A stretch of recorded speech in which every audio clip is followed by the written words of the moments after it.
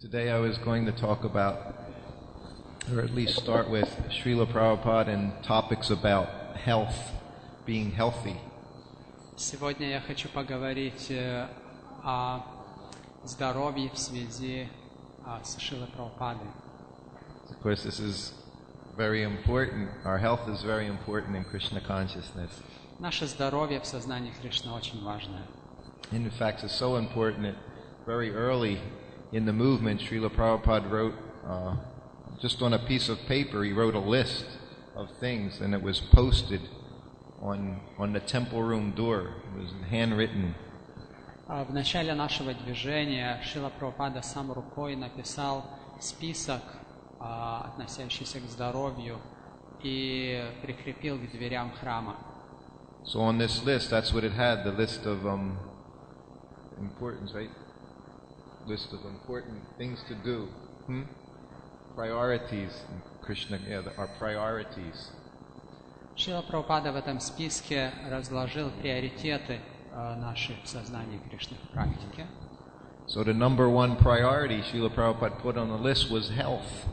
И первым номером в списке приоритетов Шрила Прабхупада написал здоровье. And the next was chant 16 rounds. Второе по списку приоритетов было повторять 16 кругов. And then the next was regulative principles. Третий номер — регулирующие принципы соблюдения. So we would think that was very puzzling for us, because we think the most important thing Prabhupada always stressed was chanting your 16 rounds. И для нас было удивительно, потому что обычно Шрила Прабхупада всегда подчеркивал воспевание 16 кругов. And it is the most important thing that we chant our 16 rounds every day. И, конечно, самое важное, чтобы каждый день мы повторяли свои 16 кругов. It's so important that we know at times Prabhupada would say to devotees, even if you have to sleep less, just like Hari Sari said last night in the class, even if it means you give up sleep, you chant your 16 rounds. Как помните, даже вчера вечером Ришаури Прабху говорил, что Шрила Прабхупада подчеркивал важность повторения 16 кругов даже за счет сна. So this is not a contradiction that he said this, that our health is most important. Но, тем не менее, это не противоречие по отношению к тому, что Шрила Прабхупада, тем не менее, сказал, что здоровье в первую очередь. But ultimately, if you're not healthy, you won't chant your 16 rounds, is the point. If one is ill, then he won't do anything. He won't do any service, you won't chant, and simply you can lie in bed. Потому что если преданный нездоровый, он не способен будет повторять 16 кругов, допустим, если он заболел.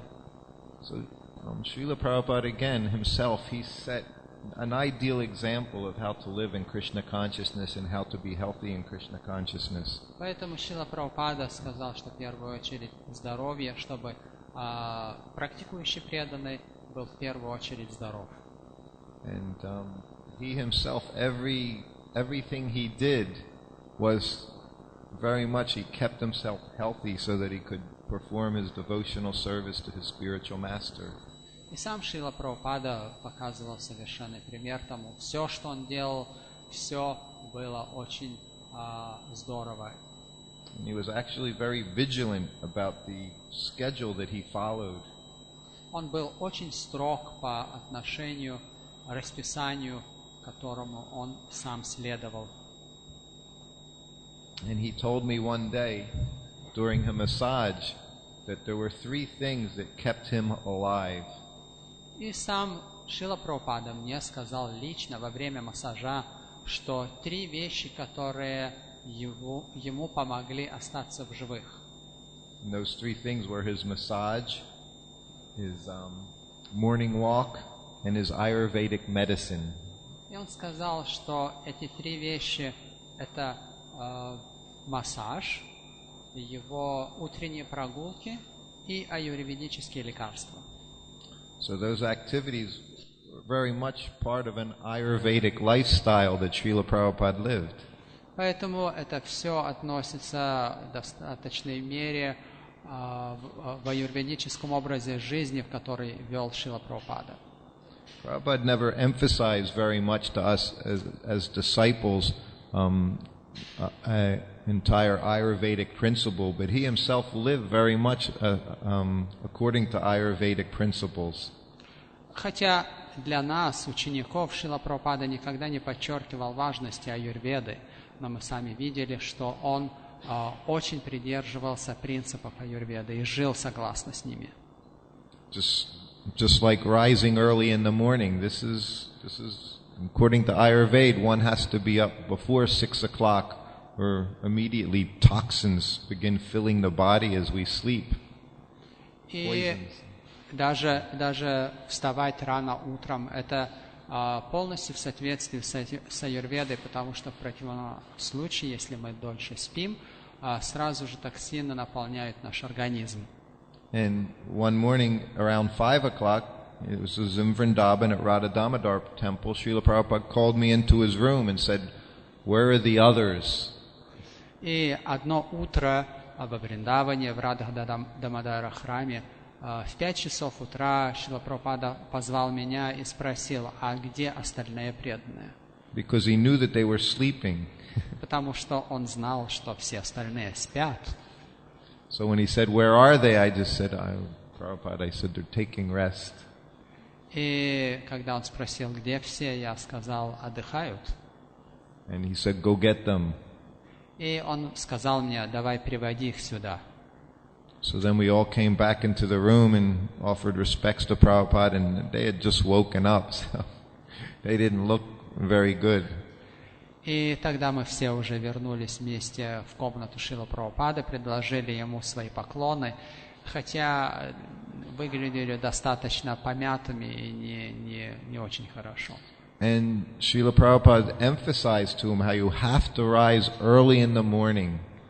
Шрила Прабхупада тогда нам подчеркнул, что надо вставать рано утром.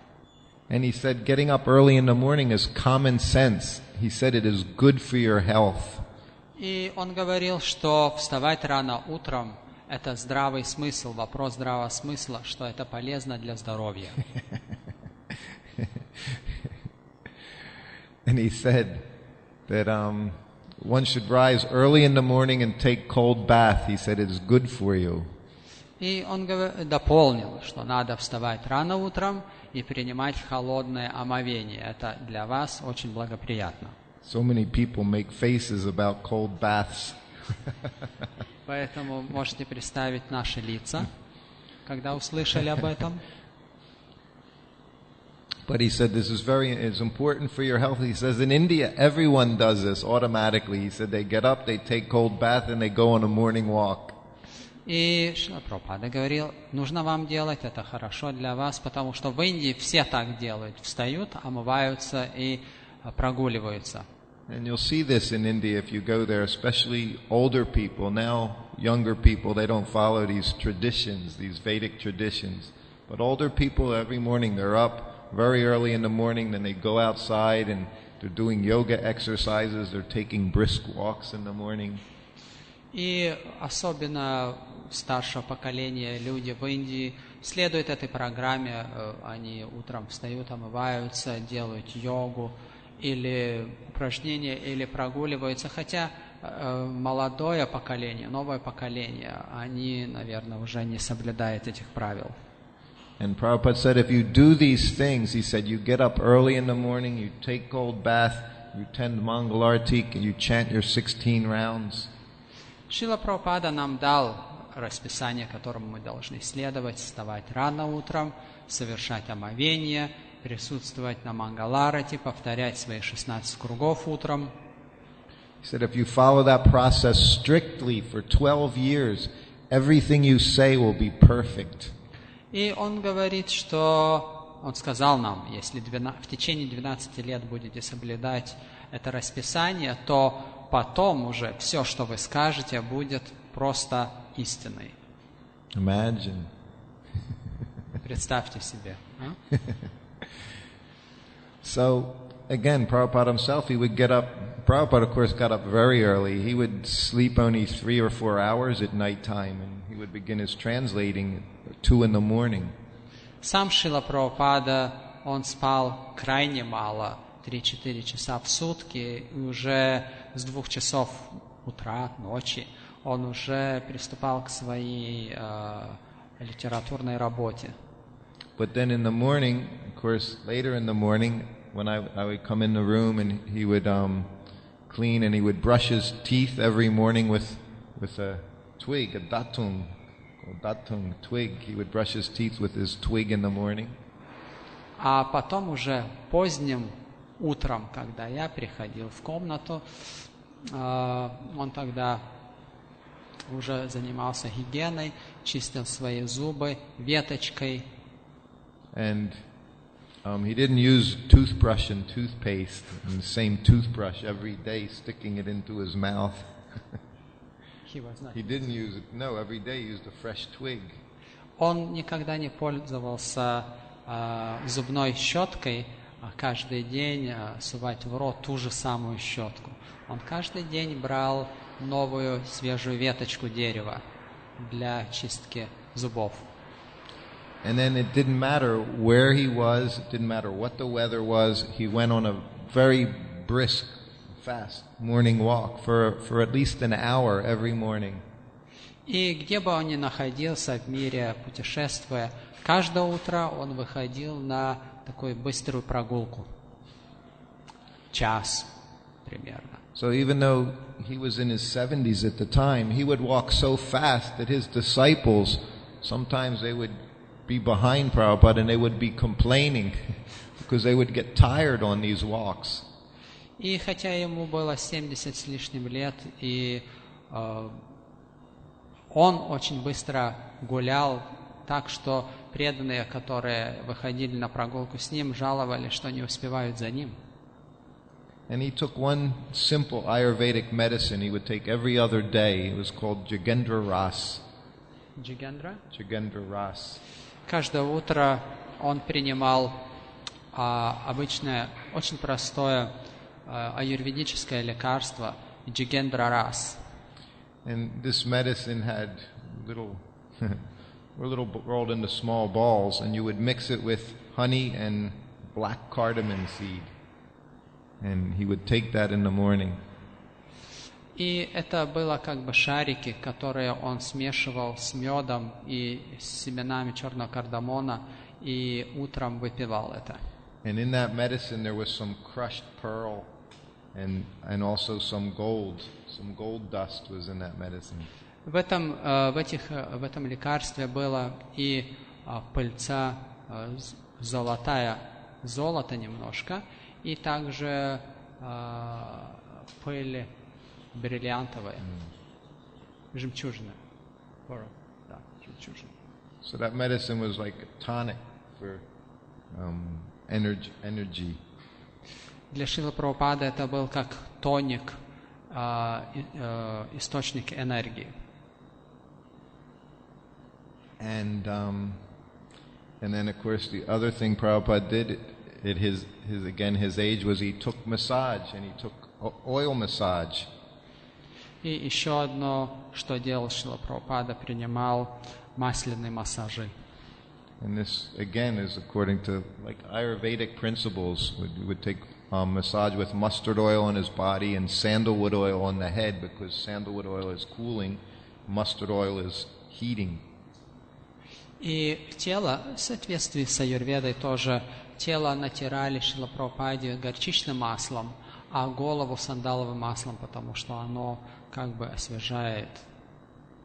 So all these things combined help to keep all the circulation very good and all the joints, everything moving within the body, all the organs. Поэтому все эти вещи совместно помогали Шриле Прабхупаде выдерживать хорошее здоровье, обмен веществ. One time in New Dwarka, I went into Prabhupada's room. Однажды в Нью-Двараке я вошел в комнату Шрилы Прабхупады. And he just had his dhoti on. He was sitting in his asana, and he had his dhoti on, and he was bare-chested. И он был только в дхоти, без курты. And he was tapping his, like this, he was tapping his organs. И он так хлопал по своему животу, как бы воздействуя на разные органы свои. And he said, by the sound you hear, you can tell the condition. И он сказал, что по звуку, издаваемому, можно сказать о состоянии органов. And his massage, he said again, I would massage him so hard. He said, you massage my back as hard as you like. И Шрила Прабхупада говорил мне, что можешь мою спину массировать так сильно, как только хочешь или можешь. And he said, a massage, he said, you give to an old man. And he said, when you massage, he said, you do all the work and I get all the benefit. И Шрила Прабхупада говорил, что массаж это когда, массаж старому человеку, говорит, когда ты делаешь всю работу, тяжелую работу, а результат получаю и я. And he called it passive wrestling. So he was wrestling without wrestling. It's passive wrestling. И это называется как бы пассивная борьба. Он ничего не делал, как бы, я боролся, но результат получал он. And he said wrestling was Vaishnava sport. So when you're young, you wrestle with each other. И борьба, говорит, вайшнавский спорт. But then I was wrestling with him, but he was just sitting there. But I was wrestling his body. И я как бы занимался борьбой с его телом. Он в то время отдыхал, а я боролся с его телом. So this is very nice. When you were Prabhupada's servant, you actually got to wrestle with Srila Prabhupada. Вот, мне такие воспоминания, что я занимался борьбой со Шрилой Прабхупадой. So then also diet. He followed a very strict diet. И также Шрила Прабхупада следовал очень строгой диете. He would say so many times, I mentioned in one temple, Prabhupada said disease is caused by three things, and that would be overeating, anxiety, and uncleanliness. Шрила Прабхупада, я уже упоминал, Шрила Прабхупада говорил, что болезни появляются по трем причинам. По перееданию, из-за беспокойства, стрессов и от нечистоты. So of course anxiety in the material world, everyone is in anxiety. Конечно, в материальном мире все обеспокоены. Only a devotee can free himself from anxiety. Только преданный, может быть, может себя освободить от беспокойства. And that we do by understanding Krishna is the controller and Krishna is the doer. Потому что преданный понимает, что Кришна это контролер и Кришна исполнитель. And overeating, he said, overeating means eating more than you can digest. Переедание, Шрила Прабхупада говорит, это то, что вы съедаете больше, чем способны переварить. And just like we were all very young boys and girls, so he would always make us take so much prasadam. И, конечно, мы в то время были молодыми парнями, девушками, поэтому употребляли много прасада. Because he said when you're young, you can't overeat. Шрила Прабхупада говорил, что пока вы молоды, вы не можете переедать. He said when you're young, you can't eat too much. Когда ты молод, ты не можешь съесть слишком много. But when you're old, you can't eat too little. Но когда ты стар, ты не можешь съесть слишком мало. So we always have to be conscious of our body so that we can do nice devotional service, what our body requires. Поэтому нужно осознавать наши потребности нашего тела для того, чтобы совершать служение хорошо. So he said for devotees, they should, he said two kinds of prasadam. You have opulent prasadam and sumptuous. You understand sumptuous? Prasadam. Поэтому Шрила Прабхупада говорил, что есть два вида прасада. Такой обильный прасад и богатый прасад. Opulent prasadam, he said, we make for the deities. We made lots of ghee and sugar. He said that's opulent. И такой прасад мы делаем для божеств на ги, с сахаром. He didn't say oil and sugar either. He said ghee and sugar. Он не говорил масла и сахар. Он говорил, для божеств нужно готовить на ги и сахаре. We'll talk about oil in a few minutes. We'll talk about oil. Потом мы еще поговорим через несколько минут и о маслах разных другого рода. And sumptuous means very tasty. Prashadam must be very tasty. И прасад должен быть очень вкусным. He said in the temple, prashadam should be so tasty that a devotee never thinks of eating outside of the temple. И прасад в храме должен быть настолько вкусным, чтобы у преданного даже и не возникла мысль вкушать или кушать где-нибудь вне храма. So again, when I was with Srila Prabhupada, he was in his 70s. Ну, как я говорил, уже Шрила Прабхупада был в таком возрасте по 70 лет.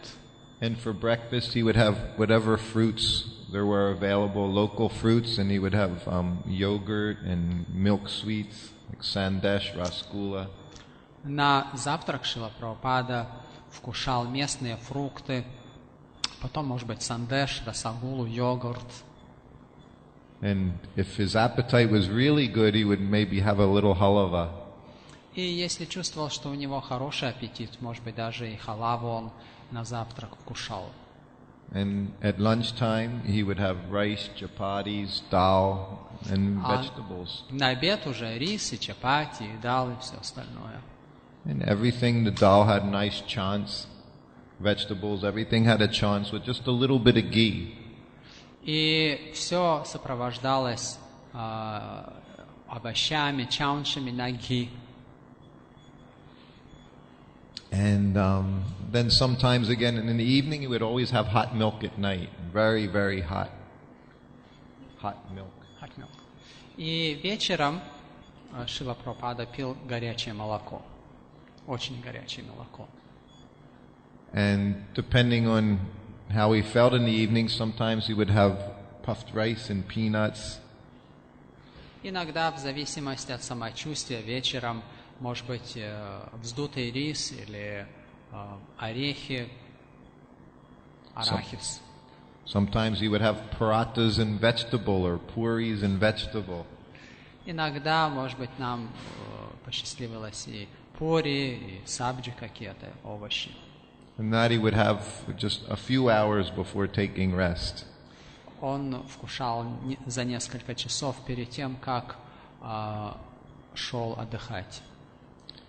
And as soon as if he didn't feel good, if he was feeling ill, he would always have me adjust his lunch, make a different lunch. Но в те случаи, когда он не чувствовал себя хорошо, он всегда объяснял мне, что ему лучше приготовить, не как обычно. He said, today, I'm not feeling so well. He said, so instead of making regular lunch, he said, today you make khichdi. И Шрила Прабхупада говорил, что, допустим, сегодня я себя не чувствую хорошо, вместо обычного обеда, пожалуйста, сделайте мне китри. Because khichdi gives you all complete nourishment and it's very easy to digest. Потому что китри дает полное удовлетворение и очень легко переваривается. And Prabhupada did all these things because his consciousness was always how to serve Krishna. Шрила Прабхупада это все делал, потому что в сознании он всегда находился, как лучше послужить Кришне. Because we have this body, we all have our vehicles to serve Krishna, so you have to keep it in the best possible shape. Потому что мы имеем эти тела, и это как машина, и нужно за ней ухаживать лучшим способом. So we'll tell one story, and then we have to finish at 1:30 or thereabouts. Maybe we get a few extra minutes, but I'll just tell one story, and then anyone could ask any questions today.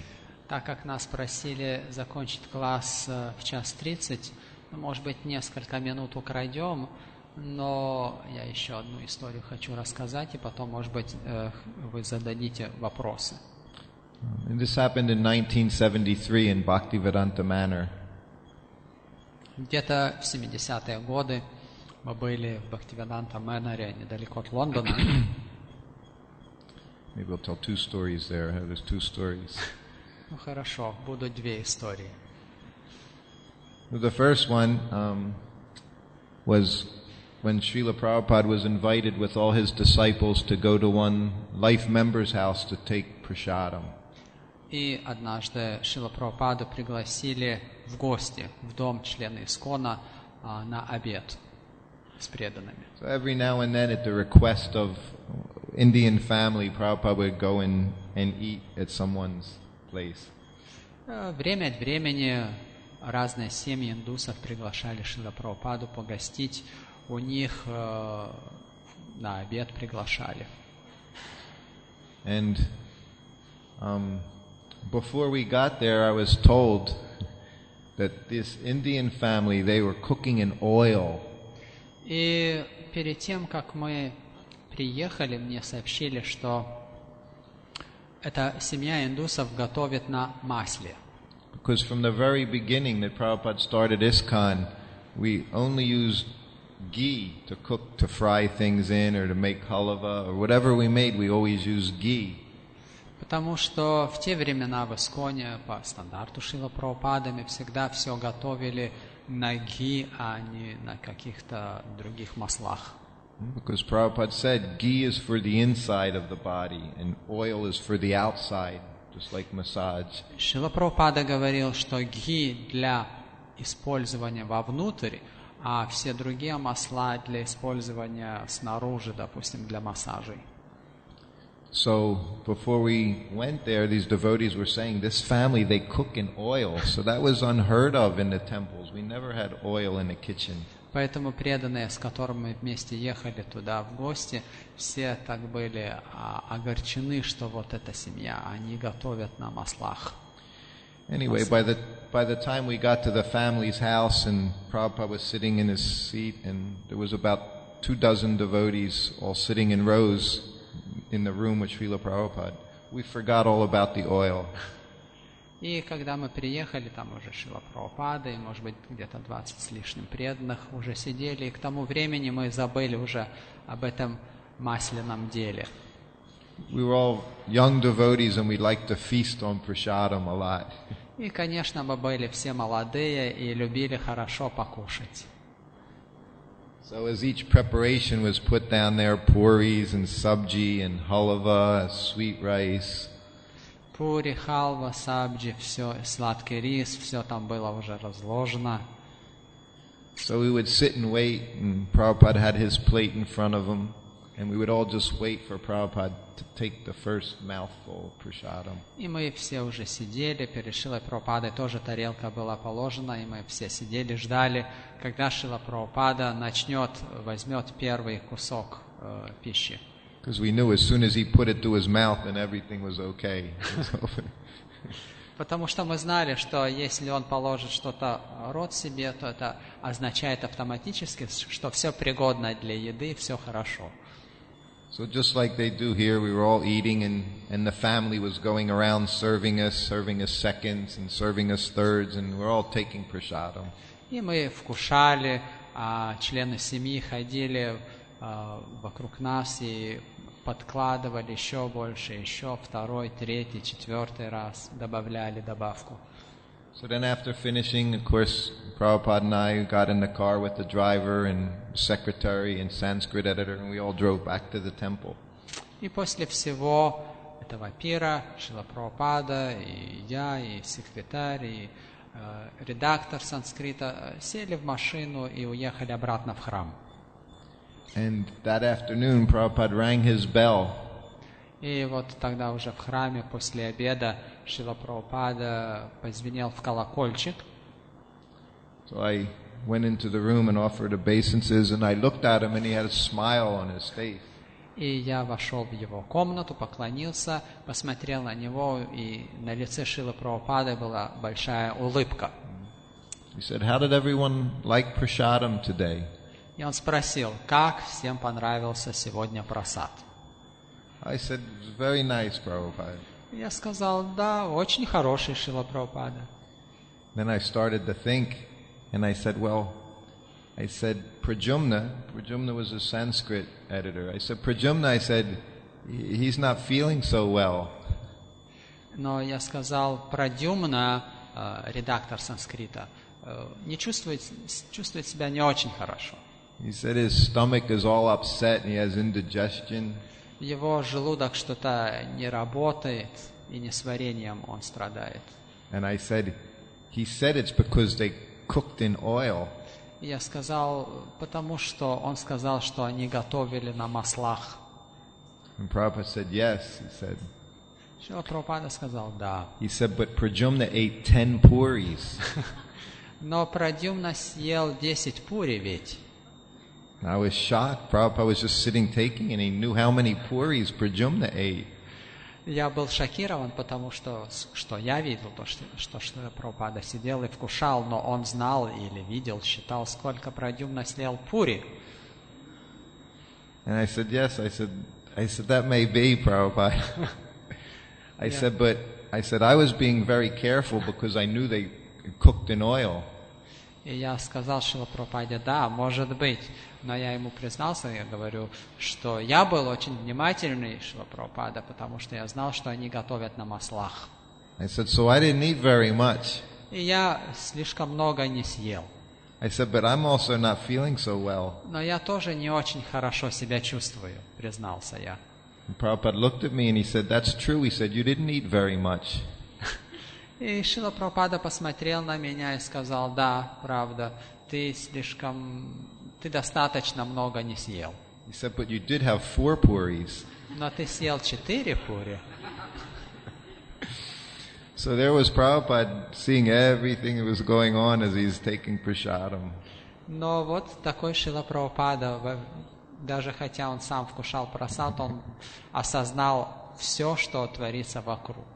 I had no idea what Prabhupada ate because I was just busy eating. Я даже не думал, что Шрила Прабхупада наблюдает за всеми нами. Мне казалось, что он просто вкушает прасад и все. But he always knew all of our habits, what we did. Он всегда знал все наши привычки, все, что мы вытворяли или делали. So then the other thing also happened in Bhaktivedanta Manor just before that. И еще одно событие произошло в Бхактивиданта Манаре, вот как раз перед этим событием. And it was Janmashtami and Vyas Puja festivals were being celebrated. И как раз праздновали Джанмаштами и Вьясапуджу фестивале. So when you were with Srila Prabhupada and you read his books and you attend his lecture every day, Prabhupada's always preaching how to become Krishna conscious. Когда вы со Шрилой Прабхупадой слушаете его лекции, читаете его книги, видите, как Шрила Прабхупада проповедует каждый день, как находиться в сознании Кришны. And you would hear every day, every week, Prabhupada would be stressing how we have to minimize bodily demands. И каждый день слушаем, как Шрила Прабхупада подчеркивает, как нужно уменьшать телесные потребности наши. Eating less, sleeping less. Меньше кушать, меньше спать. So anyway, Janmashtami came and I fasted that whole day till midnight. И вот подошел день праздника Джанмаштами, я постился целый день. And we would break fast at midnight with an Ekadasi feast. И в полночь мы прервали пост экадашным прасадом.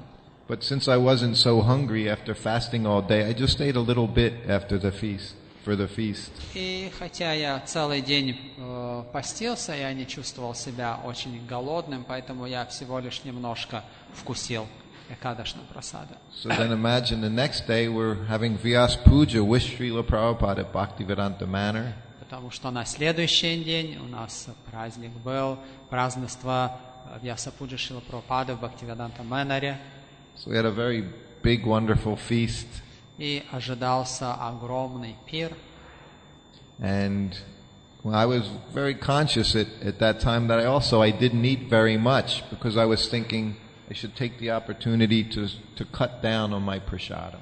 И на завтра тоже я не переел, потому что я как бы осознавал, что нужно немножко уменьшать потребности моего тела. So even though there was a feast, I just took a little prasadam and again I felt full, so I stopped eating. И я немножко всего лишь вкусил и почувствовал себя сытым и не съел слишком много. So that afternoon, Prabhupada rang his bell. И тогда в тот послеобеденное время, в тот день, Шрила Прабхупада опять позвонил в колокольчик свой. And I went in, offered obeisances, and sat up. И я вошел в комнату Шрила Прабхупады, поклонился, сел. And he looked at me very seriously. He said, "Are you feeling all right?" Он посмотрел на меня так серьезно и спросил: как ты, чувствуешь себя хорошо? I said, "Yes, Prabhupada." I said, "I feel fine." Я сказал: да, Шрила Прабхупада, все хорошо.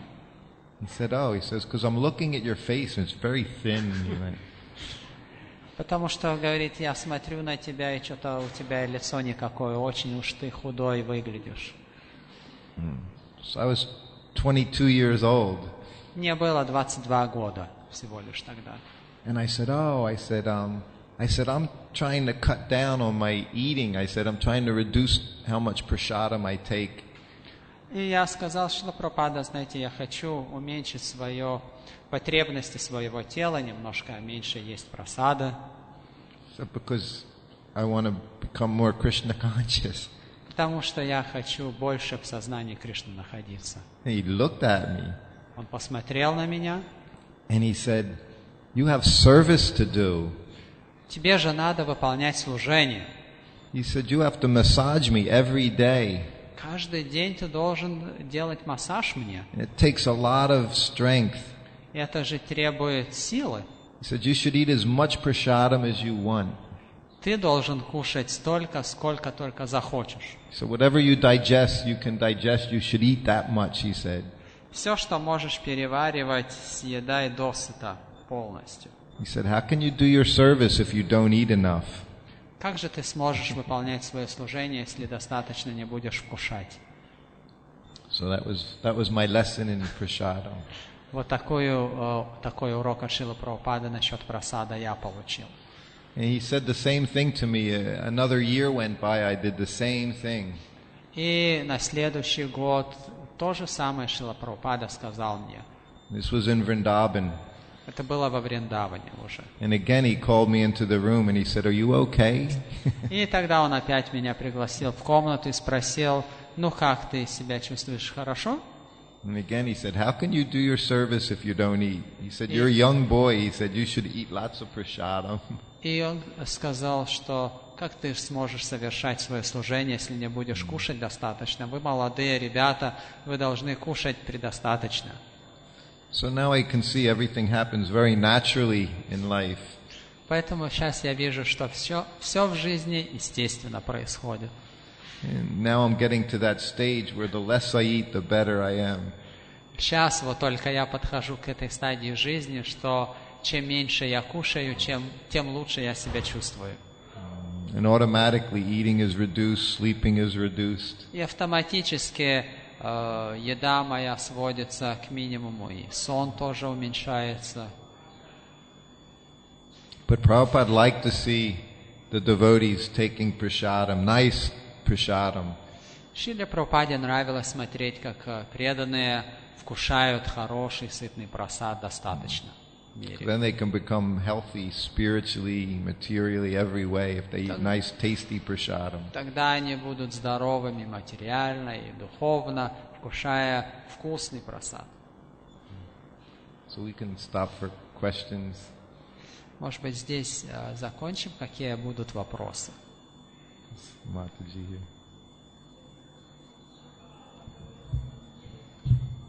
Ага.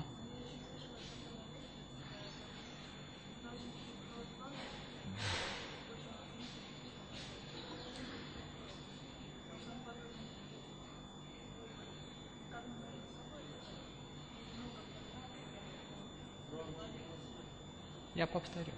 Значит, вопрос как бы...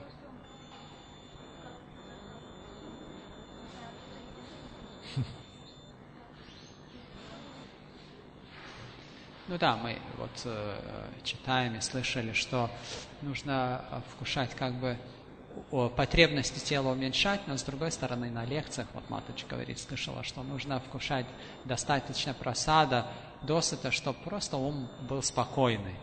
Да? Поэтому и проедим свой... Ага, и Шрила Прабхупада сказал, что мы проедим свой путь к Кришне. Да? Поэтому, казалось бы, противоречие. She thinks it's like some contradiction is there. But Prabhupada says that we eat our way to Krishna. Yeah? And from other point, it is said that we have to cut our bodily demands. So where is this golden? That's why I said it happens very naturally. Поэтому ответ, наверное, был бы такой: Artificial. ничего не надо делать искусственно. Все в свое время и все естественно происходит. Пока молоды, можно до отвалу, а потом с возрастом все приходит. When we first come, we should take all the prasadam. Когда вначале вы приходите в сознание Кришны, просто нужно Like набивать себя прасадом. At the manor, George Harrison was visiting, taking prasadam, and Prabhupada kept saying, "Give him more prasadam, give him more prasadam." И как вот в Мэноре Джордж Харрисон, один из Битлз, приходил к нам, и Шрила Прабхупада говорил: ложите ему больше прасада, еще, пусть кушает, еще ложите ему. Especially when we first come, this is the devotee's greatest pleasure, is taking nice prasadam. Поэтому это в начале для преданного вкушать вкусный прасад — это величайшее наслаждение. Devotees, they would regularly at the Sunday feast, they would sit and they would eat so much. They would eat a plate of halava, like just the halava was like this big plate of halava. И в начале на воскресных пирах преданные же вкушали так много прасада, халавы в воскресном пиру съедалось горами. Then when you got full, you would stand up and move it around and sit back down, and you would eat more. Когда уже чувствовал себя пресыщенным, просто преданные вставали немножко, опускали все это на этаж ниже, опять садились и дальше продолжали. In Mayapur, Prabhupada would come out onto the veranda and he would watch us, his entourage. We would be eating, maybe there'd be 10, 12 devotees eating, and the Bengali boys, they would be serving us prasadam. And Prabhupada would he would say to the server in Bengali, he said, you make sure he gets lots of prasadam. He was talking about me. He said, you make sure he eats lots of prasadam. And I said, what did he say? He said, Prabhupada said, you make sure he gets lots of prasadam. И тоже вот, когда путешествую со Шрилой Прабхупадой по Индии, в Майяпуре, тоже, когда слуг обслуживали местные бенгальские преданные, прасад раздавали, Шрила Прабхупада иногда выходил и смотрел, как мы вкушаем прасад, и тогда он что-то на бенгале говорил этим обслуживающим преданным, местным индусам, на бенгале что-то говорил. И я спрашивал потом этих преданных: так что вам Шрила Прабхупада говорил? Он говорил, что положи ему больше прасада, имея в виду его, чтобы он наелся до отвалу. It's Krishna prasadam, it's Krishna's mercy, it's very purifying. Кришна прасад — это милость Кришны, и она очищает очень сильно. Not ordinary food stuff. И это необычно. Way in the back.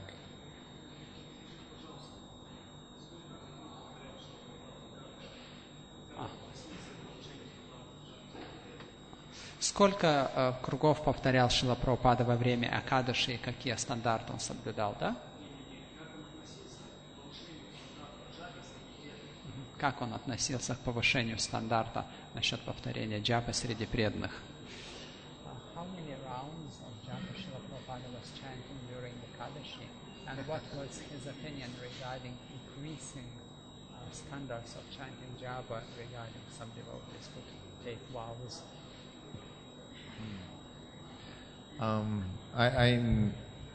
I never monitored what Srila Prabhupada did. I was a servant. I wasn't his master. So I didn't, he monitored what I did, as he was my guru. На самом деле, Шрила Прабхупада был мой гуру, и я никогда не преследовал его в том смысле, что смотреть, что он там, где, когда делает. Я делал всегда, что он мне говорил, что я должен делать. So что он делал, я не могу сказать. I never asked him if he had completed his rounds for the day.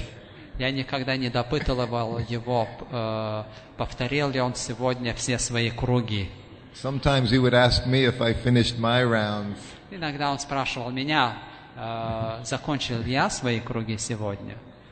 But he said, as a rule, of course, ekadasi is meant for increasing your spiritual activities, your chanting, your reading, like that. Конечно, правило таково, что экадаши – это день увеличения духовных стандартов. But he was very eager to see that we followed the rules and regulations he gave us, not that we increased them on our own, make different vows, but just to complete those 16. То, что Шрила Прабхупада заботился о том, чтобы мы соблюдали те стандарты, которые он установил для нас. Он не говорил об этом, об увеличении каких-то стандартов. Он заботился о том, чтобы мы соблюдали уже установленные те же самые стандарты. And whatever he did, whatever we did, it was to be done in humility, not out of pride. И все, что мы делали, должны было делаться в смиренном духе, а не из гордости. In Vrindavan once, Prabhupada was taking a walk, and he saw one of his disciples there, and he asked him, "How are you doing?" Однажды Шрила Прабхупада шел по Вриндавану, гулял, и увидел одного своего ученика и спросил его: "Ну, как ты себя чувствуешь?" And of course, this was in Vrindavan. It was Kartik month. So the devotee said, "Oh, Prabhupada," he said, "I'm chanting 64 rounds a day." И так как это был Вриндаван, и это было время Картики, этот преданный сказал Шрила Прабхупаде: "Шрила Прабхупада, я повторяю 64 круга в день." So immediately Prabhupada just looked at him. He said, "Then what did you do?" И тогда Шрила Прабхупада немедленно на него посмотрел и сказал: "А потом что делаешь?" So one shouldn't try to be proud before the spiritual master. I've done this, I've chanted so much. Поэтому нельзя быть гордым перед своим духовным учителем, что ты что-то делаешь больше. And one shouldn't take something extra on and then give it up later on. Better one gradually increases in their devotional service. То же самое, что преданный должен избегать повышения каких-то стандартов для себя, а потом все это запустить, оставить. Лучше, чтобы эти стандарты естественным образом повышались. I've seen Prabhupada chanting japa on his beads anytime from the very early morning to even when I massaged him in bed, sometimes he would be chanting on his beads. Допустим, я часто видел, как Шрила Прабхупада с утра до вечера, иногда были дни, повторял джапу напролет, и даже когда я делал ему массаж. Prabhupada liked to chant, liked to read, liked to do bhajan. Шрила Прабхупада любил читать, любил баджаны петь, джапу. Anything?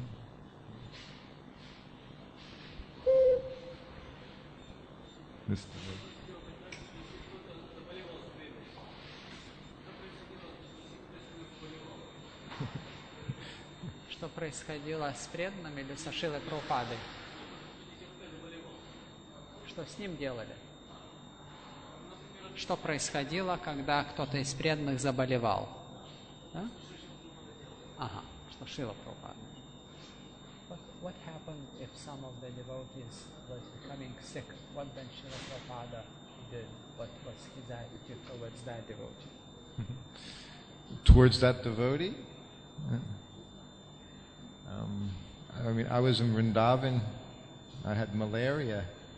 In Vrindavan, I was in the servants' quarters, and Prabhupada walked through, and I was lying on the floor. And the devotees were taking prasadam while I was lying there. Однажды во Вриндаване у меня была малярия, и я лежал просто пластом. Другие преданные в то время принимали прасад, и Шрила Прабхупада проходил мимо. And Prabhupada was walking through to go to use the bathroom, and he saw everyone eating, and I was just lying there, dying. Шрила Прабхупада проходил в душ, туалет мимо. Все вкушали прасад, а я лежал пластом там, помирал чуть ли не. And Prabhupada said, get him a bed. He said, is anyone taking care of Shrutakirti? He said, take care of him. He said, get him something to drink. If he needs a doctor, get a doctor. He said, why is he just lying there on the floor? И Шрила Прабхупада сказал, ну, положите его ведь в постель, в кровать.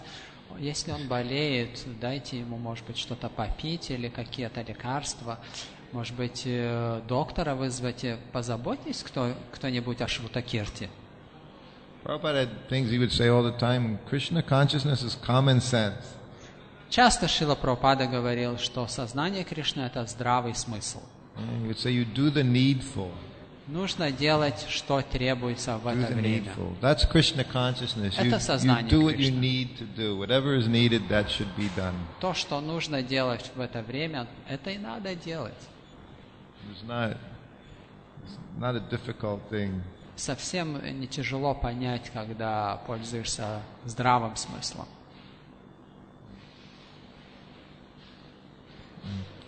Buddha.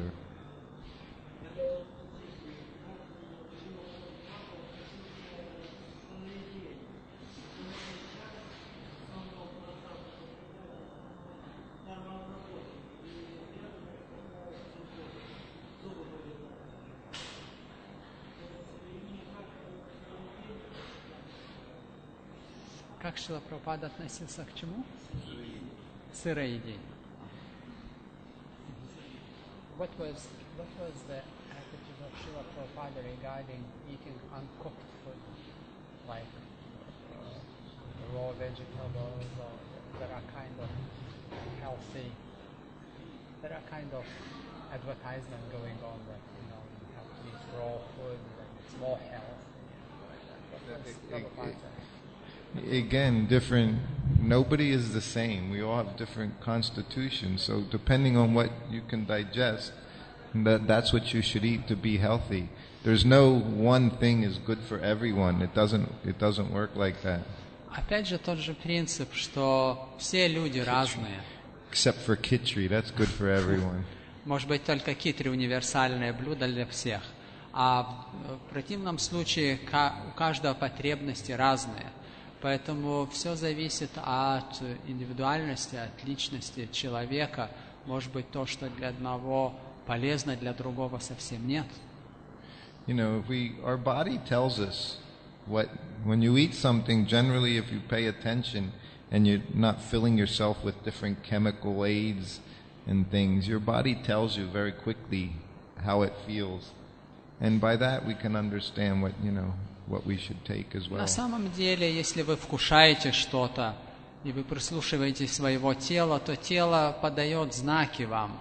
Это полезно, вкусно вам, благоприятно или нет. Поэтому, если вы обращаете внимание на последствия того, что вы съели, то вы с течением времени уже легко разбираетесь с тем, что вам полезно, что нет. But again, more to talk about this devotee's question about when someone's ill. Prabhupada always wanted we take care of each other as need be, not that someone does some service, then when they're sick, you just let them go, But no, Prabhupada cared for each and every one of us very much, and when I was in India, he wanted me, whatever it required for me to be healthy, he thought I should have that. Возвращаясь к тому вопросу насчет болезней преданных, то Шрила Прабхупада всегда заботился о преданных не так, чтобы пока преданный здоровый, пока он способен выполнять служение, это хорошо, а если он больной, то просто от него избавиться, Это не так, поэтому и лично в случае Шрутакирти Прабху он говорит тоже, что когда мы путешествовали по Индии, всегда Шрила Прабхупада заботился о том, что все мои нужды были бы удовлетворены.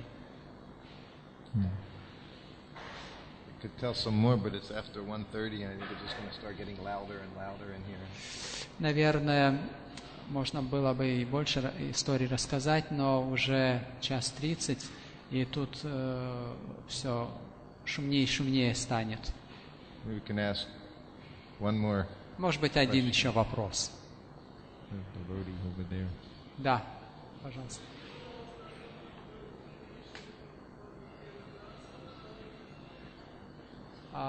Когда вы увидели первый раз Шрилу Прабхупаду? Ничего, вы чувствуете. Can you tell the story how and when you met with Srila Prabhupada, when you saw him first time, what you felt then? When I first saw Srila Prabhupada's story. Should I tell that story? I guess I'll tell that story. Okay, it'll take a few minutes, but Ну да, хорошо. kick us out of here, we can stay here. Несколько минут. История, как я первый раз увидел Прабхупаду. I first met him personally, it was in July of 1971. Первый раз Шрилу Прабхупаду лично я встретил в 71 году в июле. And I had been a devotee for 3 months in New Vrindavan, and I was going to New York Temple to get initiation, first initiation. В Нью-Вриндаване я уже 3 месяца был преданным и тогда отправлялся на первую инициацию в Нью-Йорк. So for various reasons, I didn't get to see Srila Prabhupada come in at the airport, so I got to see him in the temple room. По разным причинам я не смог встречать Шрилу Прабхупаду в аэропорту прилетающего, поэтому я его увидел в храме уже. And of course, the vision of Srila Prabhupada, like anyone would tell you, was Prabhupada was very effulgent. И, конечно, первые впечатления, увидев Шрилу Прабхупаду, это просто он сиял. And Prabhupada's eyes were just, they're very difficult. Prabhupada's eyes, literally, they were just always very moist and just full of love and compassion. И глаза Шрилы Прабхупады, это что-то неописуемое. Его глаза были преисполнены любви и заботы. But I was Kirtanananda's servant, so he was Prabhupada's first disciple, and he would get to be very close to Prabhupada. So I got to be right next to Prabhupada's Vyasasan in the temple room that day. В то время я был слугой Киртанананда с вами, и который был первым учеником Шрилы Прабхупады, поэтому я мог находиться всегда достаточно близко от Вьясасаны Шрилы Прабхупады. And this, of course, in New York City, this room was packed with hundreds of devotees from all over the USA who came to see Srila Prabhupada and also get initiation. There were several hundred devotees there. И тогда в Нью-Йорке в храмовой комнате была переполненная сотнями преданных из всей страны, которые тоже съехались повидаться со Шрилой Прабхупадой, а многие и получать инициацию. And we were all jammed into the temple room, standing at kirtan. И все были тесно было в алтарной во время киртана для всех стоять даже. And at the end of kirtan, of course, Srila Prabhupada started chanting the prayers, pranams. И после киртана Шрила Прабхупада начал пранаму повторять. So just like you do here, when everybody gets down, there's no room to even offer obeisances. Тоже как здесь, когда потом после киртана все кланяются на пранаму мантру, нет свободного места. But you also were right in front of Srila Prabhupada. There was no question of standing up. Everyone got down and offered obeisances. И в присутствии Шрилы Прабхупады не было и вопроса, что кто-то оставался стоять. Все должны были кланяться. So I also got down. I was right about there. И я примерно вот в таком расстоянии поклонился у Вьясасаны Шрилы Прабхупады. So everybody offered obeisances, and then I sat up again so I could look at Prabhupada. И все предложили поклоны, я опять сел и наблюдал за Шрилой Прабхупадой. Because we would always want to just fix our eyes and watch every movement Prabhupada made. Я хотел просто наблюдать за каждым движением, которое Шрила Прабхупада совершал. So I said my prayers very quickly so I could see Prabhupada for a few extra seconds. Я пранам-мантру быстрее повторил остальных так, чтобы я мог бы сесть, встать пораньше и видеть Шрилу Прабхупаду на несколько секунд больше. And I sat up before everyone else around me. И я расселся первым среди всех окружающих меня преданных. So because I did that, I sat on a devotee's head because he was still offering his pranams. Поэтому, так как я поспешил, я сел на голову другому преданному, который все еще кланялся. So he wasn't very happy that I was doing that. Конечно, этот преданный не обрадовался от того, что я сел ему на голову. And he, with his head, he tried to get me off of his body. И своей головой он скинул меня со своей шеи. And he did it with great force. И сделал это сильно, с большой силой. And I was right there. А я тут рядом со Шрилой Прабхупадой сижу. So he pushed me and I landed right across Prabhupada's lap. И он так толкнул, что я просто залетел на колени Шрилы Прабхупаде. Much to my amazement. Конечно, к моему удивлению. And as I lay across his lap, I just looked up. And Prabhupada was right here. И как я опустился на колени Шрилы Прабхупады, я посмотрел наверх, а Шрила Прабхупада смотрел на меня. And he just looked down at me and he said, "What is the difficulty?" Посмотрел на меня и сказал, в чем проблема? So I just cowered back to my place. Я смиренно сполз в сторону. And so that was my first meeting with Srila Вот такая Prabhupada. моя первая встреча с Шрилой Прабхупадой. So it was very special. Особенная встреча.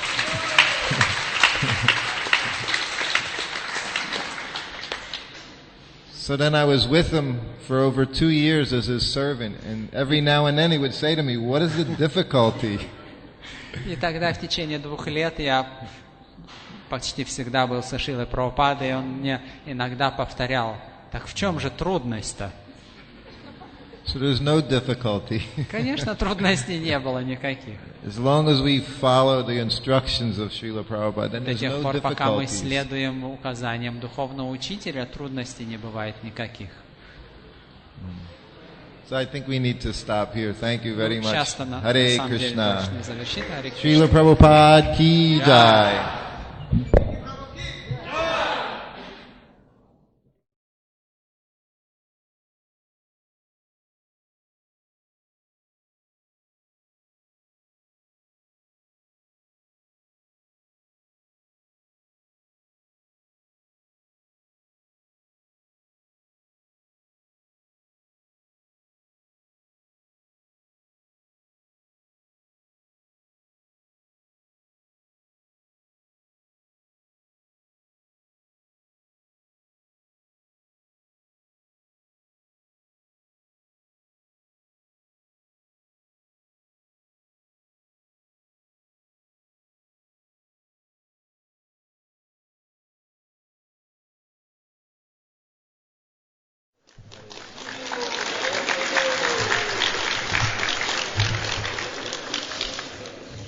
Namam Vishnu Padaya Krishna Prasthaya Bhutale Srimati Bhaktivedanta Swaminiti Namani Namaste Saraswati Devi Gauravani Pachani Nir Vishesha Sanyavari Paskitari Sasani Oma Gyanathamirandasya Gyananjana Shalakaya Chakshuran Militam Dena Tasmai Sri Gurave Namaha Hare Krishna Srila Prabhupada Ki Jai. So, it's already getting a little late, so Итак, мы слегка задержались, instead of having some kirtan, поэтому вместо киртана, which after 8 o'clock you'll be having kirtan for a few hours, so we'll ведь в just start. действительности после 8 часов вечера у нас здесь будет киртан на несколько часов подряд. We just ask that the people that want to talk, if they can just go outside Мы now, бы and хотели the попросить rest of тех us can. вайшнавов, которые хотели бы что-нибудь обсудить между собой, сделать это вне этого пандала, потому что мы начинаем нашу лекцию. So I would just like to start off by saying I was listening to some of Maharaj, Niranjan Maharaj, speaking at the end of his class. И я начну с того, что услышав, с чего начал, услышав часть лекции Шрила Ниранджана Махараджа, And as he said also, Srila Prabhupada is our shelter. в этой частичке я услышал, он говорил, Шрила Прабхупада — это наше прибежище. One nice devotee boy put it to me as I was outside about an hour ago. Где-то около часа назад я гулял на улице. And he was thanking me for speaking at the Odessa festivals in previous years. И меня благодарили за то, что я приезжал и давал лекции на предыдущих одесских фестивалях. He put it very simply. И все это было очень просто. He said, when you speak about Srila Prabhupada, it is just like breathing air. Когда ты говоришь о Шриле Прабхупаде, это как кислород. So this is what it means to have shelter. Actually, is our very life source. Вот что такое прибежище. В действительности, это источник нашей жизни. And this is just what Srila Prabhupada has given us. He's given us life. И это именно то, что дает нам Шрила Прабхупада. Он вдыхает в нас жизнь. And if we look back just about 40 years ago to the day, we will see that it's just when Srila Prabhupada was recovering from his heart attack aboard the Jaladuta. Если мы бросим взгляд на 40 лет назад, когда Шрила Прабхупада оправлялся после сердечного приступа на борту Джаладуты, so this is the position of the devotee of Krishna, as he said, it's one who has shelter, he can give shelter. Мы поймем, что это есть положение преданного. Тот, у кого есть прибежище, может его дать. So that person who has given us this shelter is Srila Prabhupada. И это тот самый преданный, который дает нам прибежище Шрилы Прабхупады. So we know when Prabhupada was born, his name was Abhaycharan. А когда Шрила Прабхупада родился, его назвали Абхайчаран. Which means at whose feet there is no fear, is fearless. Srila Prabhupada was fearless at the lotus feet of the Lord. Что означает нашедшие прибежище у лотосных стоп Господа и обретшие бесстрашие. Абхайчаран означает бесстрашный. Because he's taken shelter of Krishna. Потому что он укрылся у лотосных стоп Кришны. And 40 years ago, back in 1965, Srila Prabhupada described how he had a heart attack aboard the Jaladuta. Шрила Прабхупада описывал сам, как 40 лет назад на борту Джаладуты у него случился сердечный приступ. And he said it was very critical condition. И его состояние было достаточно тяжелым. And he actually laid in his room for several days, almost at death. В течение нескольких дней он находился в своей каюте и фактически был при смерти. And at that time, he described that he had a dream. He actually told myself and some devotees in his room, he was talking about this dream. И он рассказывал, что в действительности в эти дни ему приснился сон. Он рассказал это лично мне и в присутствии нескольких остальных преданных.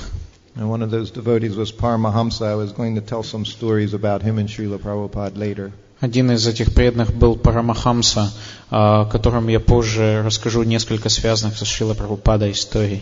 But in this dream, Prabhupada, he was lying in the boat. В этом сне Шрила Прабхупада лежал в лодке. And of course the boat was in the water and it was being rowed by all the incarnations of Krishna. И эта лодка, она плыла и была влекома множеством воплощений Кришны. So when he awoke, he said from that dream, he could understand that he was completely in Krishna's protection. Пробудившись, Шрила Прабхупада сказал: в этот миг я ощутил что нахожусь под полной защитой Кришны. And that everything would be taken care of by Krishna. И что Кришна сам обо всем позаботится.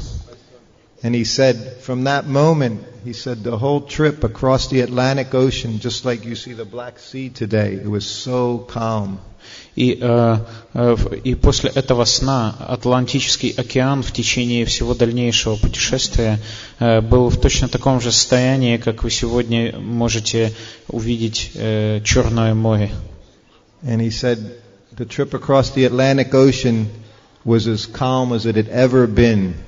Капитан этого судна сказал, что это был самый спокойный его путь через Атлантику в жизни. the captain's wife said to Srila Prabhupada that they had never seen such a calm sea. Супруга капитана сказала Шриле Прабхупаде, что ей никогда не случалось прежде плыть по такому спокойному морю. So she asked Srila Prabhupada, "You please come whenever we cross the Atlantic Ocean." И она попросила Шрилу Прабхупаду: путешествуй с нами всякий раз, когда мы пересекаем Атлантику. Prabhupada had told her that Krishna had taken control. То есть Шрила Прабхупада ответил ей: Кришна устраивает все. So therefore we take shelter at the lotus feet of Srila Prabhupada. Вот почему мы укрываемся у лотосных стоп Шрилы Прабхупады. So this evening, in taking shelter, also describe many stories about Srila Prabhupada. И сегодня мы расскажем несколько историй о Шриле Прабхупаде. And this first one is going to take place at Radha Damodar Temple in Vrindavan. И перенесемся в храм Радхи Дамодары во Вриндаване. Srila Prabhupada says, Vrindavan is the very center of the spiritual world. Вриндаван является средоточием духовного мира.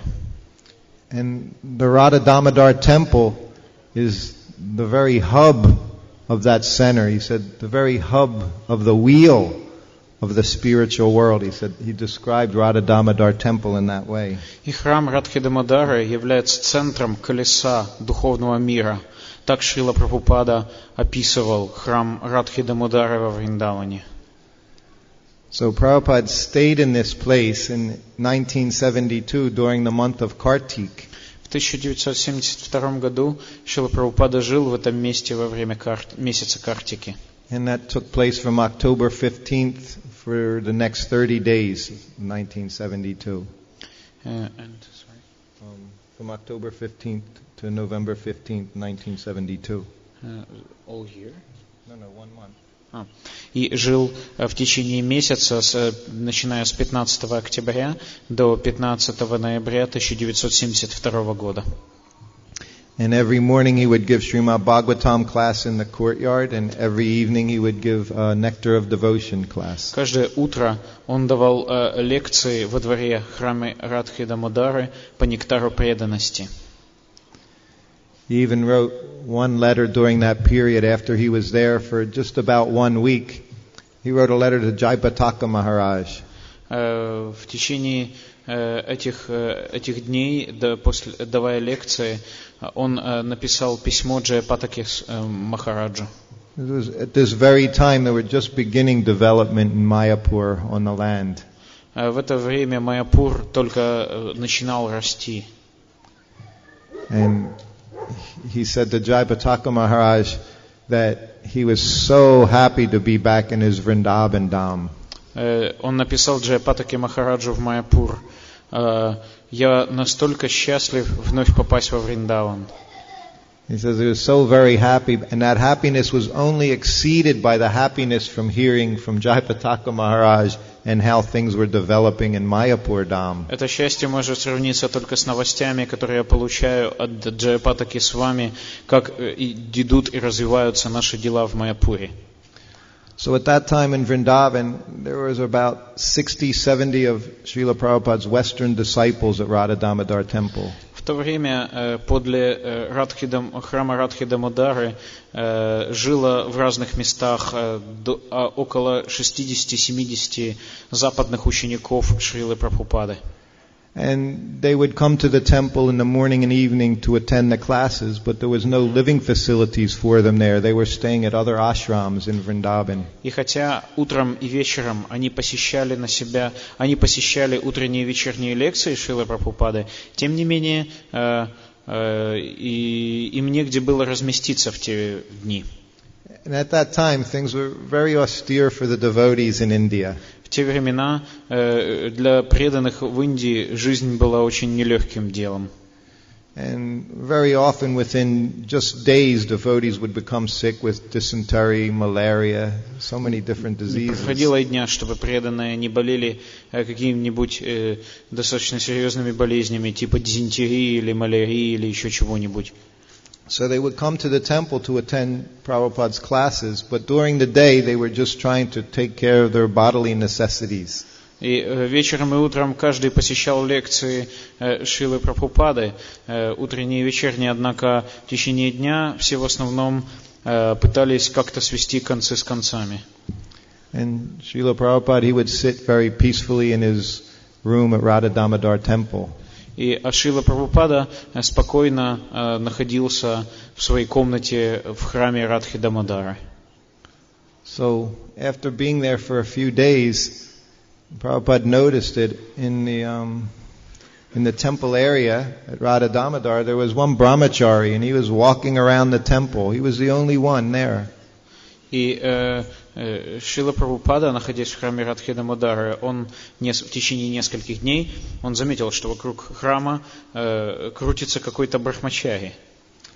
So Prabhupada told me to call him into his room. Прабхупада попросил меня позвать его в комнату. And I got this brahmachari. He was about 19 years old. И я позвал этого брахмачари, ему было 19 лет. And he came into the room and he was very excited. He offered obeisances to Srila Prabhupada. И он вошел в комнату Прабхупады и, будучи очень воодушевлен, предложил свои поклоны. So Prabhupada asked him what his name was. He told him. Прабхупада спросил его, как тебя зовут? And he said, so what have you been doing?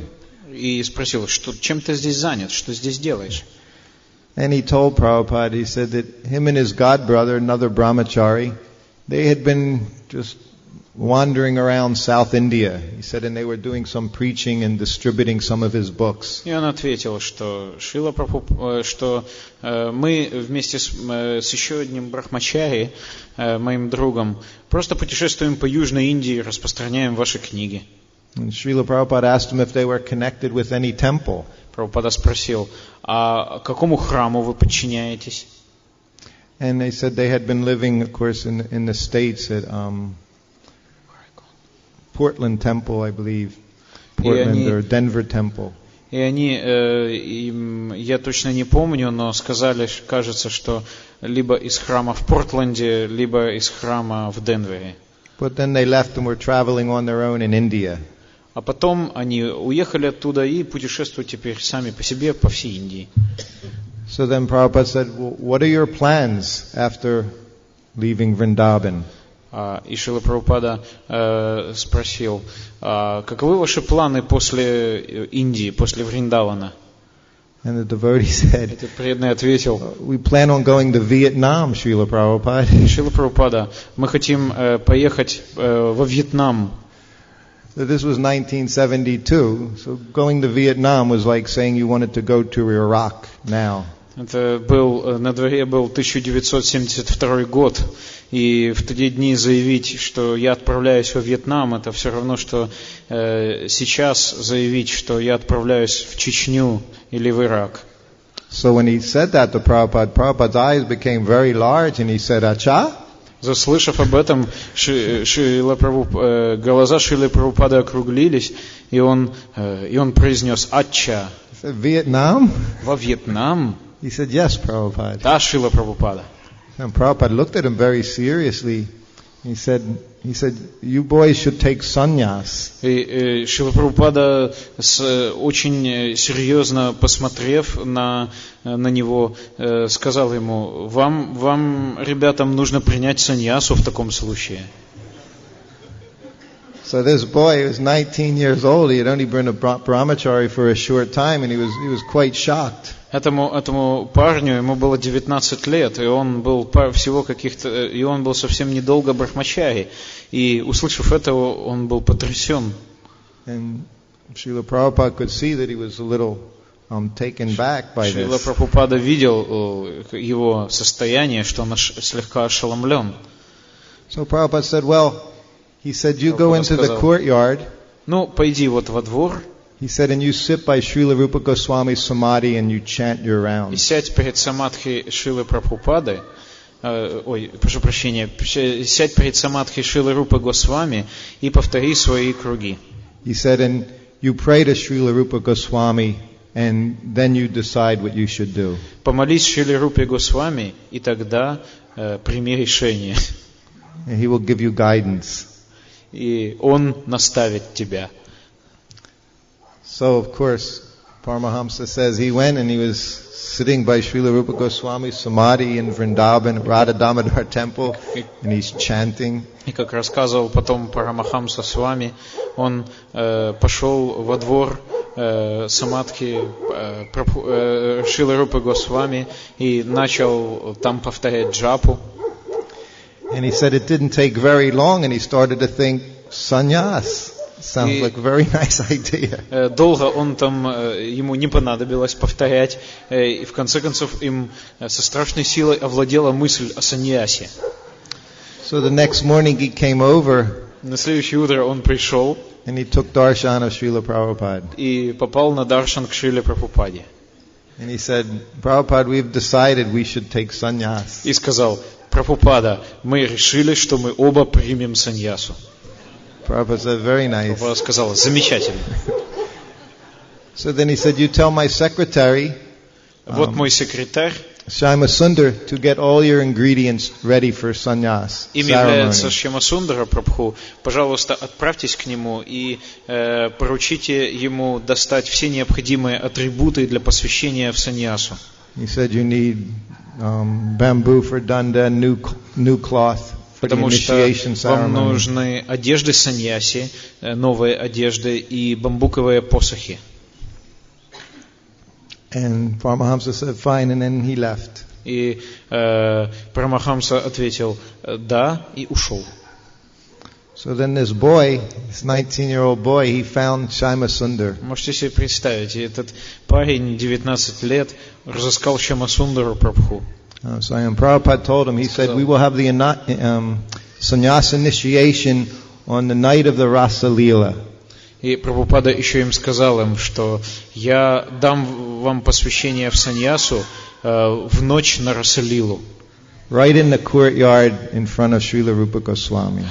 Прямо во дворе самадхи Шрилы Рупы Госвами. That was so.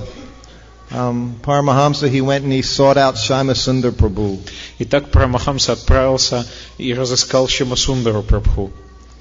So he told Shyamasundar, Prabhupada said, you have to take us to Lowy Bazaar so we can buy materials for his sannyas ceremony. И он сказал: знаешь что, Шьямасундара, тебе надлежит отвезти нас на Лой базар и приобрести нам все необходимое для того, чтобы нас посвятили в саньясу.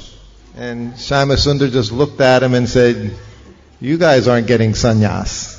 И Шьямасундара посмотрел на него и сказал: ну да, конечно, никакую саньясу вы никогда не получите. He said, if you were getting sannyas, Prabhupada would have told me. Потому что Прабхупада бы поставил меня в известность, если бы давал вам ее. He said, but Prabhupada didn't say anything to me. He said, so, Я ничего не слышал подобного от Шрилы Прабхупаде о вас, я вам не верю. So Paramahamsa goes, no. He said, we're getting sannyas. He said, go ask Prabhupada. Попытался убедить: да нет же, мы действительно принимаем саньясу. So of course, Srila Prabhupada confirmed that they were to get sannyas. И, безусловно, потом пришло подтверждение Шрилы Прабхупаде, что вот будет саньяса. So over the next few days before the sannyas ceremony, there was a big commotion going on amongst their god brothers. И уже не прошло и нескольких дней, как вокруг уже бурлили слухи, обсуждения о двух юнцах, принимающих саньясу. There were others that were getting sannyas at that time. Потому что в то время были и другие, кто получали саньясу. And they were saying, these boys aren't qualified for sannyas. Они говорили: разве они достойны получить саньясу? So they don't even know any shlokas. They can't even chant shlokas. They said. Они даже не могут процитировать ни одной шлоки. So they haven't been around long enough. Они даже не так долго в движении. One of them was saying, "Who are they? They haven't even done anything. How can Кто they они get вообще sannyas?" такие? Они еще ничем не отличились. Какая саньяса? So they came before Prabhupada with so many arguments why they shouldn't have sannyas. Множество преданных появлялись перед Шрилой Прабхупаде и выдвигали множество доводов, почему эти ребята не должны получать никакой саньясы. Srila Prabhupada had made his decision. He said, "No, they're getting sannyas." Но Шрила Прабхупада был тверд и сказал, они саньясу получат. So that night, on the Rasa Leela night, Srila Prabhupada had the initiation ceremony. Итак, вечером, в ночь на Расалилу, Шрила Прабхупада все подготовил для церемонии посвящения в саньясу. And Prabhupada said that Srila Rupa Goswami attended, Narada Muni attended. Эта церемония была проведена, и при этом Шрила Прабхупада сказал, что на ней присутствовали Нарада Муни, Рупа Госвами. So it was a very auspicious event. Таким образом, событие было наиблагоприятнейшим. Right in the very center of the spiritual world. Это и произошло, но в самом центре, в средоточии духовного мира. So this devotee, Paramahamsa Swami, and his godbrother was Parabhajakacharya. Итак, этого преданного звали Парамахамса, а вот того самого Брахмачарья, его друга, звали Парабhajakacharya. So 3 years later, by the mercy of Srila Prabhupada, Paramahamsa Swami became Prabhupada's secretary. И через 3 года, по милости Шрилы Прабхупады, Парамахамса Свами стал его личным слугой. And at that time I was Srila Prabhupada's servant. И в это время и я был личным слугой Шрилы Прабхупады. So we became quite friendly. Мы довольно сдружились. And Paramahamsa, he was a funny devotee. Парамахамса был таким достаточно забавным преданным. When he first became Prabhupada's secretary, whenever he would go into Prabhupada's rooms, he would offer his dandavats. Когда бы он не входил в комнату Шрилы Прабхупады, он предлагал полный дандават. He would go in flat and lie across right in front of Srila Prabhupada. Он лежал перед Шрилой Прабхупадой, вытянув руки вперед. I think maybe that he was affected by people saying he didn't know how to chant slokas. So he would lie there and he would chant one sloka after another, glorifying Prabhupada. Вряд ли его смущали высказывания, обвинявшие его в незнании шлок, потому что в своем дандавате он лежал и несколько минут повторял какие-то шлоки во славу Шриле Прабхупады.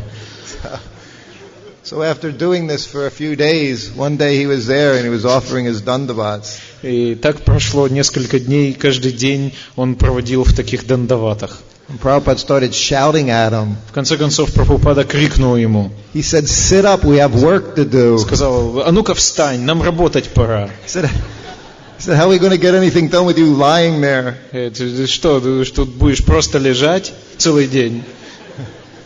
So then he didn't do that anymore. Больше он этого не повторял. Now this was very interesting because at the very same time there was one other devotee who was Prabhupada's Sanskrit editor. Самое интересное, что в это время у Шрилы Прабхупады был другой слуга, и он был редактором санскрита. And he had the opposite problem. У него была другая совсем проблема. I would be massaging Prabhupada. Я массировал Прабхупаду before lunchtime. И дело шло к обеду. So during massage, sometimes Prabhupada he would listen to mail that had come in. Во время своего массажа Шрила Прабхупада имел обыкновение выслушивать свою корреспонденцию, почту. And his Sanskrit editor would come in and he would ask advice on the previous night's translation work by Prabhupada. И редактор Прабхупады по санскриту постоянно то и дело заходил и спрашивал разных консультаций у Прабхупады по той или иной части его переводов. So I'm massaging Srila Prabhupada and he comes in and he offers obeisances. Этот преданный вошел и предложил свои поклоны. And he starts asking Prabhupada 1 or 2 questions about the Sanskrit vocabulary. И начал по своему обыкновению задавать Прабхупаде вопросы о грамматике санскритского словаря. So then he left the room and 5 minutes later he comes back in again. Затем он покинул комнату и через 5 минут снова вошел в нее. So this time he comes in and he bows his head down, mumbles some words for a few seconds, and he sits up and he asks Prabhupada a question. В этот раз он лишь слегка наклонил голову, что-то там пробормотал и поднял ее, чтобы задать Прабхупаде какой-то вопрос. And Prabhupada gives his response, and he leaves the room. Прабхупада что-то ему ответил, и он вновь вышел. So then he comes back in a few minutes later. Через несколько минут он вновь вернулся. He bobs his head on the ground and sits up. Опять поклонился, только прикоснулся головой к земле и немедленно распрямился. And before he could say anything, Prabhupada said, "Offer your obeisances." И прежде чем он смог что-либо произнести, Прабхупада сказал: "А ну-ка, предложи мне свои поклоны." And Prabhupada went, "What is this hatchet?" Что это за зарядка? He said, "Don't use the hatchet." Не занимайся здесь физзарядкой. So Srila Prabhupada could always understand what we needed. Шриле Прабхупада в совершенстве понимал то, что нам требовалось в тот или иной момент. So anyway, my Paramahamsa, myself, and Nitai, we traveled with Srila Prabhupada for several months all around the world. В течение нескольких месяцев мы и вместе с Парамахамсой путешествовали со Шрилой Прабхупадой по всему миру. And I would have to say that we were probably the least serious group of devotees that Srila Prabhupada had with him. И вы знаете, я считаю своим долгом вам сообщить, что мы были самой разнузданной командой слуг, которая была у Шрилы Прабхупады в течение всего его времени. And Paramahamsa Swami and myself, we would joke around a lot. Я и Парамахамса с вами постоянно перешучивались друг с другом. And there was one period of time that lasted for a few weeks where we were finding many things funny. И как-то было такое время, и это время длилось где-то около нескольких недель. Нам казалось смешным все, что нас окружает. I'm not even sure why, but if you had known Paramahamsa and you just looked at him, you would also laugh. He was very funny. То есть стоило нам посмотреть друг на друга, и мы катились со смеху. And one of the things we would do when Prabhupada was traveling around, we would go to the different temples. Например, вот мы делали такое. Мы путешествовали с Прабхупадой по разным храмам. And during the kirtans, Paramahamsa and myself, we would just look around the room at the different devotees. И во время киртана мы с Парамахамсой смотрели в алтарной комнате на разных преданных. Because when Srila Prabhupada traveled around to the different temples when kirtan was going on, the devotees became very ecstatic. Потому что во время странствий Шрилы Прабхупады по разным храмам преданные, встречавшие Шрилу Прабхупаду, устраивали в алтарной киртан и вытворяли там такое. So we would find the devotee that was the most ecstatic looking, and we would just kind of look at him and we would laugh together. И мы отыскивали тех, кто наиболее преуспевал в своем экстазе, и потешались над ними. So we become a little frivolous. И все это перешло за рамки. So one day I was massaging Srila Prabhupada before lunch. It was in Mexico City. Однажды, это было в Мехико-Сити, я массировал Шрилу Прабхупады в районе обеда. And Srila Prabhupada was sitting outside. The sun was shining. It was a very nice day. He was sitting on a veranda. И день был чудесным. Шрила Прабхупада сидел себе на веранде. And this Paramahamsa Swami, he was very tall, like many of your devotees here. He was tall and kind of round. Парамахамса с вами был достаточно высок и крепкого телосложения, как многие из вас. So for some reason he came into asked Srila Prabhupada some questions. Он зачем-то пришел с целью спросить что-то у Шрилы Прабхупады. So he offered his obeisances. Он предложил свои поклоны. And as soon as he sat up, he looked right at me. И сев после поклона, он взглянул прямо на меня. And as soon as I saw him, I just started laughing. И как только я взглянул на него, я потерял над собой контроль и начал смеяться. So I'm massaging Prabhupada's back. Я массировал спину Шрилы Прабхупады. So he looked at me laughing, and of course, he just uncontrollably, he started laughing. И так как он тоже смотрел на меня, он тоже начал хохотать. So within a few seconds, the two of us were just laughing out loud, and I couldn't even massage Prabhupada anymore. В течение нескольких секунд мы неудержимо смеялись, ничего не в состоянии с собой сделать. Я до такой степени, что я прекратил массировать Шрилу Прабхупаду, что больше не мог этим заниматься. So then Prabhupada says, "What's so funny?" Тогда Шрила Прабхупада произнес: а что такого смешного? And Paramahamsa, he's trying to stop from laughing. Парамахамса попытался прекратить свой смех. And I also. And I just said, I don't know, Srila Prabhupada, sometimes when I just see Paramahamsa, I laugh. И я также попробовал это сделать и сказал: Шрила Прабхупада, я не знаю, что смешного, но каждый раз, когда я вижу Парамахамсу с вами, я начинаю хохотать. I said, there's nothing in particular. I said, he just makes me laugh. И я не могу найти этому никакого рационального объяснения. Он просто смешит меня, и все. And Prabhupada smiled. He said, that's okay. He said, laughing is a Vaishnava activity. Прабхупада ответил: ну и хорошо. Смех — это часть вайшнавской культуры.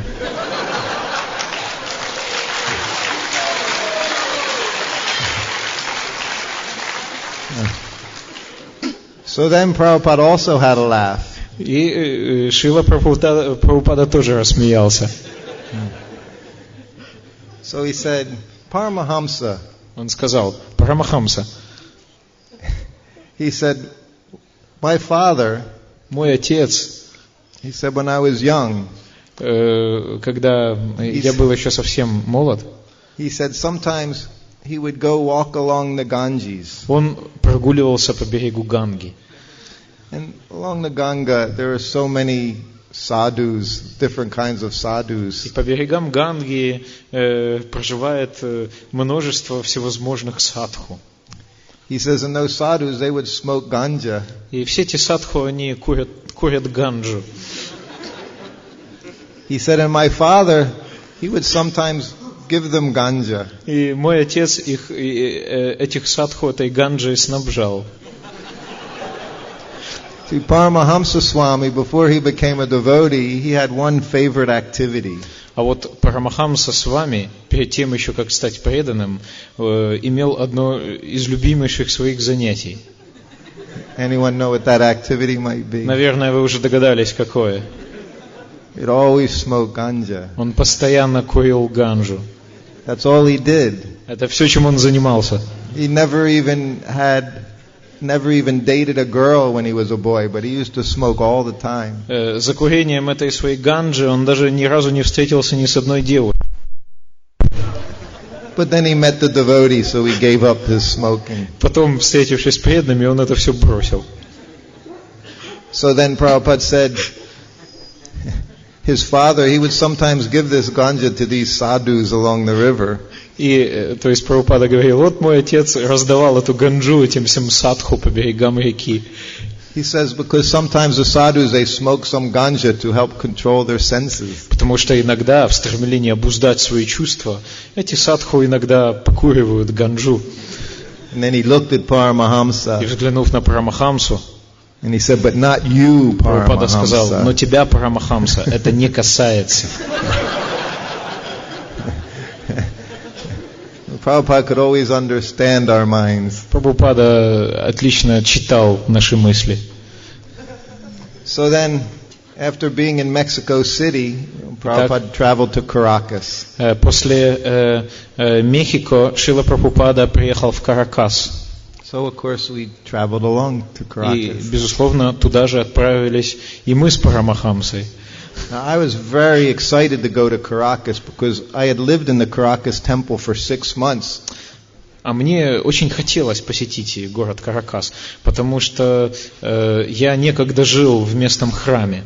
And that was after I was Prabhupada's servant and before I became his servant again. There was a 6-month period where I lived in Caracas. Это был как раз промежуток между тем, как я служил Шриле Прабхупаде в разные периоды времени.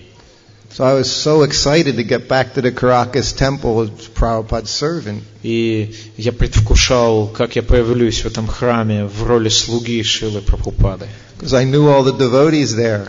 Так как я знал там каждого. I couldn't wait for them to see me as Prabhupada's servant. И никак не мог дождаться момента, когда они увидят меня в качестве слуги Шрилы Прабхупады.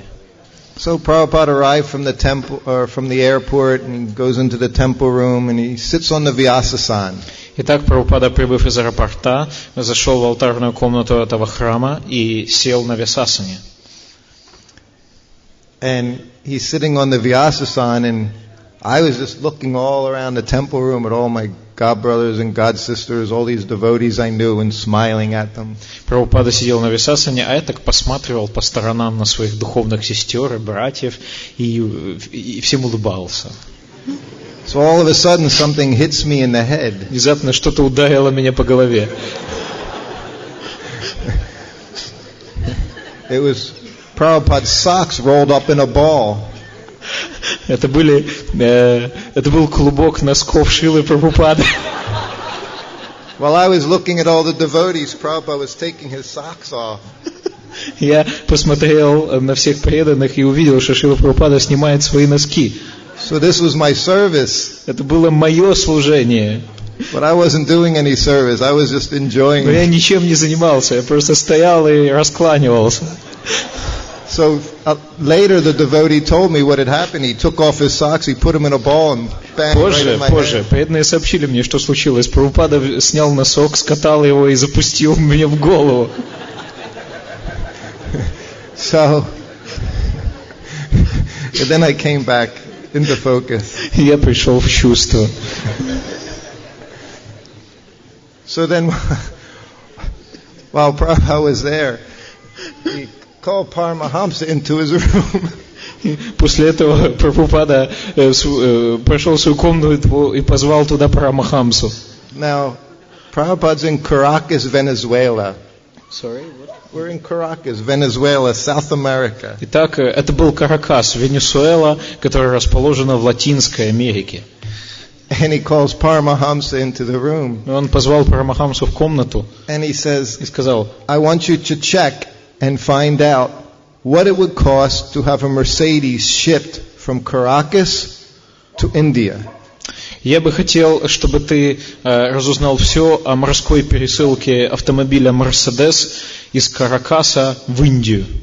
He said, you find out all the costs, what the car would cost, what the delivery charges are, what the dock charges are, everything. You find out the cost of delivery of the Mercedes-Benz from Caracas to Delhi. Ты должен разузнать обо всем, о том, сколько стоит перевозка, сколько будет составлять таможенный налог, сколько будет стоить пошлина. Ты должен полностью предоставить мне информацию о морской пересылке автомобиля Mercedes из города Каракас в Индию. So, Paramahamsa says, yes, Prabhupada, and he leaves the room. Парамахамса сказал, да, Шрила Прабхупада, и вышел из комнаты. So over the next few days, Paramahamsa, he doesn't go anywhere, but he makes some phone calls and he talks with different devotees and he talks with some people. В течение нескольких последующих дней Парамахамса принялся за раздобычу информации по этому поводу. Он общался с людьми, каким-то образом звонил по телефону, узнавал. So a few days later, and he goes into Srila Prabhupada. И по истечении нескольких дней он вновь появился в комнате Шрилы Прабхупады. And Prabhupada said, so what did you find out? И Прабхупада спросил, какова же информация? And he said, well, Prabhupada, he said, this is South America. Вы понимаете, Шрила Прабхупада, мы ведь в Южной Америке. And he said it would be much more expensive to ship a car from South America to Delhi than it would just to get the car in Germany and have it go to Delhi. Зачем нам пересылать автомобили в Дели отсюда, когда намного дешевле было бы перегнать эти машины в Дели из Германии? And Prabhupada said, so what would it cost to ship the car from Caracas to Delhi? Но ответил ему Шрила Прабхупада: сколько же все-таки будет стоить морская пересылка из автомобиля Мерседес из Каракаса в Индию? So Paramahamsa, he was a little perplexed, and he said, well, Prabhupada, he said, it would cost so much more, it's just not possible to do. Парамахамса сказал, будучи слегка раздосадован: но Шрила Прабхупада, это будет настолько дорого, что делать это не имеет ни малейшего смысла. So then Prabhupada said, what would it cost? Какова же стоимость? Of course, Paramahamsa never found out what it would cost because everybody said it was too much. Но Парамахамса не знал, какова стоимость, потому что все его убедили, что она будет слишком большой. So then Paramahamsa said, I don't know, Prabhupada. Поэтому Парамахамса ответил: не знаю, Шрила Прабхупада. And Prabhupada just looked at him. Прабхупада взглянул на него. He said, you're useless. Ты бестолковый. He said, you're superfluous. Ты поверхностен. He said, you go. Ступай. So Paramahamsa, he came out of the room and he came over to me. Прабхупада, выйдя из комнаты, подошел ко мне. He said, I can't believe it. He said, Prabhupada just called me superfluous. Ты знаешь, Шрила Прабхупада сказал мне, что я поверхностен. He said, I don't even know what superfluous means. А что такое поверхностен? Я даже не знаю, что это за слово такое. This was our Paramahamsa Swami. Вот таким был наш Парамахамса с вами. So then, so many other things happened. Случилась масса других вещей. I'll just stay with a few of them. Я был свидетелем нескольких. After coming back to the United States, then Srila Prabhupada went to Australia and Fiji. После этого Шрила Прабхупада отправился в США, после этого в Австралию и на острова Фиджи. So the trip to Australia started in Perth. Поездка в Австралию началась с города Перт. It was a very nice place. Prabhupada went there. It was supposed to be like a holiday for 1 week. И место было замечательным. Фактически Шрила Прабхупада находился как бы в отпуске в течение целой недели. Perth is kind of like Odessa. It's a beach town. Перт чем-то напоминает Одессу. Это морской город. And one of the devotees' boys, his parents, they owned a house in this town. Это город с пляжами, и один из преданных владел домом на морском берегу. And they made the house available to Srila Prabhupada and his entourage. И в этом доме было подготовлено все для Шрила Прабхупады и его окружения.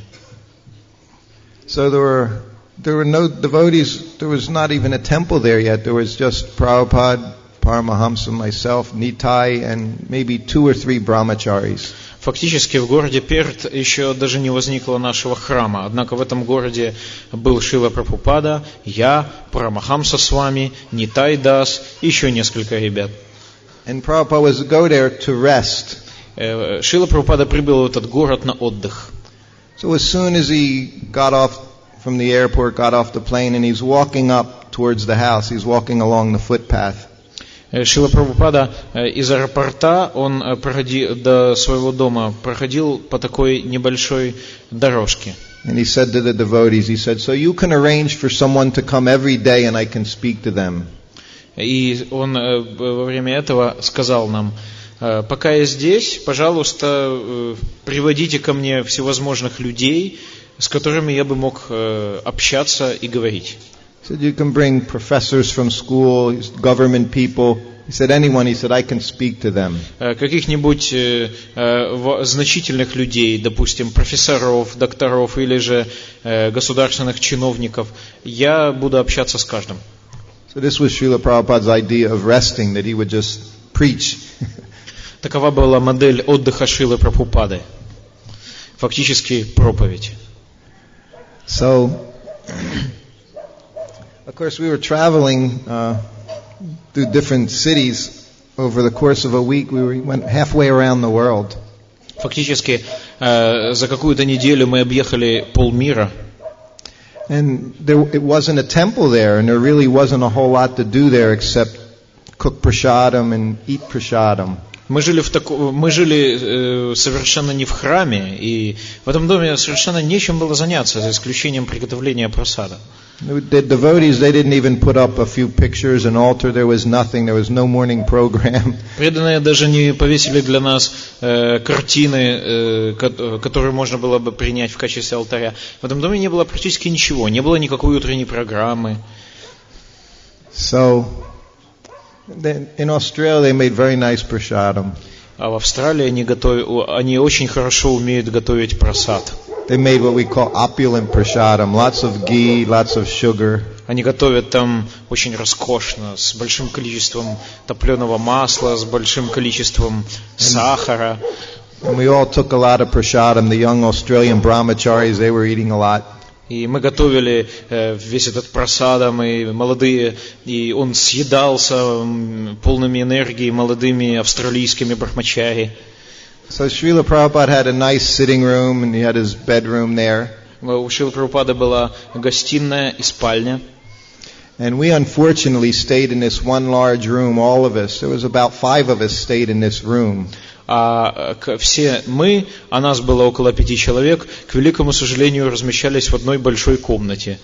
And this room, of course, had a door, but on the wall there was a big glass thing, so you could see into the room. И у нас не было, в нашей комнате у нас не было двери, а была такая интересная стеклянная штука, сквозь которую можно было глядеть. So one afternoon, Srila Prabhupada must have walked by that room, and the 5 of us, we were all sleeping very soundly. И как-то в середине дня Шрила Прабхупада зашел в нашу комнату, и все 5 из нас лежали и спали беспробудным сном. So I heard Prabhupada ring his bell. Сквозь сон я услышал звон колокольчика Шрилы Прабхупады. I don't know how long he was ringing his bell, but I heard him ring his bell at one point. Я не знаю, сколько этот звон длился, просто помню, что в какой-то момент я его услышал. And it woke me up. I was dreaming. I was so asleep. Я там видел сны, полностью погружен в сон был и ничего не соображал. Now by this time I had been with Prabhupada for almost 2 years, so I knew it wasn't good news. К этому времени я служил Шриле Прабхупаде уже более 2 лет и понимал 6-м чувством, что этот звон не предвещал ничего хорошего. And I was very sleepy when I went into his room. Войдя в комнату Шрилы Прабхупады, я был совершенно сонным. And when I was in that state, I would offer obeisances like Paramahamsa Swami and try to stay down for a very long time. И в стиле Парамахамса я предложил свой поклон и пробыл в нем неизвестно сколько. I would keep pressing my eyes to try to get them so I would look like I was awake when I sat up. Я потом, пробудившись в поклоне, я помассировал свои глаза, думая, что это придаст мне более бодрый вид, когда я встану. So Srila Prabhupada, he already knew what was going on, but of course he had to ask me the question. Но Шрила Прабхупада уже все в совершенстве понял, но тем не менее хотел спросить меня. He said, so what is everyone doing? И вопрос был следующим. Что там все делают?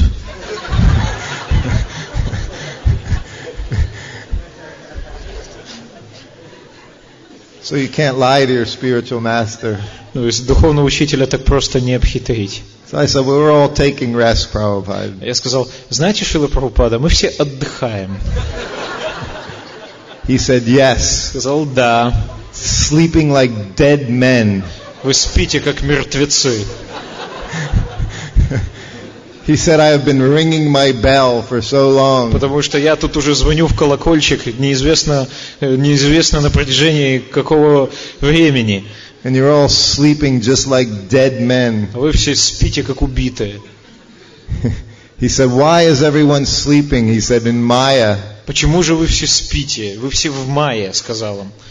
And when this situation developed, we would say in English, Prabhupada would get on a roll. Prabhupada could go on and on. Как мы говорим как говорится, в такой ситуации Шрила Прабхупада разошелся. And he had a tendency to compare us, and he would always say, everyone is awake here in this whole city. They're all working. Прабхупада продолжал описывать нас. Он начал проводить различные сравнения. В ходе этих сравнений он сказал такое: в этом городе уже все давно проснулись и все пошли на работу. Said all the karmis are working at jobs. Уже все карми работают давным-давно. He said, but the devotees are sleeping like dead men. Но преданные спят как убитые. He said, so go on, go back to sleep, be like a dead man, be in Maya, go back to sleep. He said, go on, ну go. Тогда иди, спи, как убитый, будь в Майе, возвращайся и не приходи. Вот. So I said, yes, Prabhupada. Да, Шрила Прабхупада, ответил я.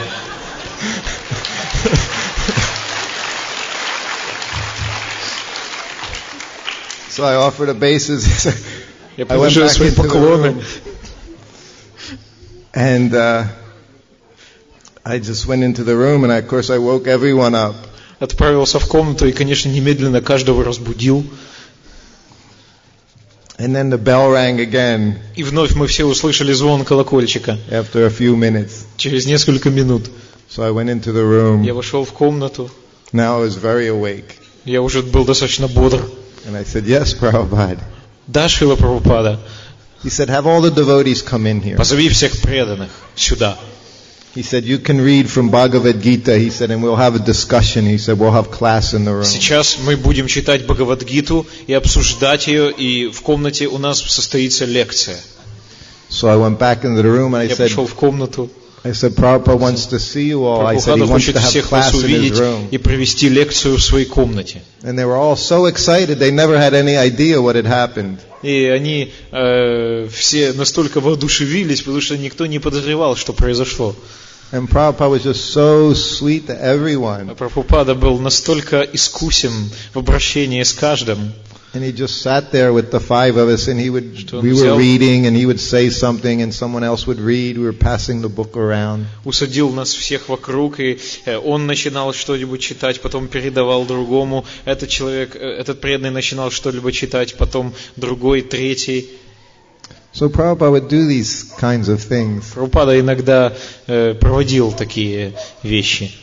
I remember the first time when we went from Calcutta to Mayapur, we would always stop at the mango grove. It became very famous as a place of pilgrimage. Prabhupada would take some prasadam at this mango grove. Я помню, на пути из Калькутты в Майяпур находится манговая роща.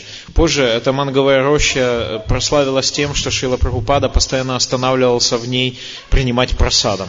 It was about a 4-hour drive. Эта дорога, в общем, составляет около 4 часов езды. So the first time we did it, we must have left like 5 in the morning. Первый раз на этом пути мы выехали в 5 утра. And we got there just about halfway there. It was very beautiful young mango trees. И вот на полпути мы обнаружили замечательную манговую рощу. And it was just 4 of us. It was Prabhupada and his entourage and a driver. В это время нас было лишь 4. Я, водитель Шрилы Прабхупады, он сам и двое слуг.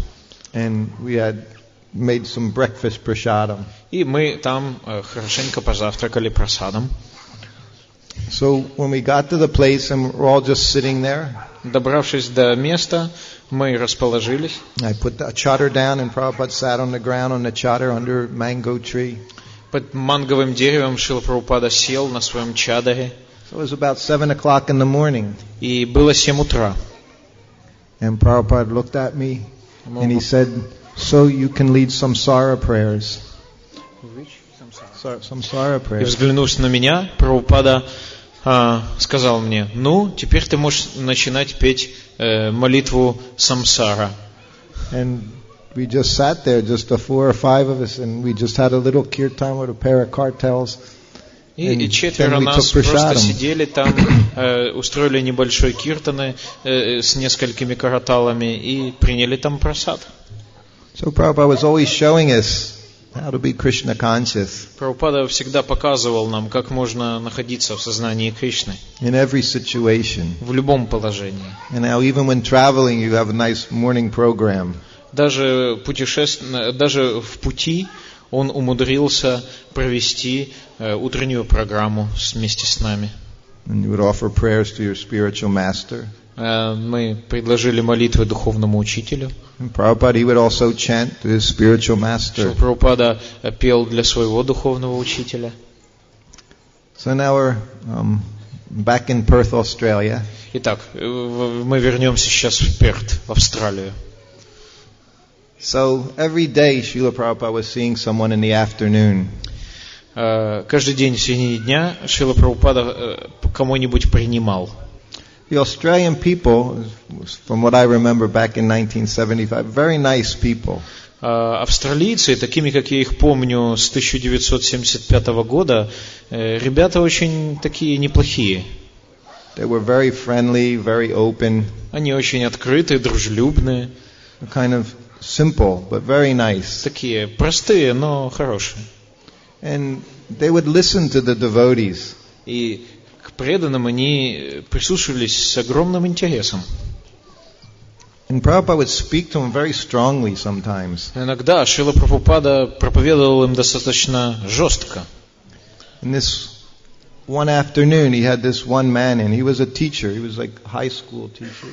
Он однажды, вот у Прабхупады был директор какого-то университета, и он находился в доме. So Prabhupada was speaking to him very strongly. Прабхупада очень так бесцеремонно проповедовал ему. And he was saying that his business, he had come here to establish first-class men. Прабхупада говорил, что я прибыл сюда с целью создать людей первого класса. A Brahminical society followed regulative principles. Общество браманов, которые бы следовали регулирующим принципам. And he said, but these class of men does not even exist. И такой тип людей даже не существует в наши дни. He said that no one even has a brain. Ни у кого нет мозгов, сказал Шрила Прабхупада. He said because everyone is eating meat. He said killing animals or eating meat, committing so many sinful activities. Потому что все они принимают мясо, совершают массу греховной деятельности. And he said not even third class men. Он сказал, he said fourth class. He said people, everyone is fourth class man. Люди в наши дни не только третьего класса, это люди четвертого класса. He said the whole society, he said, is ruined. Все наше общество, оно в развалинах. He said there's nothing but fourth class men everywhere, he said. Sorry? Nothing but fourth class men everywhere. Кроме людей четвертого сорта, нигде никого не найти. So this man he's talking to, he was listening to Prabhupada. И этот человек, он сидел там перед Шрилой Прабхупадой, и он все это слушал. And Prabhupada speaking to him, and Paramahamsa and I were on the side, and we're listening, and we're thinking, this poor man. И Прабхупада там проповедовал ему, а мы так с Парамахамсой стояли за Шрилой Прабхупадой и так думали, боже мой, бедный человек. And he said, and you also, you're a fourth class man. And he pointed to the man he was наконец speaking Прабхупада to. произнес, и вы тоже человек четвертого сорта, показав прямо на него пальцем. And the man was okay. He said, if I'm a fourth class man, he said, how do I become first class? А человек согласился, да, говорит, но однако я человек четвертого сорта, но как мне стать человеком первого сорта? And Prabhupada said, you have to hear from the pure devotee.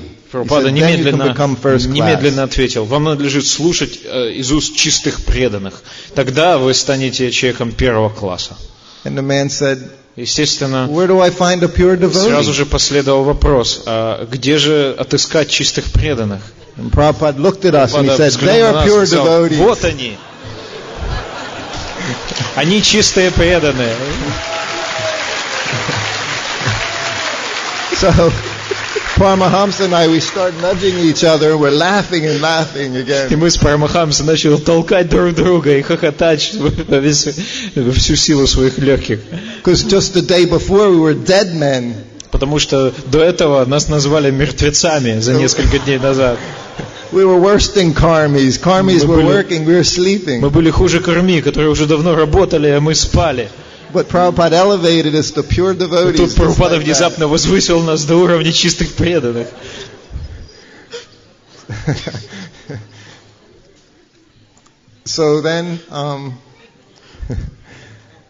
So then from Perth, Australia, Итак, из Перта в Австралии Prabhupada toured some of the other temples. He went to Sydney, he went to Melbourne. Прабхупада объехал несколько других храмов: Мельбурн, Сидней. And then he went to Fiji. И потом отправился на острова Фиджи.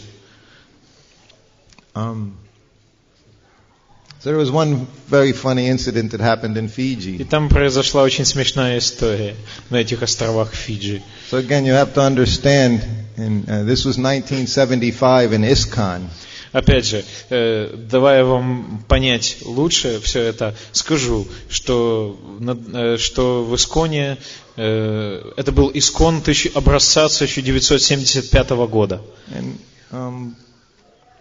I have become trained up in some period in the West and in Hawaii, and with devotees in general, there was this thing that developed in ISKCON.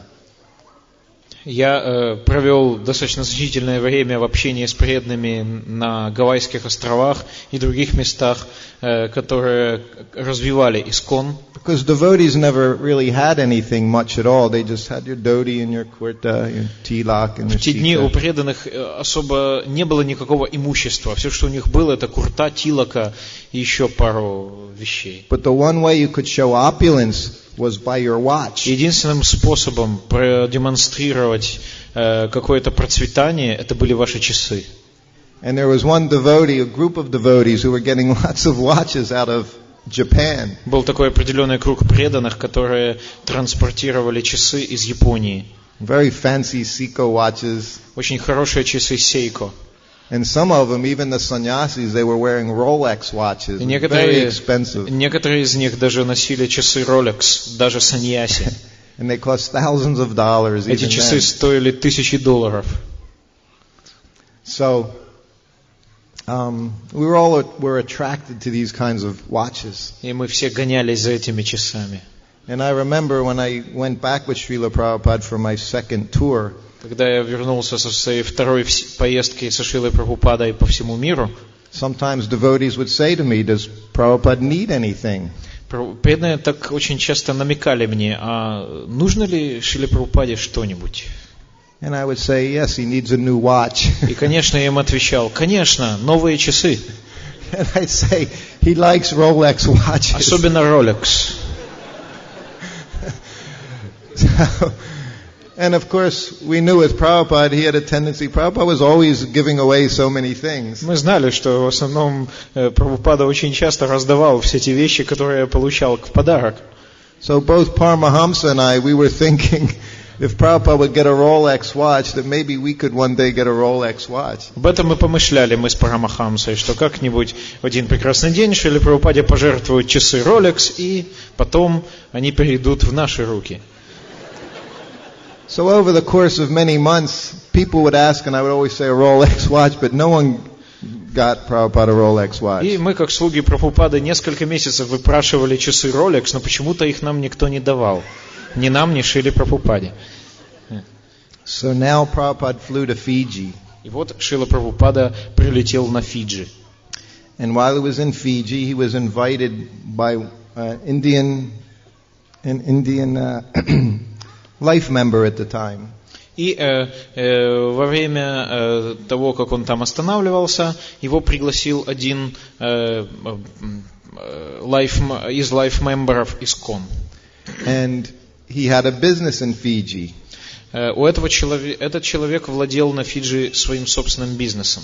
So of course, being a devout Hindu, he wanted Prabhupada to come over to bless his business. И, конечно, как всякий порядочный индус, он стремился, чтобы Шрила Прабхупада его этот бизнес благословил. So of course, Prabhupada's interest at that time was to start the Fiji Yatra. А у Шрилы Прабхупады был интерес в том, чтобы расширить и укрепить ятру, искон на Фиджи. which is now going on very, very nicely. Которая, между прочим, сейчас в очень неплохом состоянии.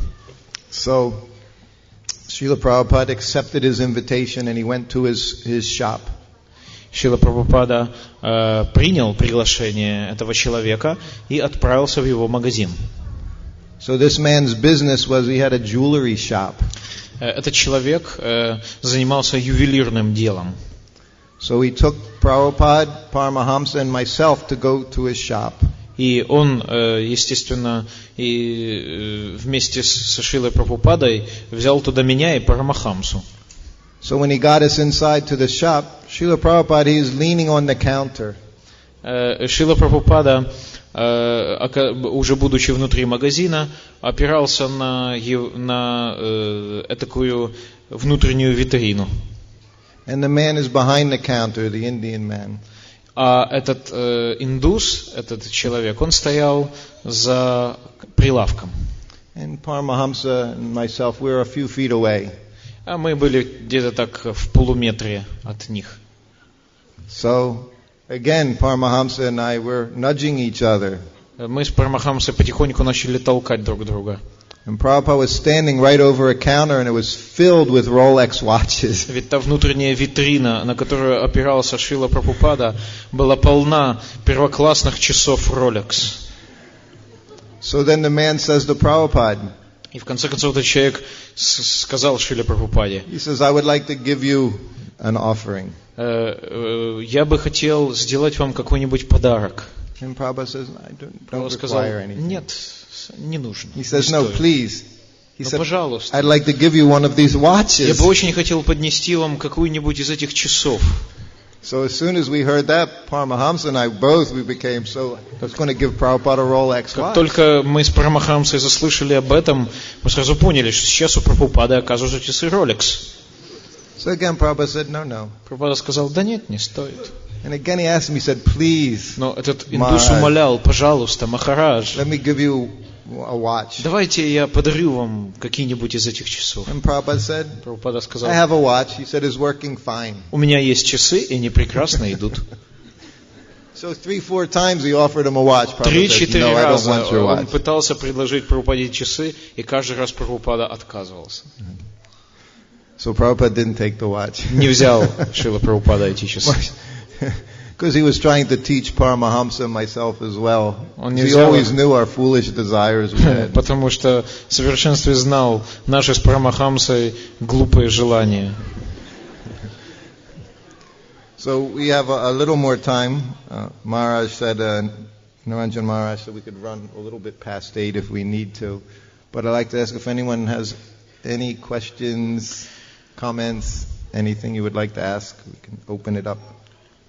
У нас есть немного времени, и мы можем немножко выбиться даже из графика по разрешению Ниранджана Махараджа, и можем продолжить. Но если у кого-нибудь возникли какие-нибудь вопросы, можно их задать.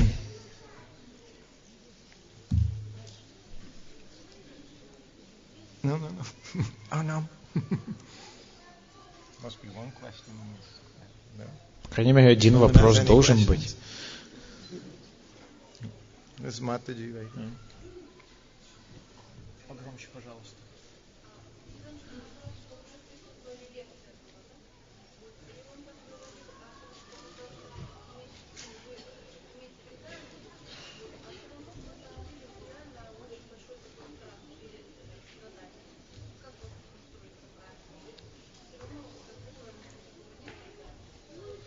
In his class, Niranjan Maharaj said about surrendering yourself, but we are fearing to do this.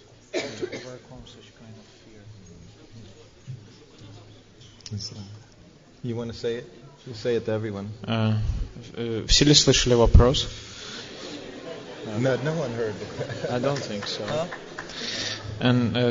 Вопрос в том, что на лекции Ниранджан Махарадж говорил о предании себя. Однако, когда наступает время это сделать, у каждого из нас есть страх. Каким образом с ним справиться, его преодолеть? One thing is very important for all of us is association. То, что имеет очень большую важность для каждого, это общение. associate with someone who's overcome that fear of Общаться с кем-то, surrender. кто преодолел такой страх. And by practicing the process of Krishna consciousness, chanting, А также с помощью практики сознания Кришны, повторения. and we can get actual experience if we surrender. В действительности, если мы вручим себя, мы обретем реальный опыт. Because if we surrender, Krishna actually will give you all facility. Потому что если мы предадимся, Кришна даст нам все возможности. But it requires that we surrender. Но для этого нужно предаться, опять же. I could tell a little story about that. It'll take a little time in Я my own могу experience. рассказать небольшую историю, она немножко длинная, из моего личного опыта. This was in 1974 Это было в in Vrindavan. 1974 году во Вриндаване. And it was at this time Prabhupada, he became very ill. В это время Шрила Прабхупада сильно болел. I'll keep it short. But, Я сокращу эту историю. he was there for almost 6 weeks, and all around the world everyone was chanting 24-hour kirtan in the temples because we were very concerned. Прабхупада был там в течение 6 недель, а в это время по всем храмам Искон по всему миру шел круглосуточный киртан, потому что мы все очень волновались. So during that time, of course, I was serving Srila Prabhupada continually, and I used to have to pick him up from bed, take him into the bathroom. I would have to hold him under his arms, and it was just very full-time service was going on for a very long time. Я достаточно интенсивно служил Шриле Прабхупаде. Мне приходилось относить его к кровати, так как он не был в состоянии передвигаться самостоятельно, и делать множество прочих вещей. And just as Srila Prabhupada was starting to become stronger and regain his health, I became very ill. I had malaria.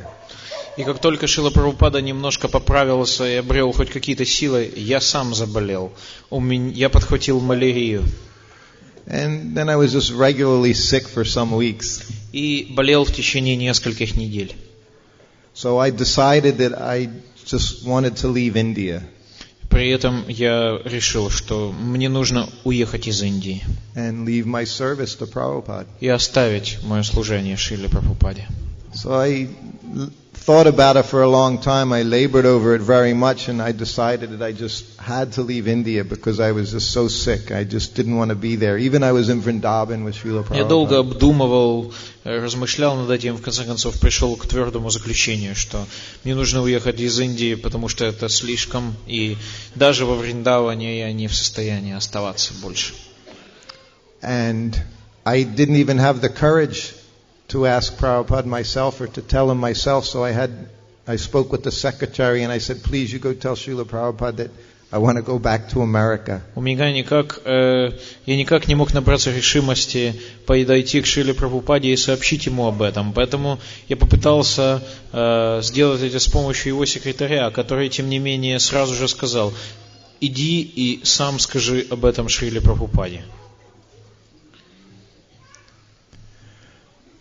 So, Brahmananda Maharaj at the time, he went into Srila Prabhupada and he told him of my situation.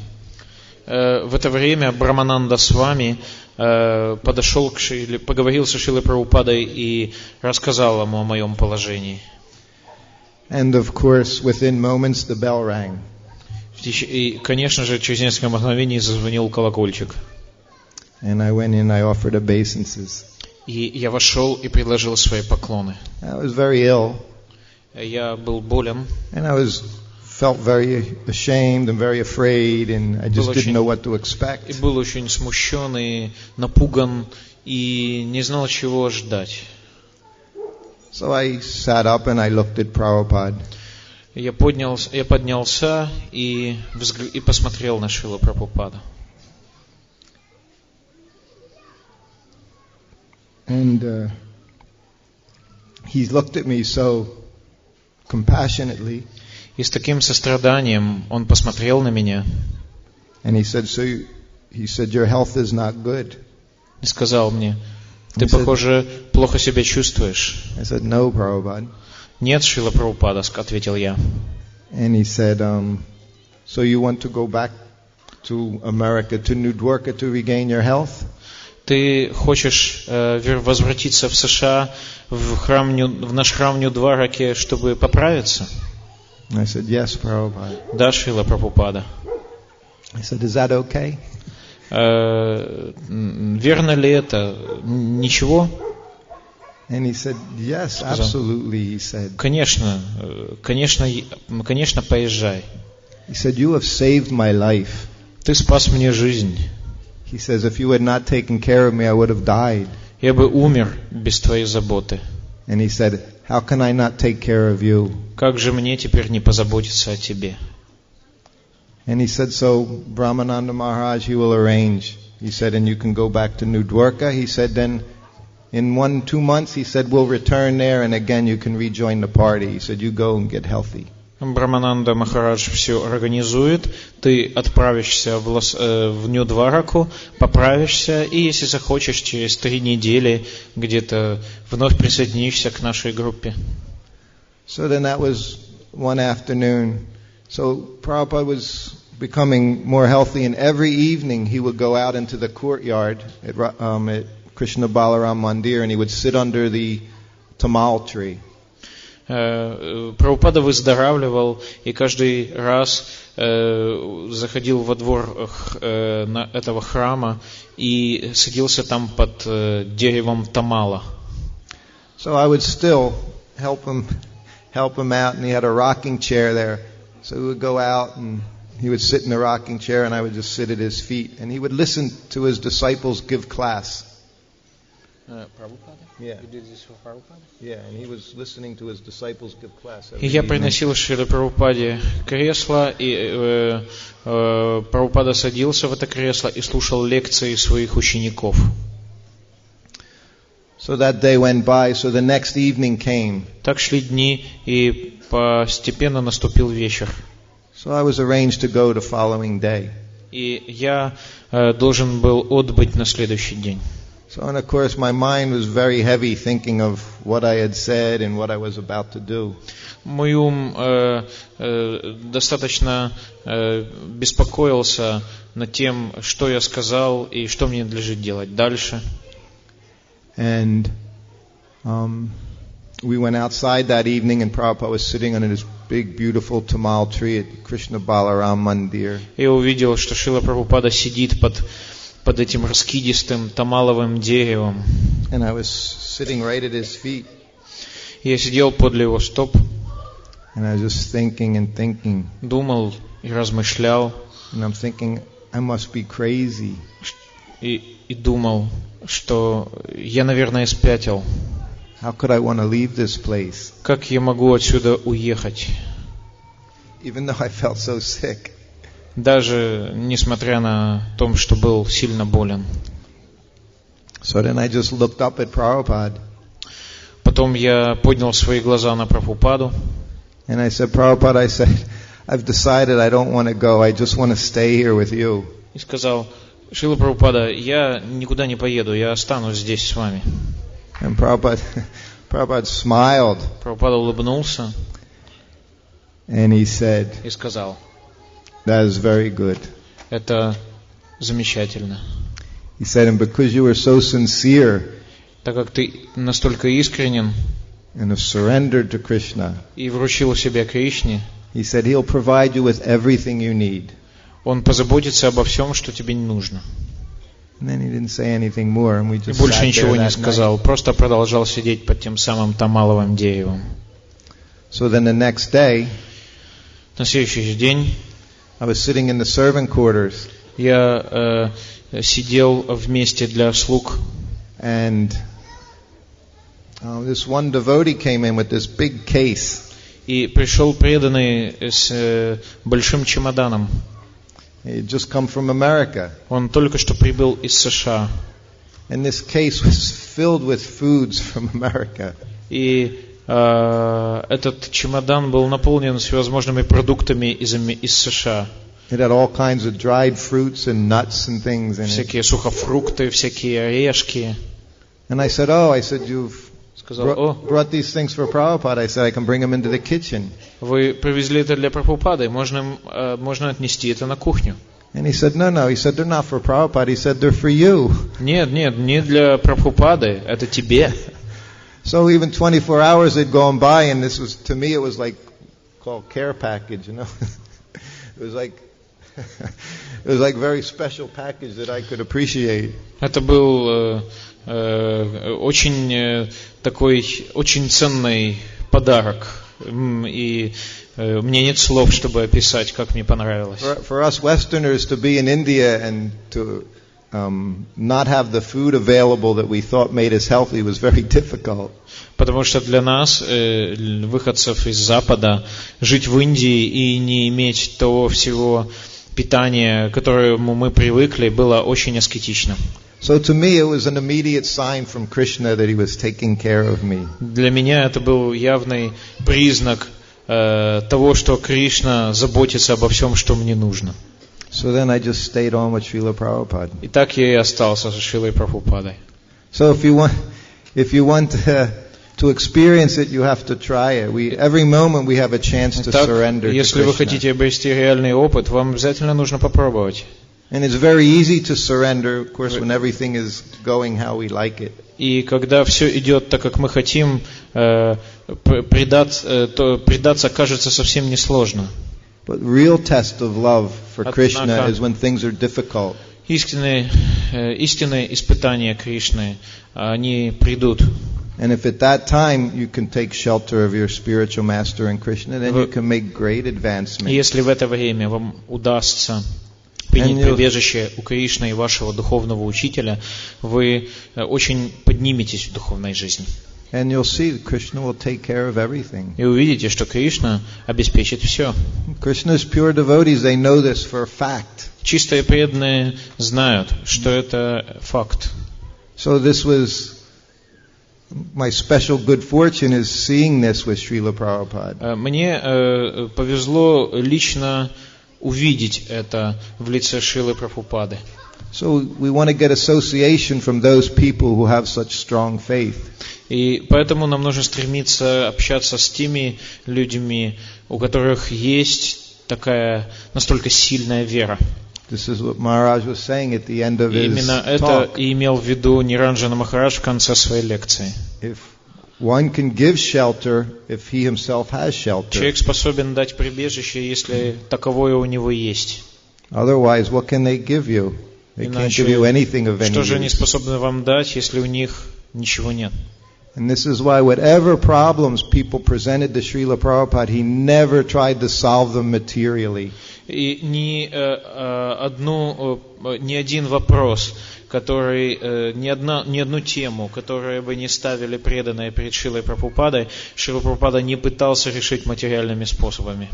Because the pure devotee understands there are no material solutions to our problems. Потому что чистый преданный понимает, что материальных решений наших проблем не существует. You just transfer the load from one shoulder to this shoulder to your head. You're just transferring your burdens. Просто перекладывать ваше бремя с одного плеча на другое, потом на голову и так далее. You just have to let them all go. Нужно просто все сбросить. Just like Queen Kunti. Как царица Кунти. And you have to put both hands up in the air. Нужно просто воздеть к небу обе руки. That's surrender. Вручить себя. Jai Srila Prabhupada ki jai.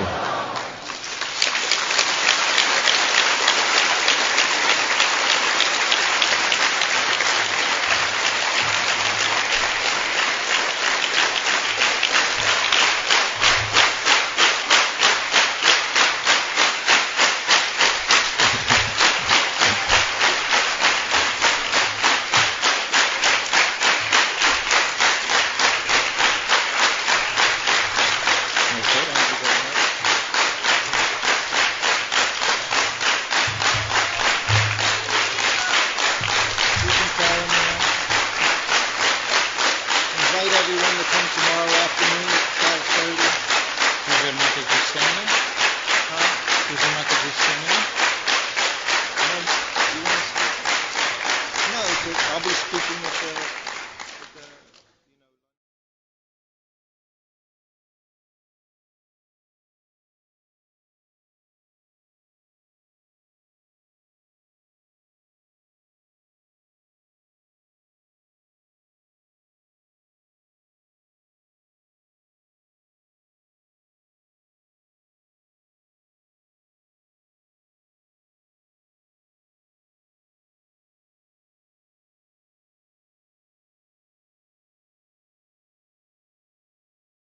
We're supposed to start sometime, stop sometime after 1:30, I guess. Yeah. Харе Кришна. Шриле Прабхупада Ki Jai.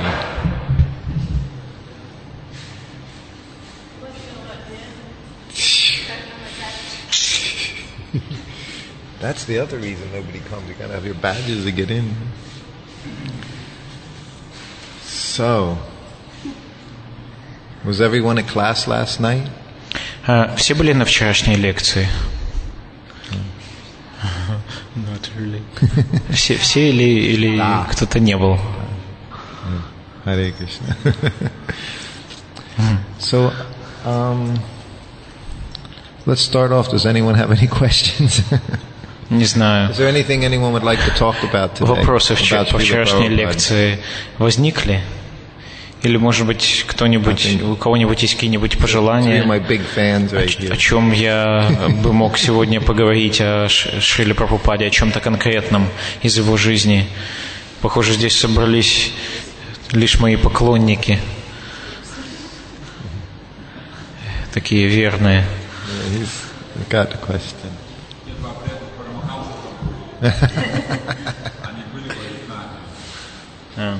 This Paramahamsa does. Did he ever went to Vietnam?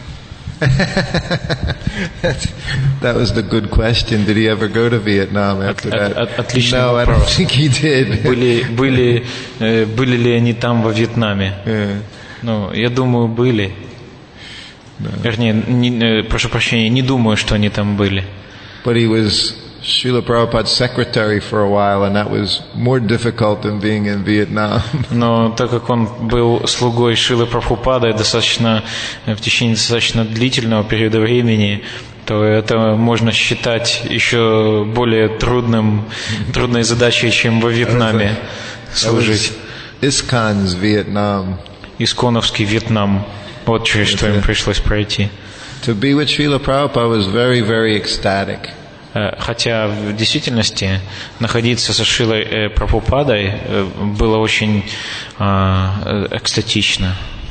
But it was also something that was difficult. Но иногда было трудно. On so many levels. В силу ряда причин. Because as we know, just Prabhupada was always traveling. Прабхупада всегда путешествовал. So traveling presents its own difficulties, and just every place you go, you're different time zones. And as what we did, of course, was Prabhupada's schedule was very regulated. Поездки и путешествия – это проблема уже сама по себе, а каждое место, куда бы вы ни приехали, таит в себе какие-то трудности, смена часовых поясов и масса прочих моментов, которые причиняют головную боль. But then because of that, sometimes our schedules weren't so regulated. Из-за этого наш график иногда весьма разбалансирован. Because the one thing Prabhupada, of course, we know Prabhupada would only take 3 to 4 hours of sleep at night. Как вы знаете, Шрила Прабхупада спал всего лишь на протяжении 3-4 часов ночью. Just like happens here at the festivals, Prabhupada would be in his room and he would be talking sometimes to devotees. It would be 9 o'clock, 10 o'clock, 11 o'clock at night. Шли большие программы, и после этого Шрила Прабхупада звал людей в свою комнату и беседовал с ними до 9, до 10, до 11 часов. And just like me, for example, my duty was to be in my room waiting for Prabhupada to call me 24 hours a day. Например, в мои обязанности входило дожидаться требования Шрилы Прабхупады, зова в его комнату круглосуточно, 24 часа в день. And that was my morning program as well. There was no going to Mangal Arti. Такова была моя и утренняя программа. Я не шел ни на какое Мангал-арати. But I would, of course, have to be up because Prabhupada was getting ready, and I would make arrangements for him to Однако мне нельзя было отдыхать, потому что нужно было постоянно быть начеку, если Шриле Прабхупаде понадобится свежая одежда после омовения или что-нибудь убрать. And then, of course, the morning walk was not always a good place to chant your rounds. Утренняя прогулка со Шрилой Прабхупадой также не представляла собой наилучшее место для повторения джапы. And being around Prabhupada, Prabhupada was completely pure devotee of Krishna. И будучи рядом со Шрилой Прабхупадой, становилось ясно, что Шрила Прабхупада был совершенно чистым, преданным Кришне. And he never engaged any time in talking any nonsense or never read newspapers, never watched television, he never did any of these things. И Прабхупада, он фактически не проводил никакую часть своего времени за различной ерундой, вроде того, как смотреть телевизор, читать газеты, болтать ни о чем и все остальное. He only ate what we prepared in the temple or prepared in our own kitchen. He never ate anything from outside. Он никогда не питался из магазинов и не покупал что-либо в них. Он ел только то, что готовилось в храме или же что готовили ему мы. And when you were with him, this was, how you lived every day, 24 hours a day, month after month. И, собственно говоря, также приходилось жить и вам, день за днем, месяц за месяцем. And it wasn't like you could have a bad day.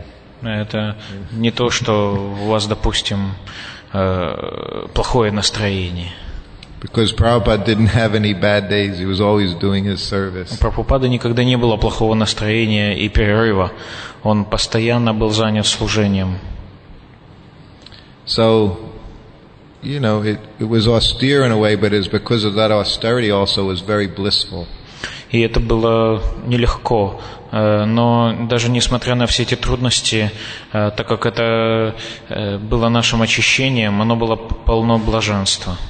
But it's also why after a period of time, you'll see everyone that traveled with Prabhupada lasted for 6 months, 1 year, 1.5 years. No one just stayed with Prabhupada always. Because we weren't in the same Krishna conscious state as he was. И в силу именно этих причин ни один слуга Шрилы Прабхупады не был в состоянии провести с ним достаточно длительный период.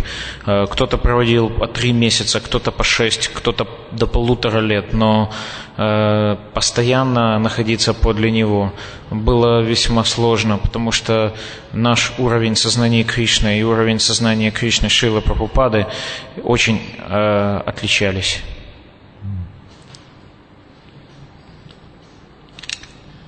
That was one of the things. I was with Prabhupada for 2 years. Вот, например, я как-то был со Шрилой Прабхупадой 2 года подряд. And so I was very fortunate that I was with him that amount of time. И то, что я продержался так долго в его окружении, можно считать, что мне очень повезло. But it also wasn't 2 years straight. I was with him first time for 16 months. И опять же таки, это не были прямые 2 года. Общая протяженность составляла около 16 месяцев. And then I was away from him for 4 months. И около 4 месяцев я так или иначе отсутствовал. And he was very kind, so I got to be with him again, and that lasted for 4 months, and then again I left for 1 month, and then I was back again with him. Потом я опять отсутствовал 1 месяц, и потом вновь приехал и вновь путешествовал с ним. So I enjoyed being Prabhupada's personal servant very much. Мне очень нравилось быть личным слугой Шрилы Прабхупады. And he was also very comfortable having me as his personal servant. И также, в принципе, ему тоже очень нравилось то, что я его слуга. No, that's okay. Makala, would you like to tell any stories, Makala? You sure? I can't convince you, huh? Maybe later. Wow.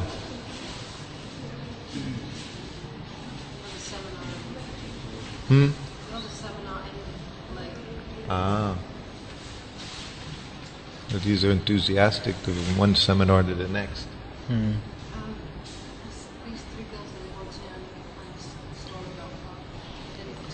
Вот вы конкретно, вот что бы хотели услышать о Прабхупаде?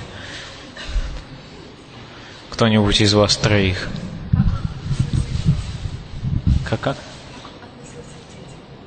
How Prabhupada attitude was toward children? What was Prabhupada's attitude towards children? Вот. Как Шрила Прабхупада к детям относился? Такой вопрос. Prabhupada liked the children very much. Прабхупаде они очень нравились. Of course, to Prabhupada we were all like little children. Конечно же, Шрила Прабхупада знал, что все мы дети. Of course, there's various degrees, but we were also 18, 19, 20 years old around Prabhupada. Ну, есть, конечно, различные уровни. Например, 19-летние, 20-летние дети, прыгающие вокруг Прабхупады. But by the time 1975 came around, then some of us were married with children who were then anything from infant, 3, 4, 5, 6, 8 years old. К 75-му году многие из нас уже вступили в брак, и у многих из нас были дети. And one community where there were a lot of householders and lots of children was New Dwarka, Los Angeles. И община, в которой было очень много семейных преданных, и в которой было полно детей, это был Лос-Анджелес, храм Нью-Дварака.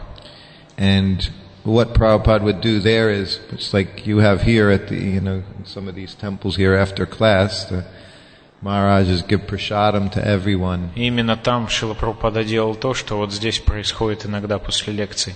Он каждому лично раздавал прасад. Srila Prabhupada didn't do that, but he gave prasadam to all the children. И Шрила Прабхупада в основном давал прасад, большую часть этого прасада детям. And they, some Matajis in the kitchen, they made what became known as Prabhupada cookies. И несколько матаджи на кухне изобрели рецепт чего-то такого, которое позже приобрело известность как печенье Прабхупады. And these Prabhupada cookies were very, very tasty. Эти печенья были удивительны на вкус. And basically, I guess they were pretty much butter, sugar, and flour is what they were, but they tasted quite nice. Это очень странно, потому что все, из чего они были сделаны, это масло сливочное, сахар и мука. Но на вкус они были восхитительны. And every day in New Dwarka after class, it was the same thing would happen. И каждый день после лекции в храме Нью-Дварака происходило одно и то же. Srila Prabhupada would have a big tray of these cookies. Перед Шрилой Прабхупадой появлялся большой поднос этих печений. And the children would walk up and crawl up and be held in their mother's arms. Whatever it took, every child got a cookie every day from Prabhupada. Отовсюду начали появляться дети различными способами. Некоторые сами приползали, некоторых приносили матери, некоторые приходили, но каждый ребенок получал по печенью. And sometimes the children, they would have a flower, and Prabhupada would take the flower from them. And некоторые из них дарили Прабхупаде цветы, Прабхупада их брал. But the children always brought big smiles to Prabhupada's faces. He liked to see the children. Шрила Прабхупада всегда появлялась широкая улыбка на лице, как только перед ним появлялись дети. And very often is what you would have was, when there was a kirtan, just like at a temple like that where there were a lot of children, Prabhupada would be on the Vyasasan playing kartals, and it was all the children that were in front of Prabhupada dancing. It wasn't the adults, it was the children. И обычно, когда Шрила Прабхупада во время киртана играл на караталах, а в алтарной, между тем, киртан шел полным ходом, перед самым Прабхупадой, перед его вьясасаной, танцевали не взрослые, а дети. Всегда они.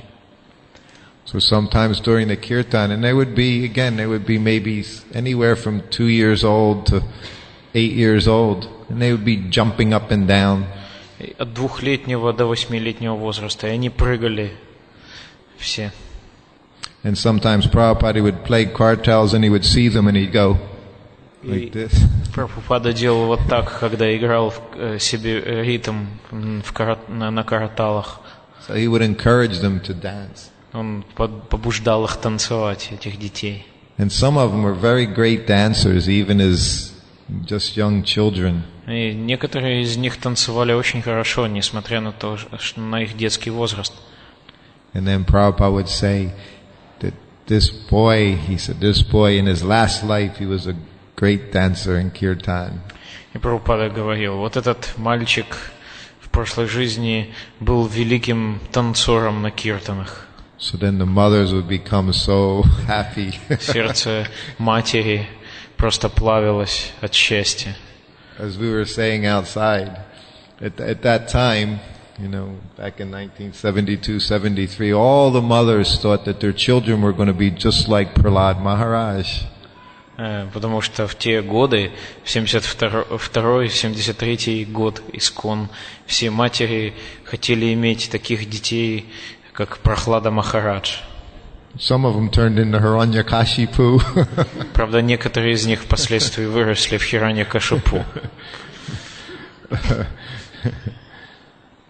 But Prabhupada said that he said that the children of our children, they would be pure devotees. Прабхупада вообще-то сказал по этому поводу, что дети наших детей будут чисты, будут чистыми преданными.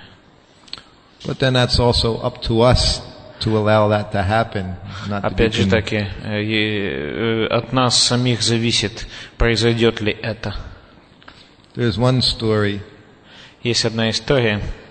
This was one girl I know. She was in her early 20s at the time.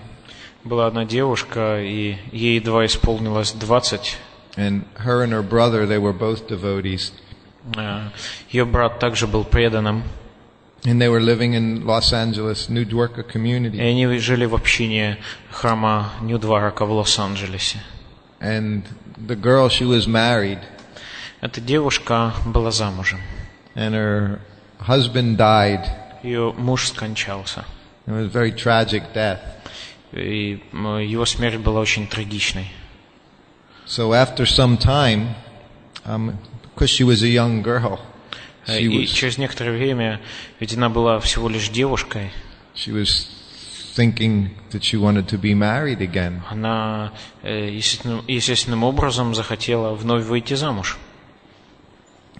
And I was Prabhupada's servant at the time. Я в то время был слугой Шриле Прабхупады. And she wanted to get permission from Prabhupada to, perhaps not that she had anyone in mind, but that someday she could get married again. И она хотела попросить у Шрилы Прабхупады разрешения. Она вряд ли кого-то выбрала, но, скорее всего, просто она хотела спросить разрешения выйти замуж немногим позже, когда все образуется.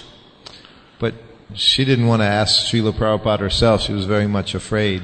Но она не решалась сама подойти к Прабхупаде и задать этот вопрос. Она не решалась. So she asked her brother if, he would go into Prabhupada's room and ask. Попросила об этом своего брата, чтобы он подошел к Прабхупаде и задал этот вопрос. So anyway, I made the arrangement one day. Because he was my friend, and I был моим told другом, Prabhupada. Поэтому я все устроил так, чтобы он смог переговорить с Прабхупадой. So he went in there. He was very intelligent boy, very scholarly. Он был достаточно образованным парнем. And he understood the philosophy some. Прекрасно разбирался в философии. So he thought he was going to go in there and поэтому он думал, сейчас я he вот would войду, explain to Prabhupada how it was. И он объяснит Прабхупаде, как, то есть всю суть дела. And he went in and он зашел. Because of course we knew that мы знали, что once once a woman was married and her husband was gone, then that was it. She didn't get married again. Как только, если девушка выходит замуж и ее муж умирает, то по стандарту она уже не может выйти замуж вновь. This was Vedic culture. Согласно правилам ведической культуры. He said even until даже this was back in the 70s. Это было в начале 70-х. Even until just some years before, he said divorce was unheard of in India. Буквально недавно, то есть где-то вот в начале 70-х, в Индии никто и не помышлял о такой вещи, как развод. Там это было неслыханным делом. He said that neither the wife nor the husband, they would never consider divorce. Ни муж, ни жена даже и не предполагали такую возможность. And no one ever considered a fight, just like Chanakya Pandit says, a fight between husband and wife is not to be taken seriously. И как Чанакья Пандит, по выражению Чанакья Пандита, ссоры между мужем и женой не стоит воспринимать всерьез. И, естественно, это так и не воспринималось. So this devotee boy, he knew he was up against a difficult situation, trying to convince Prabhupada that his sister should get married again if she wants. Учитывая все это, этот преданный считал, что попал в достаточно затруднительную ситуацию, пытаясь задать подобного рода вопрос Шриле Прабхупаде. So he went and he said how his sister was so young. И сказал, что вот моя сестра еще совсем молода. She needed protection. И она нуждается в защите. And he went on for some time explaining in so many ways how it was necessary. Способом он объяснил и привел доводы, почему это нужно. So then Prabhupada, he was not didn't like the idea. Прабхупаде это не понравилось. And he said, what is a guarantee? He said that next husband will be a good man. Прабхупада спросил его, кто даст гарантию, что следующий муж окажется хорошим человеком? Because Prabhupada was very aware that we didn't have Vedic society in the West. He was aware that there was no Потому Vedic что culture in the Прабхупада West. прекрасно знал, что у нас на Западе нет ведической культуры. He said in the West, he said, На Западе, говорил он, he said women are unchaste. Женщины неверны, нецеломудрены. And the men, he said, they don't take proper care, they don't protect their wives. А мужчины, мужья, они не защищают жен должным образом. He said, so even she gets married again, what's the guarantee that she'll be Поэтому protected? даже если она выйдет замуж, где гарантия, что она обретет защиту? And he said, better you make Krishna your husband. И тогда он произнес, лучше сделайте Кришну своим мужем. So, and that's basically how that ended. И на этом разговор окончился. So, she left Prabhupada's room. He left? They both left Prabhupada's room at that time. И так они вышли оба из комнаты Шрилы Прабхупады. And very shortly after, Prabhupada also left. И вскоре после этого Прабхупада также вышел. And she never made the decision while Prabhupada was there. And she put on white. She actually put on white and became a widow at that time. И эта Матаджи, она таки никогда и не делала никаких попыток выйти замуж и при присутствии Шрилы Прабхупады на этой планете. И одела белое сари и стала считаться вдовой. And she wanted the Srila Prabhupada to know that she was following his instructions. Правда, она очень хотела, чтобы Прабхупада оценил, что она следует его наставлениям. But she didn't want to write him. She just wanted him to see that she was in white. И ей было недостаточно писать ему писем, однако она хотела как-то визуально это продемонстрировать, чтобы он увидел. So it was several months later, Prabhupada came back to New Dwarka. Через 7 месяцев Шрила Прабхупада вновь прибыл в Нью-Двараку. So this devotee girl, she devised a plan how Prabhupada couldn't miss her being in white. И она разработала целый план, чтобы Прабхупада так прошел мимо нее, чтобы не мог не заметить ее белое сари. So that way she would get Srila Prabhupada's blessings. И таким образом получить благословение Прабхупады. So just like Mekla, she has a similar story, figured out how to see Prabhupada just without anyone else in the way. История, произошедшая с Матаджи Амекхалой, которая присутствует здесь, похожа на эту историю. Она тоже разработала целый план, как Прабхупада прошел бы именно мимо нее. This is what the ladies had to do. They had to figure out how to get close to Prabhupada because the men were always in the way. Это то, чем приходилось заниматься тогда Матаджи.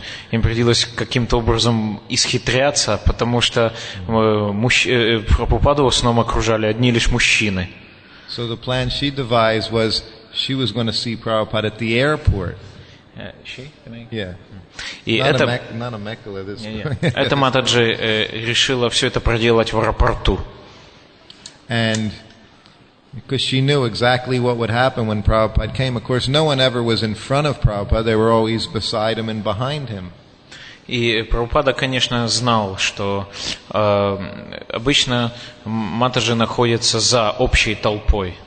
And she had been to the airport in Los Angeles a few times, and Prabhupada always would come in a certain gate.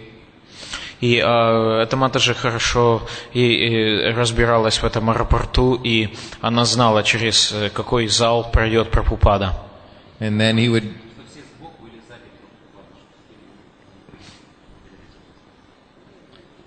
go down, long corridor, and then he would have to go down a escalator, moving stairs, the escalator.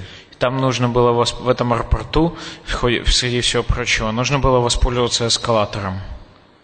So she decided that she would meet Srila Prabhupada at the end of the escalator because everybody would be on the stairs behind Prabhupada. В конце этого эскалатора, думала она, ей встречу со Шрилой Прабхупадой, потому что все остальные будут следовать за ним, а он будет впереди всех.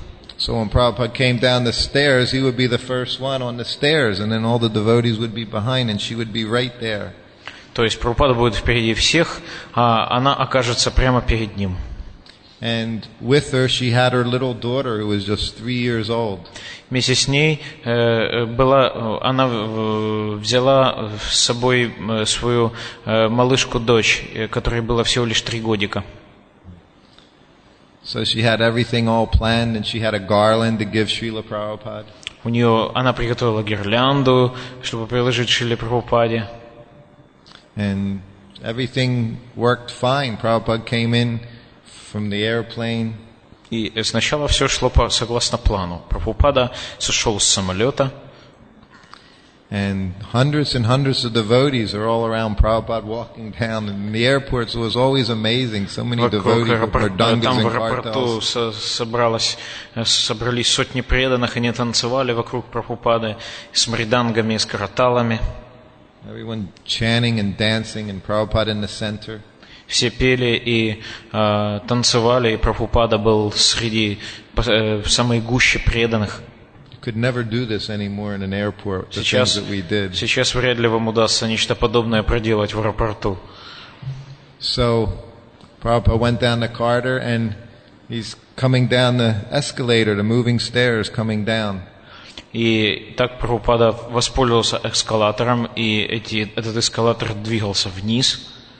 And this mother is at the bottom of the stairs, and she has her white sari on. И там поджидала эта Матаджи в белом сари. And her little daughter is right next to her, and her daughter is holding the garland for Prabhupada. И ее маленькая дочь держала гирлянду для Шрилы Прабхупады. So behind Prabhupada, there's all these sannyasis and GBCs, temple presidents. За Прабхупадой на эскалаторе ехали члены GBC, саньяси и прочие руководители движения. So the escalator's coming down, and все это медленно шло вниз. so Prabhupada always left never was right behind anyone. He always left some space, so there's like a few empty stairs in front of him. Прабхупада оставлял всегда несколько ступенек перед собой, он не любил тесноты. But behind him it's packed. All the devotees are squeezing in, coming down the stairs. Но за его спиной там творилось невообразимое. Преданные набились в этот эскалатор до отказа. And the stairs coming down, and Prabhupada's there, a big smile. И все это, эскалатор двигался вниз, и Прабхупада широко улыбался. And he could see, as it's coming down, the girl, she could see Prabhupada, and Prabhupada looks at her. И как эту женщину, и Прабхупада смотрел на нее. He had a nice smile for У нее her. была чудесная улыбка. She offered her a Она obeisance. приложила свои поклоны. So then the escalator's coming down, down, down. Опускался. It came down to the final stair. И когда в конце концов он опустился, и осталась лишь одна ступенька, And then Prabhupada just stepped off the escalator. Прабхупада сделал шаг. And the little girl's holding the garland, like this. Маленькая девушка вот так вот держала гирлянду. And Prabhupada's standing there, Прабхупада там стоял waiting to get the garland. и ожидал свою гирлянду. But he's right at the bottom stair. Но это была последняя ступенька. And all these devotees are coming down the stairs. И так как за Прабхупадой было несколько сот преданных, But you could never touch Prabhupada. всем было запрещено прикасаться к So they had to Прабхупаде. start pushing back up the stairs. Преданные начали толкать друг друга вверх по And эскалатору. the stairs keep pushing more and more people Тогда down. как эскалатор ехал вниз, и на него заходило все большее и большее количество людей. And they're all pushing and shoving so that they don't hit Они Prabhupada. начали толкаться, And Prabhupada just чтобы standing at the bottom of the stairs. избежать столкновения с Прабхупадой. А girls putting the Прабхупада garland просто on. стоял там на этом месте, уже вне эскалатора, и ждал, пока эта маленькая девочка оденет на него гирлянду. And Prabhupada just standing like this. Он стоял вот с улыбкой. And the Mataji was there with a big smile И on her Мата же face. стояла и тоже And была all the очень devotees счастлива. all the devotees are screaming and shouting, back up, А back там up, back up. раздавались крики «Назад! Назад!». So that's how much Prabhupada liked the children. Вот так Шрила Прабхупада относился к детям. He didn't care about anybody else. Он забывал обо всем на свете. And he just waited for the little girl to put the garland Просто on. ждал, когда эта маленькая девочка оденет на него гирлянду. And behind him it was all chaos. За его спиной творился хаос.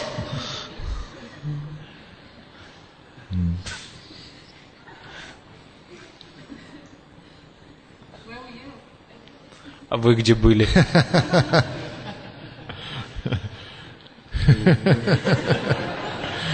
I wasn't in the bedlam. I escaped. Не, я тогда как-то выбрался. I was right there. Я off to the был side. где-то там в стороне. Я не был на эскалаторе. I saw it all coming. Я видел, как это все происходило. I was very happy. И был очень счастлив. This is a devotee. We always like to see our God brothers in distress. Да, конечно. Вот преданные все такие. Им нравится потешаться над собственными духовными братьями.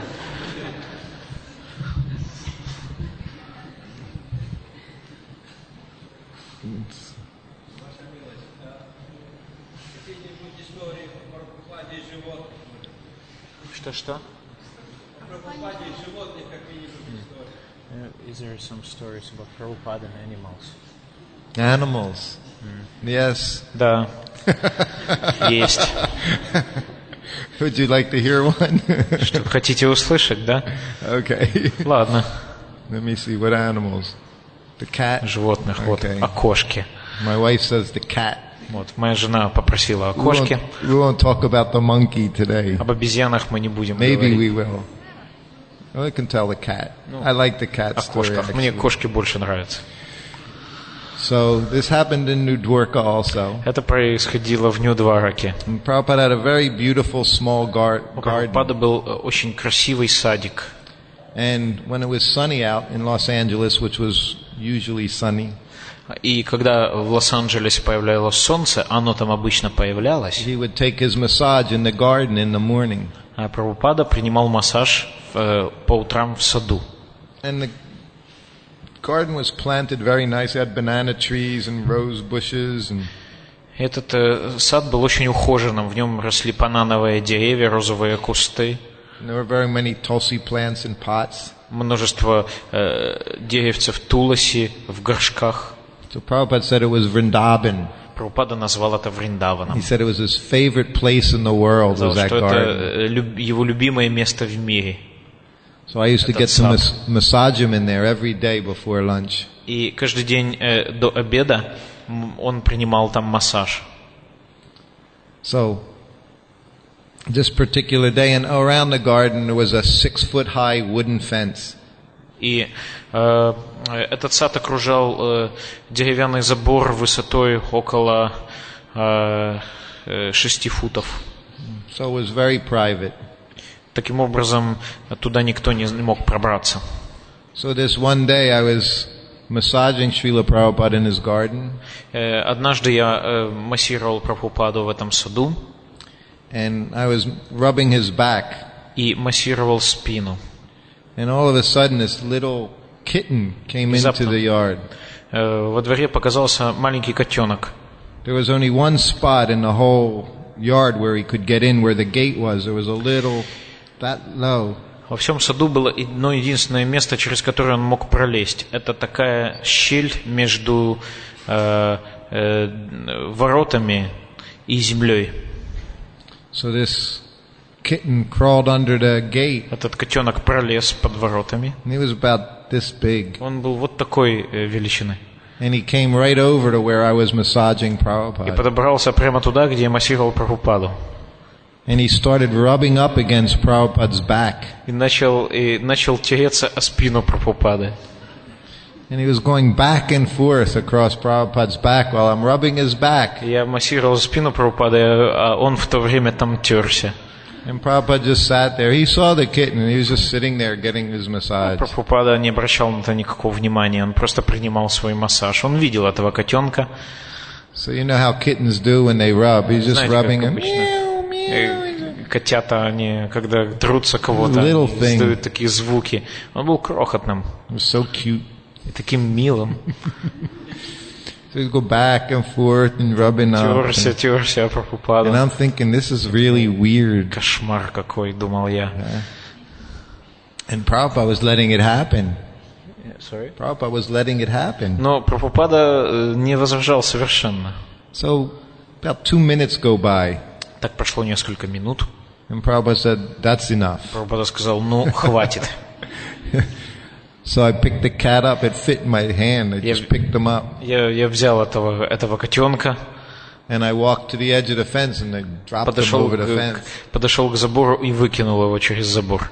And I went and I start massaging Prabhupada again. Вернулся и вновь приступил к массажу Прабхупады.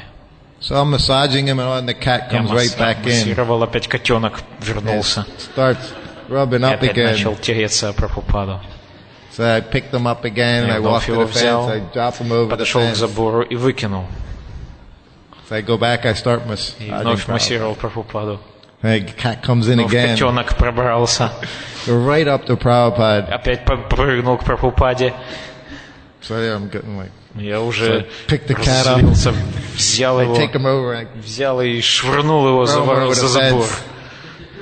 And then I found some bricks and I Потом put them at the bottom of я the gate обнаружил кирпичи и заложил эту щель, so he couldn't get in чтобы anymore. он не пробрался. So then I start massaging Prabhupada. И вновь начал массировать Прабхупаду. Then I hear, meow, Начали доноситься звуки. meow. He's crying and crying. Он the там whole time плакал I и massaged плакал. Prabhupada. И, в общем, такое было его великое желание пробраться к Прабхупаде.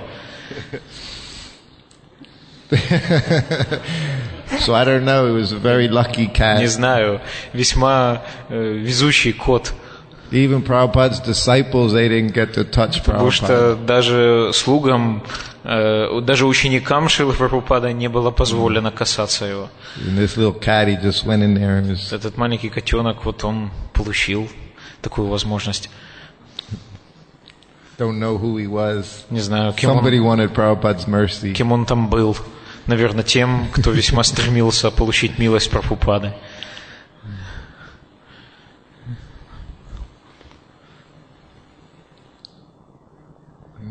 Prabhu over there.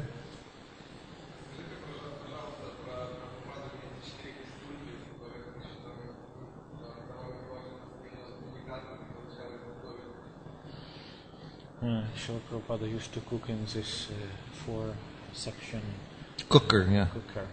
Could you tell about this cooker? As it described in the second volume somewhere, Lilamrita. Lilamrita, yes, Prabhupada's cooker. Это пароварка Шрилы Прабхупады. Srila Prabhupada showed me how to use this cooker.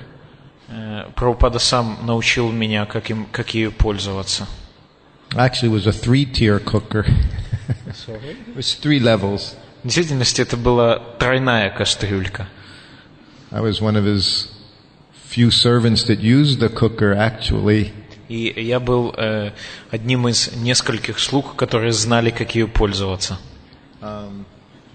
And as soon as I became Prabhupada's servant in Dallas, he showed me how to use it over 3 or 4 days. Как только в Далласе я стал слугой Шрилы Прабхупады, Прабхупада в течение 3-4 дней обучал меня, как ею пользоваться.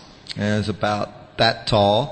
Она была вот такой высоты And about that big around. и вот такой ширины.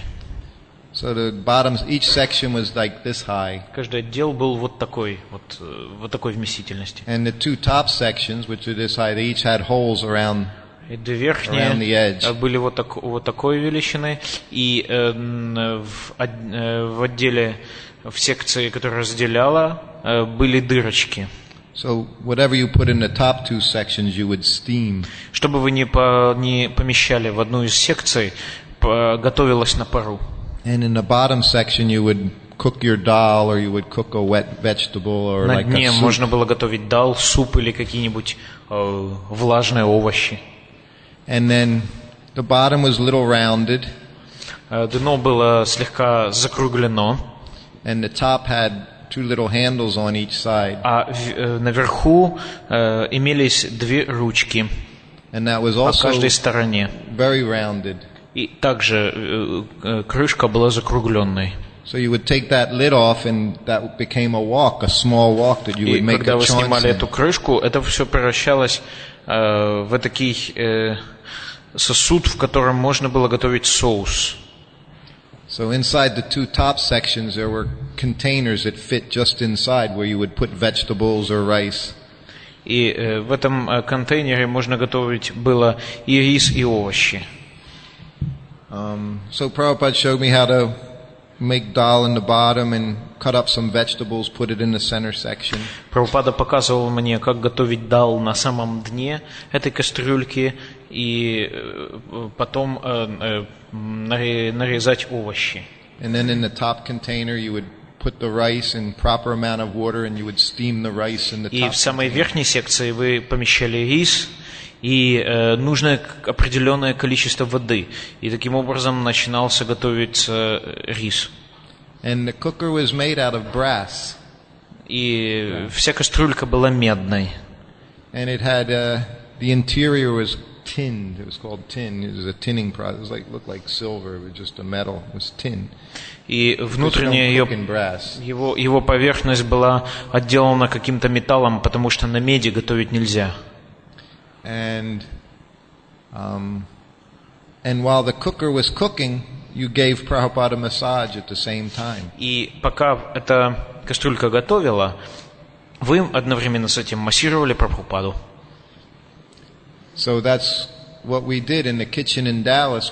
Prabhupada set the cooker up, and then I gave him a massage right in the kitchen, and we would watch the cooker so he could show me how long everything took. И тогда в Далласе, во время того, как Прабхупада обучал меня, я массировал прямо на кухне. Между тем, Шрила Прабхупада наблюдал за кастрюлькой и рассказывал мне, как там все готовится. Мы наблюдали за ходом приготовления. And after it was all done, you would just take that lid and turn it over and put it on the other burner. После того, как все было готово, вы брали эту секцию и переставляли в другое место. And then the way he did it, he made a big chance in the top. И Шрила Прабхупада, как уже говорилось, наверху готовил соус или приправу. And then he poured some of the chants in the dal. И вот эту вот масалу он выливал в дал. And then he poured some of the chants in a wet vegetable preparation. Одну часть. Вторую часть он выливал на овощи. So then there was still a little chants left in the bottom of the. И оставалось немножко этой масалы на самом дне. So then he took some of the steamed vegetables out of the cooker and threw it into that chants. И из этой проварки он брал горсть овощей, сваренных овощей, и бросал в этот соус. So with one chants he made 3 preparations. И таким образом, один раз приготовив масалу, он использовал ее для 3 блюд. So this is one of the things Prabhupada liked about the cooker was it was very efficient. Вот эта эффективность этой кастрюльки, то, что Прабхупада в ней очень ценил. In Vrindavan, he would have guests over many times at his room. In Vrindavan, we would give darshan. Во Вриндаване Шриле Прабхупаду часто навещали гости. And he would say, he would always talk about how he minimized bodily requirements. И там он очень часто говорил нам о том, как преданный должен сокращать потребности тела. He said how we minimize eating and sleeping. Как нужно сводить к минимуму нашу потребность в сне, в еде. All the bodily necessities. Все потребности тела. And then he said, just like Shrutakirti. Вот он говорил, вот как наш Шрутакирти. He said, Shrutakirti, he cooks my whole lunch in the cooker in 45 minutes. Шрутакирти за 45 минут может приготовить мне весь мой обед на одной кастрюле. He said, not that we spend hours and hours. Мы не тратим там целые часы на приготовление. He said, 45 minutes and cooking is done. 45 минут и готово. He said, isn't that right, Shrutakirti? Не правда ли, Шрутакирти? He said, yes, Prabhupada. Да, Шрила Прабхупада. And I said, not only that, и не только говорил я, but while it's cooking, I'm giving you a massage. Я вас еще и массирую во время приготовления. He said, yes. Да, говорил Шрила Прабхупада. 45 minutes massage and cooking, all массаж, done. Приготовление и готово. So he liked his cooker very much. Поэтому ему очень нравилась эта кастрюля. And he liked not spending a lot of time taking care of his needs. Prabhupada didn't like to spend time on не himself. нравилась суета над всякими мелочами. Ему не нравилось тратить свое время попусту.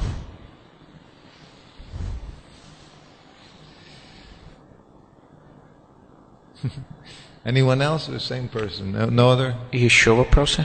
Может быть, кто-нибудь другой, потому что вы уже один задали?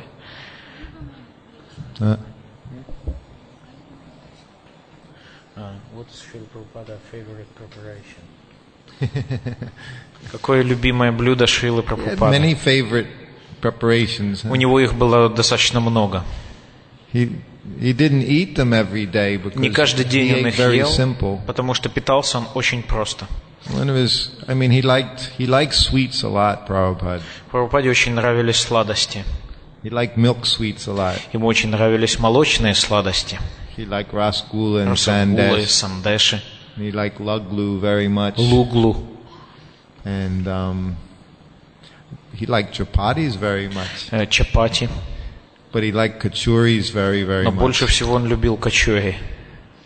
We'll talk about that tomorrow night. Завтра вечером мы еще вернемся к этому. We're saving that for tomorrow night. Мы это оставим на завтра.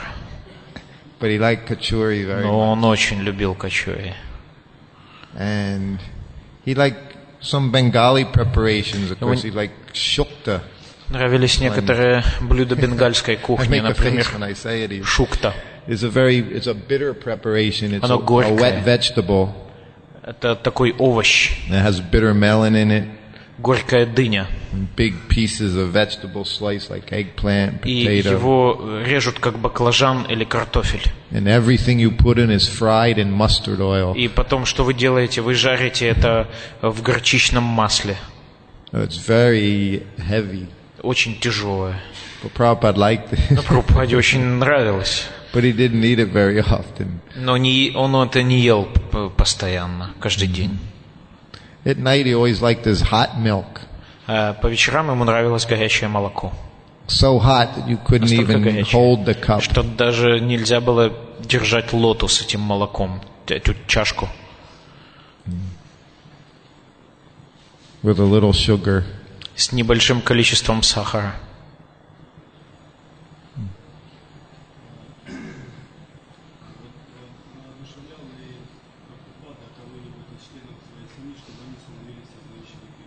Did Prabhupada inspire some of his family members to become Krishna conscious? Воодушевлял ли Прабхупада кого-нибудь из членов своей семьи стать сознающими Кришну? I said all of us. Did he inspire any of his family members to become Krishna conscious? Да, он делал это с каждым из нас. Yeah, we were his family members. We're Потому all his что мы family members. и были его семьей, все мы. But his children, of course, they were all devotees of Krishna in different ways. Ну, конечно, дети Шрилы Прабхупады по-своему были преданными Кришны. But none of them gave him assistance in his ISKCON society. Sorry? I said none of them gave him assistance. He was Prabhupada. Никто из них не способствовал ему, не помогал ему в миссии, которую он нес в своем движении, потому что Шрила Прабхупада хотел бы, чтобы они стали саньяси. But he had some contact with his sons off and on, and но он то и дело переписывался со своими сыновьями, справлялся об их делах. He helped set one of his sons up in distributing his books in India. Он, в частности, помог одному из своих сыновей заняться бизнесом на основе распространения своих собственных книг. He got his daughters married. Выдал замуж свою дочь. Performed his duty as father. И исполнял свой отцовский долг. But just like any person will find in household life, your children, they always are individuals as well. Sorry? Just like we all find as adults when you have children, that your children, they're all individuals. Но все мы, как приходит к выводу каждый из нас, наши дети впоследствии вырастают как индивидуальности, и у них уже есть собственное «я». Is that all right?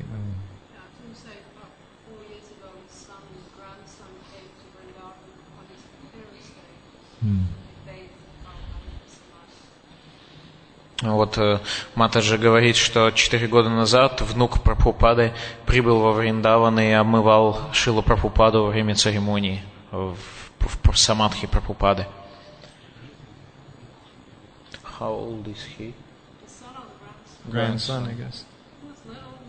Он был еще небольшим, 6 лет At the time. в то время, несколько лет назад. Get that same hand. Mataji, let Mataji hear us. Матаджи, пожалуйста.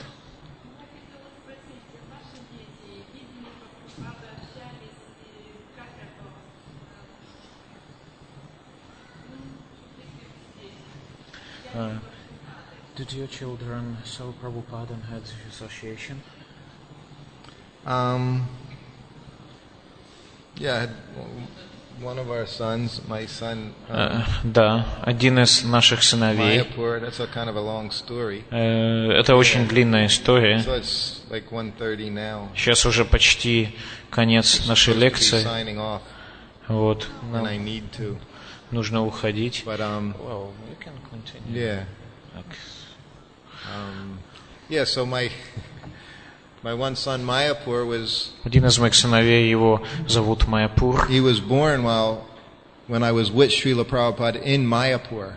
Он родился как раз тогда, когда я был со Шрилой Прабхупадой в Майяпуре. It was on October 6, 1974. 6 октября 1974 года. And I got a telegram announcing his birth. Я получил телеграмму, в которой извещалось о его рождении. And it said he was born at 4:15 a.m. И сказали, там, кстати, сообщалось, что родился он в 4:15 утра. 4:15 a.m. was when they start Mangal Artik in Mayapur. Это как раз точное время начала Мангаларати в Майяпуре. Единственный храм в мире, которым Мангаларати начинается в 4:15. So he was born in Los Angeles, but at 4:15 a.m.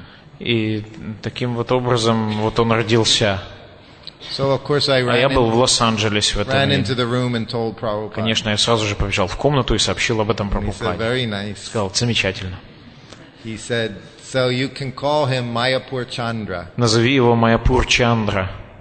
At this time the temple wasn't even called Mayapur Chandra. В это время Майяпур, храм в Майяпуре, еще не назывался Майяпур Чандрадая Мандир. Right. And he said, you won't find this name anywhere in Shastra. Он сказал, в шастрах ты такого имени не обнаружишь. He said, you'll find ты Navadvip Chandra. Найдешь Навадвипа Чандра. You'll find Nadir Nimai. Надир Нимай. Pandit, so many names. He Множество. Said, this name you won't find anywhere. Этого имени ты не найдешь. He said, I've made it up. Я сам его придумал. So that's my son, and then я назвал своего сына. Get one of the Bengali boys. Sorry? Bengali boys, brahmacharis, the Bengalis. He said, bring one. И Прабхупада сказал, позови-ка одного из бенгальских преданных. And he told me to go to his Elmira, Elmira cabinet, metal cabinet. И он попросил послать его в эту небольшую кабинку. And bring his white bag. И принести белую сумку. That's where Prabhupada kept all his personal belongings. В этой сумке хранились все личные вещи Шрилы Прабхупады. So he went into his white bag and he took some Lakshmi from his white bag. И он взял эту белую сумку и достал из нее определенную сумму денег.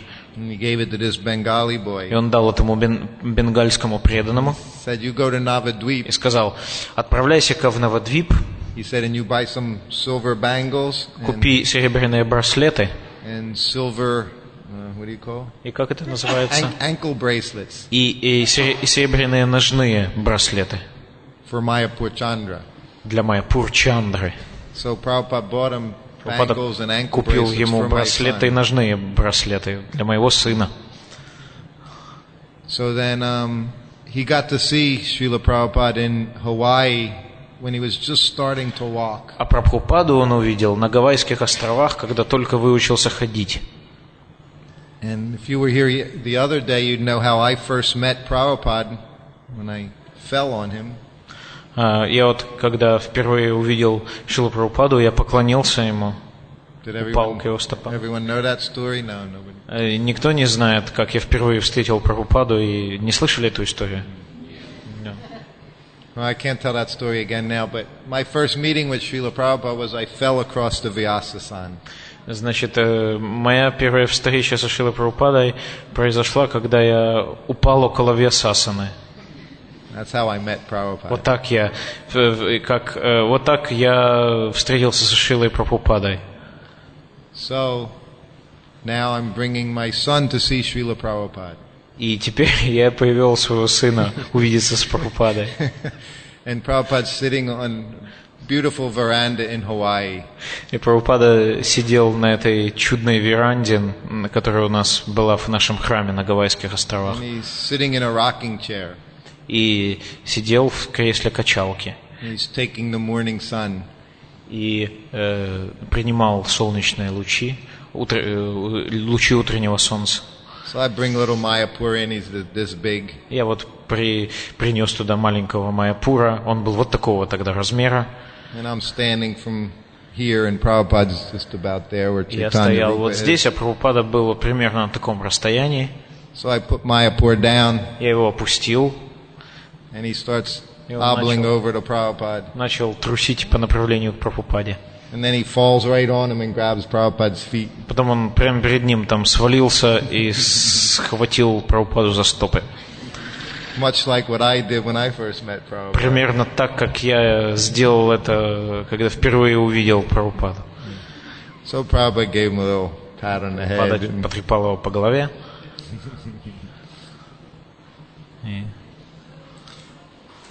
Okay. Итак. We will. Okay, this I have to let his. You'll kill me if I don't answer. Если я не отвечу, вы меня прибьете.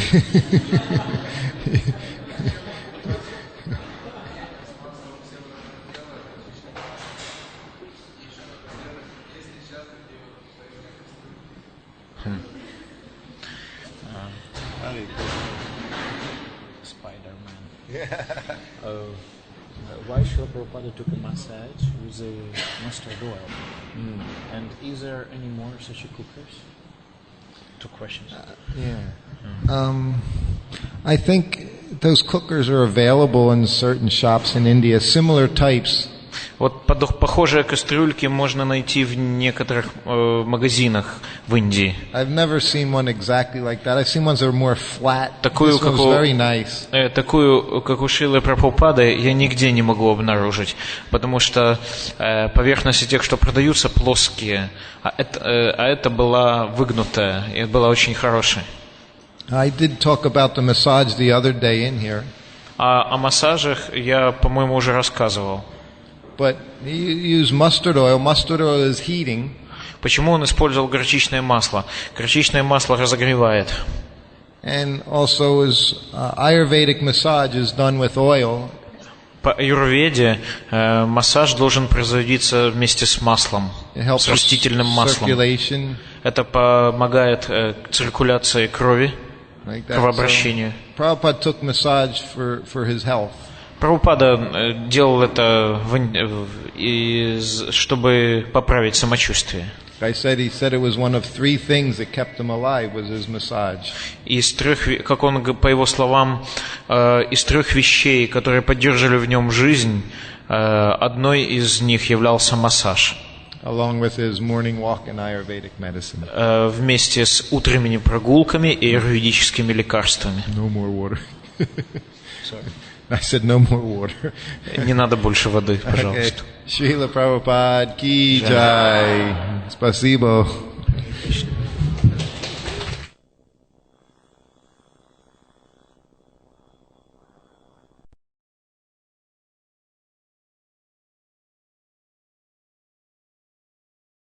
Hare Krishna. Srila Prabhupada ki jai. Welcome to the final evening here at the Odesssa Festival. Я хотел еще раз поприветствовать всех на собравшихся на этом фестивале в Одессе. And again, I have the situation. I have to follow Niranjan Maharaj after he gives one of his very nice talks. И вновь мне предстоит давать свою лекцию сразу же по окончанию лекции его святейшества Ниранджана с вами Махараджа. It is very difficult to follow Niranjan Maharaj because he speaks so nicely what Srila Prabhupada has given him and what Prabhupada has presented. После Ниранджана Махараджа говорить очень непросто, после того, как он представил и осветил личность Шрилы Прабхупады. But I actually become a little bit inspired when I hear him speak, and hopefully I'll be able to speak something nicely as well. Но после его лекции я чувствую огромный заряд вдохновения и думаю, что это поможет мне в моей собственной лекции. We have spoken the last few days for a few minutes here and there. Мы говорили на протяжении нескольких дней, по несколько минут. And for us devotees, just as we see here at this festival, it is always the same. We see how much Srila Prabhupada has done. И этот фестиваль является лучшим свидетельством того, как многого достиг Шрила Прабхупада. Because as Prabhupada's disciples, we always realize that anything that happens is only by Srila Prabhupada's activities. Потому что мы, ученики Шрилы Прабхупады, понимаем, что все это произошло лишь благодаря Шриле Прабхупаде. And as he mentioned, said this evening I was going to speak about a few specific things. И, как я уже говорил, этим вечером я затрону несколько особых тем. And these were some travels that Srila Prabhupada was taking in 1975. И Шрила Прабхупада совершил несколько поездок в 1975 году. I spoke about that the other night as well when I was speaking about Paramahamsa Swami. В своей прошлой лекции, в которой я рассказывал о Парамахамсе Свами, я уже говорил об этом. Because that trip was going on at that time. It was in the first few months of 1975, February and March of 1975. Все рассказанное мною происходило где-то в марте 1975. And at that time, Srila Prabhupada left Los Angeles.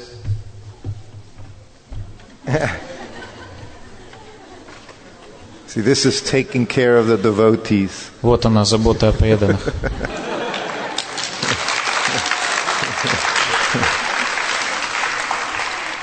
You know, Поэтому Кришна меня и сюда и поставил. the very first night, Maharaj, we were all sitting on the table here, and the Mataji, she was pouring water, and Maharaj said, "That's Vaishnava Seva." Вот в первый вечер наших лекций Матаджи разливала воду по стаканчикам, и Махарадж отметил, вот что такое Вайшнава Сева. So this is the point of this festival. I think one of the points is Vaishnava Seva, taking care of the devotees, taking care of each other. И Вайшнава Сева, забота друг о друге, забота о вайшнавах, в этом, по моему мнению, суть этого фестиваля.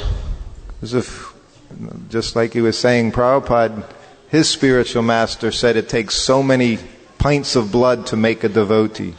Как говорится, Шрила Прабхупада, он потратил литры крови, чтобы привести одного преданного. So under no circumstances do you want to see a devotee leave Krishna consciousness. Ни при каких обстоятельствах он не хотел видеть, как преданный оставляет сознание Кришны. And it said devotees, they don't leave Krishna consciousness because they don't believe in Krishna. И говорится, что преданные уходят из сознания Кришны не потому, что им недостает веры в Кришну. They leave because they don't experience love that they thought they were going to get in Krishna consciousness, love of Krishna. Уходят они из-за того, что не испытывают, не ощущают недостаток любви к Кришне. And this is something we felt so much from Srila Prabhupada, that he loved us and he took care of us. Мы все ощущали, что Шрила Прабхупада очень заботится о нас и любит нас. And he did that because he expected a lot from us. И он делал это, потому что и многое от нас ожидал. And when he saw that the devotees, his disciples, were doing so much, Prabhupada was ready to do anything to help them. И когда Шрила Прабхупада видел, как его ученики делают такое множество вещей для него, он был готов на них на все. And this is real leadership in Krishna consciousness, is to serve the devotees who are serving the devotees, who are making devotees. Вот это вот есть настоящий менеджмент сознания Кришны, заботиться о преданных, которые служат преданным, и таким образом создавать новых преданных. So this will also come out in some of these stories that I tell tonight. Собственно, таким выводом будут те несколько историй, которых я сегодня вечером собираюсь вам рассказать.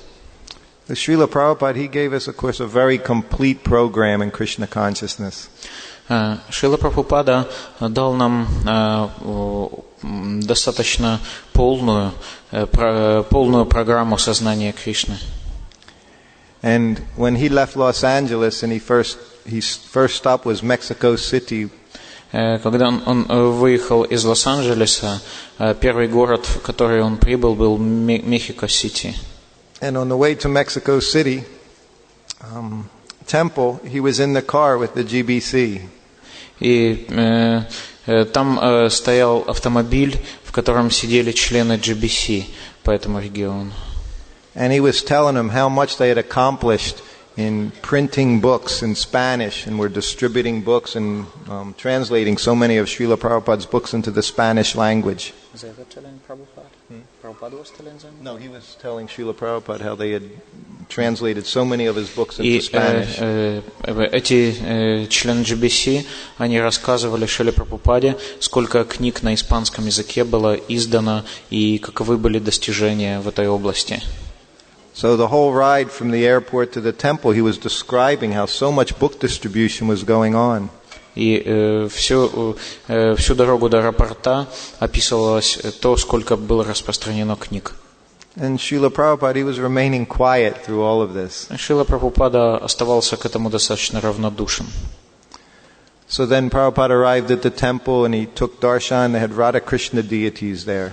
Прибыв в храм, Шрила Прабхупада принял даршан божеств Рада Кришны. And then he went to his room. Затем он прошел к себе.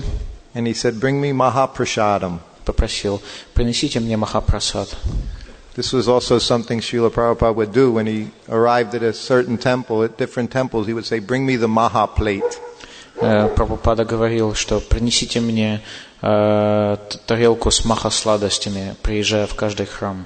Especially lunch prasadam. He would like to see the lunch prasadam. Особенно обеденный прасад. Это то, что ему особенно нравилось.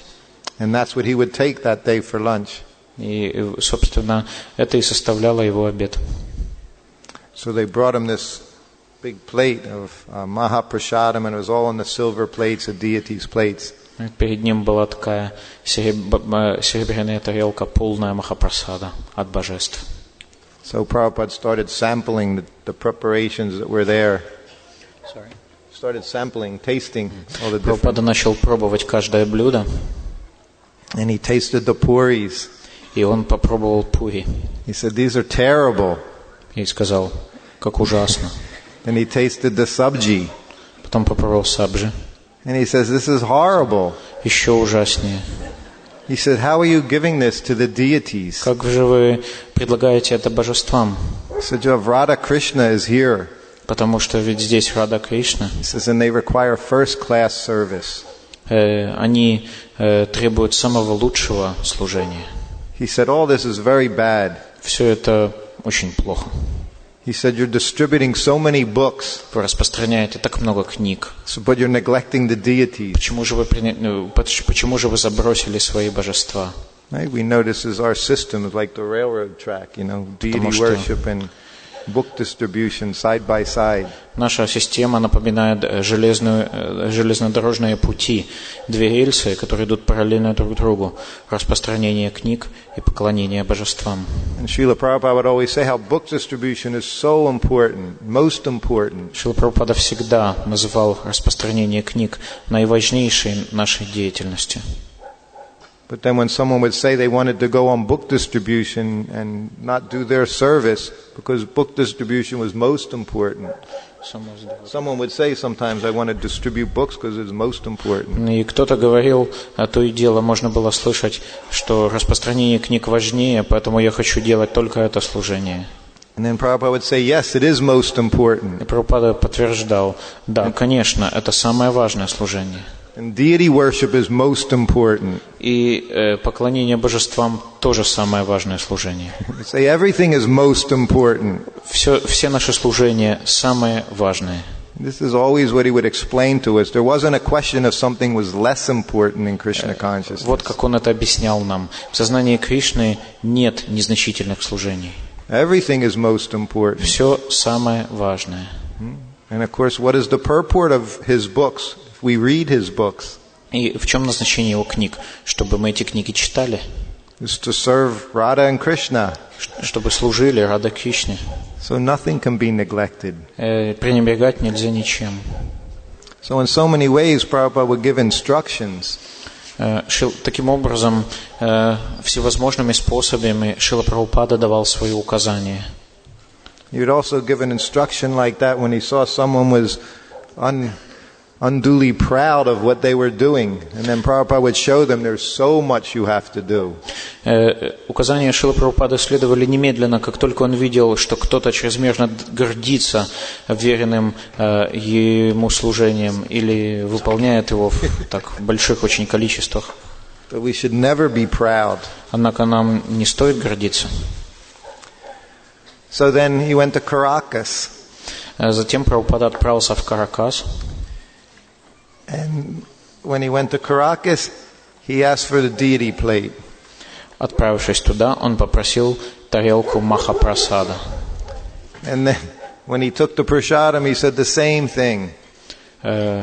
И он, попробовав от каждого блюда Махапрасада, сказал то же самое, что и в Мехико-Сити. He said, the dal is like mud. Сказал, ваш дал как глина. He would say in these puris, he said, they're no good. Пури ни на что не годятся. So again, he was emphasizing because he was training. These temples, they had just developed in the last 1 or 2 years, they're worshiping deities. So he wanted that everything was first class. И Прабхупада начинал подчеркивать все эти вещи, потому что его храмы только лишь росли, вырастали, им было всего лишь пара лет. So then he spent 1 week in Caracas as well. И таким образом он провел 1 неделю и в Каракасе. And there he inspired the devotees every morning and evening with classes. Там он каждый вечер и каждое утро воодушевлял преданных своими лекциями. And he was not just giving Srimad Bhagavatam classes, he was also giving classes from Chaitanya Charitamrita. И он не просто давал лекции по Шримад Бхагаватам, он также проводил лекции по Чайтанья Чаритамрите. So then from Caracas he went to the Miami temple. Из Каракаса он отправился в храм Майами.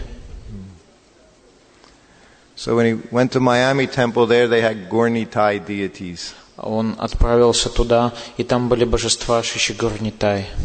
And again, this was the beginning of March 1975. Это, опять же, все это происходило в начале марта 1975 года. And Srila Prabhupada was on his way to Mayapur, Gaur Purnima festival.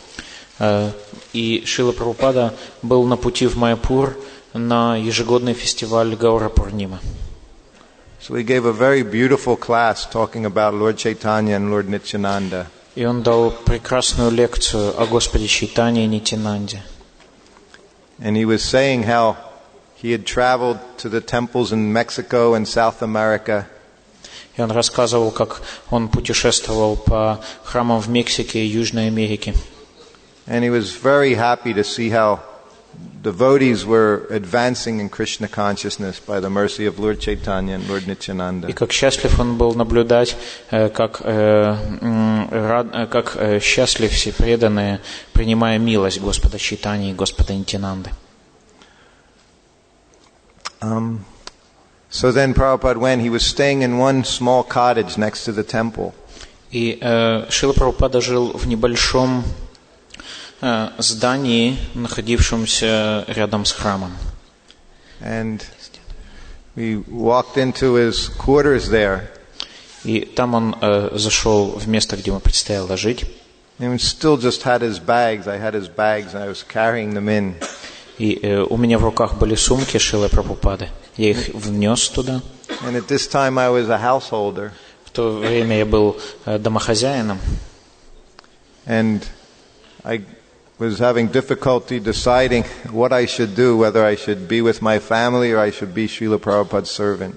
И тогда меня одолевали сомнения, как мне нужно поступить, продолжать быть слугой Шрилы Прабхупады или же находиться со своей семьей. So we only got into the door maybe 5 steps and Prabhupada stopped. Мы прошли лишь около 5 ступенек, ведущих по направлению к двери, как Прабхупада остановился. And there was this beautiful painting on the wall. На стене висела очень красивая картина. Of course, it was from Bhagavad Gita, and it was Krishna and Arjuna on the chariot. Она изображала Кришну и Арджуну на колеснице.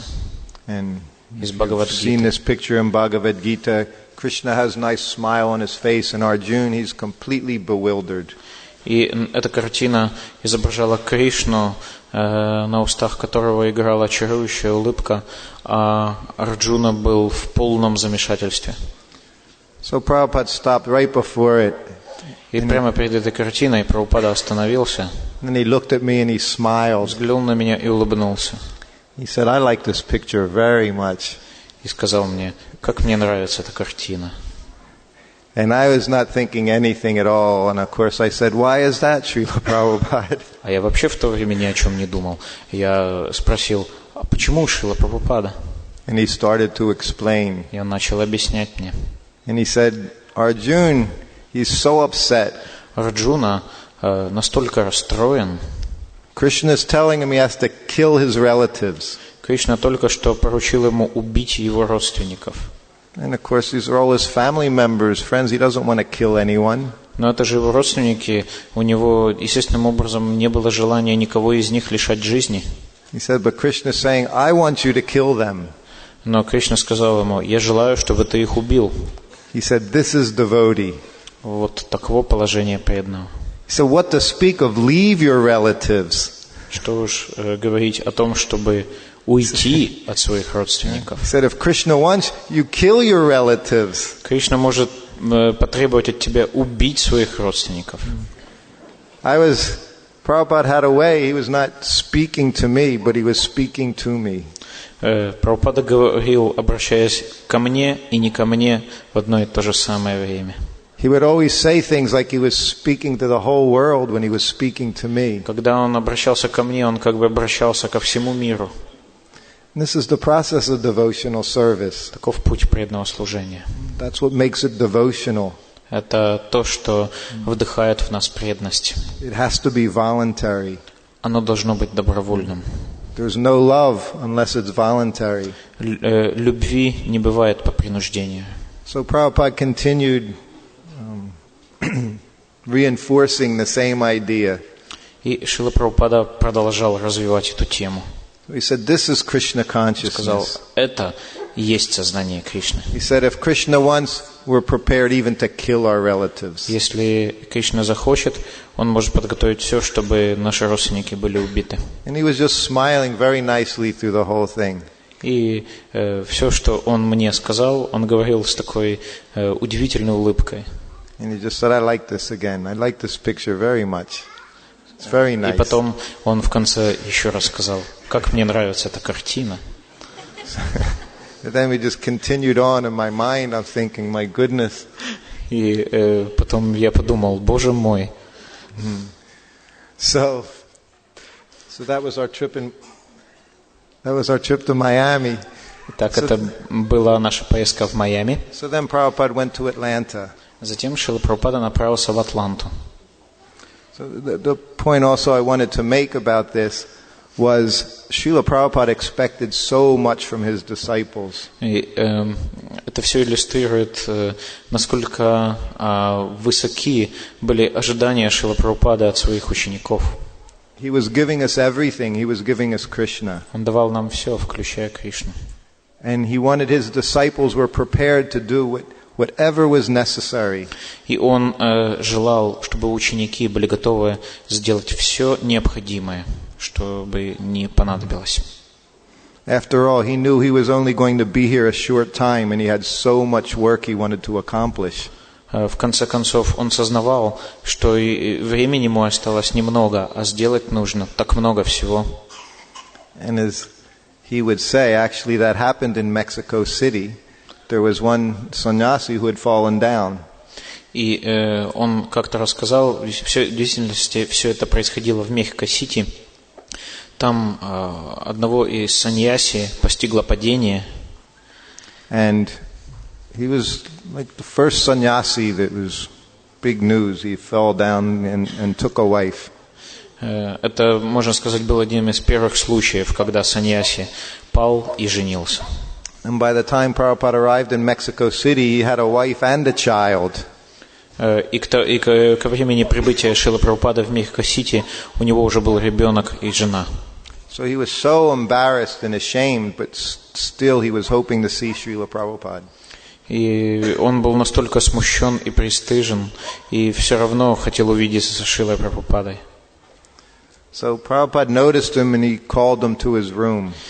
Прабхупада обратил на него внимание и позвал к себе в комнату. And he came in the room and of course he offered respects and he sat up with his head down. И он, войдя в комнату, приложил свои поклоны, сел и повесил голову. And immediately Prabhupada said, "How are you?" Немедленно Шрила Прабхупада спросил у него, как у тебя дела? I've been thinking of you so much. Я так много думал о тебе. And he said, "So now you are a householder." Теперь ты домохозяин. He said, "So you serve Krishna peacefully as a householder with your wife and family." Поэтому спокойно служи Кришне в кругу своей семьи.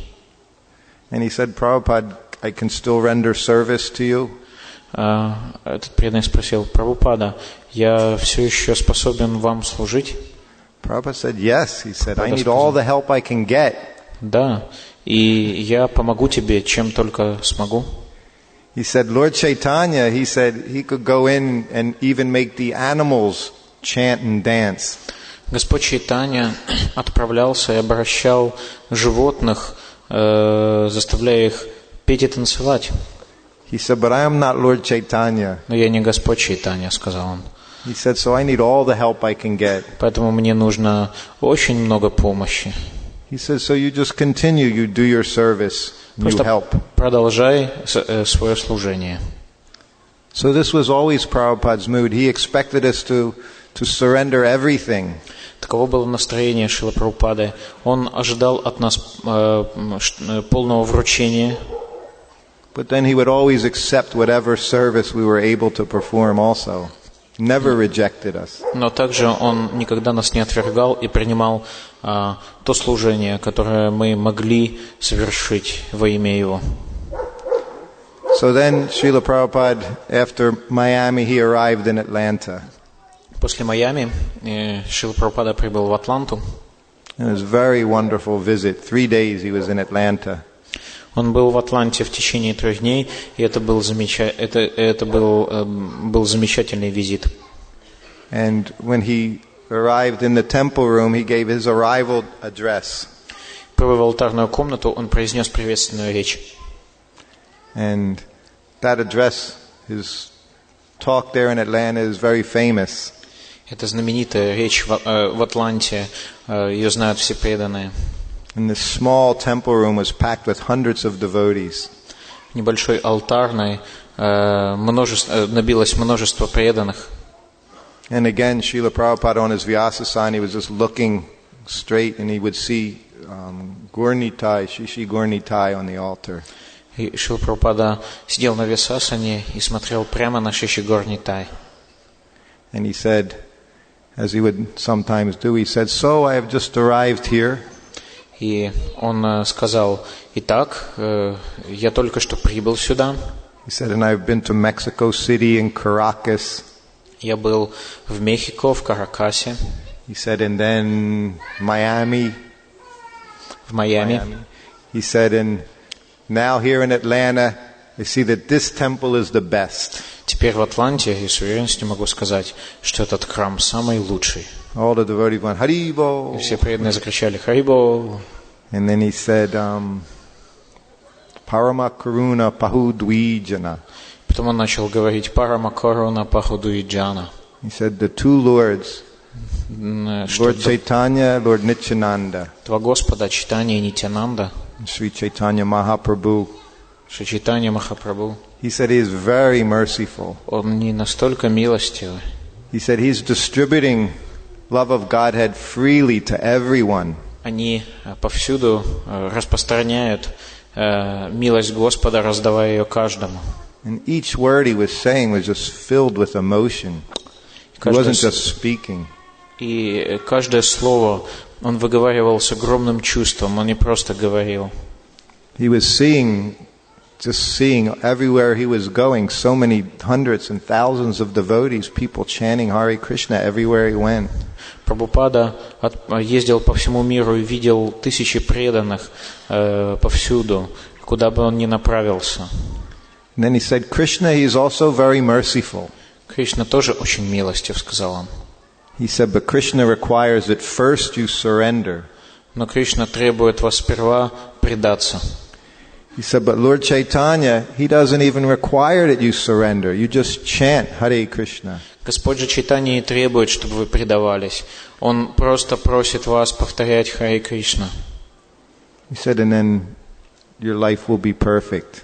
И ваша жизнь обретет совершенство. And then he couldn't even say another word.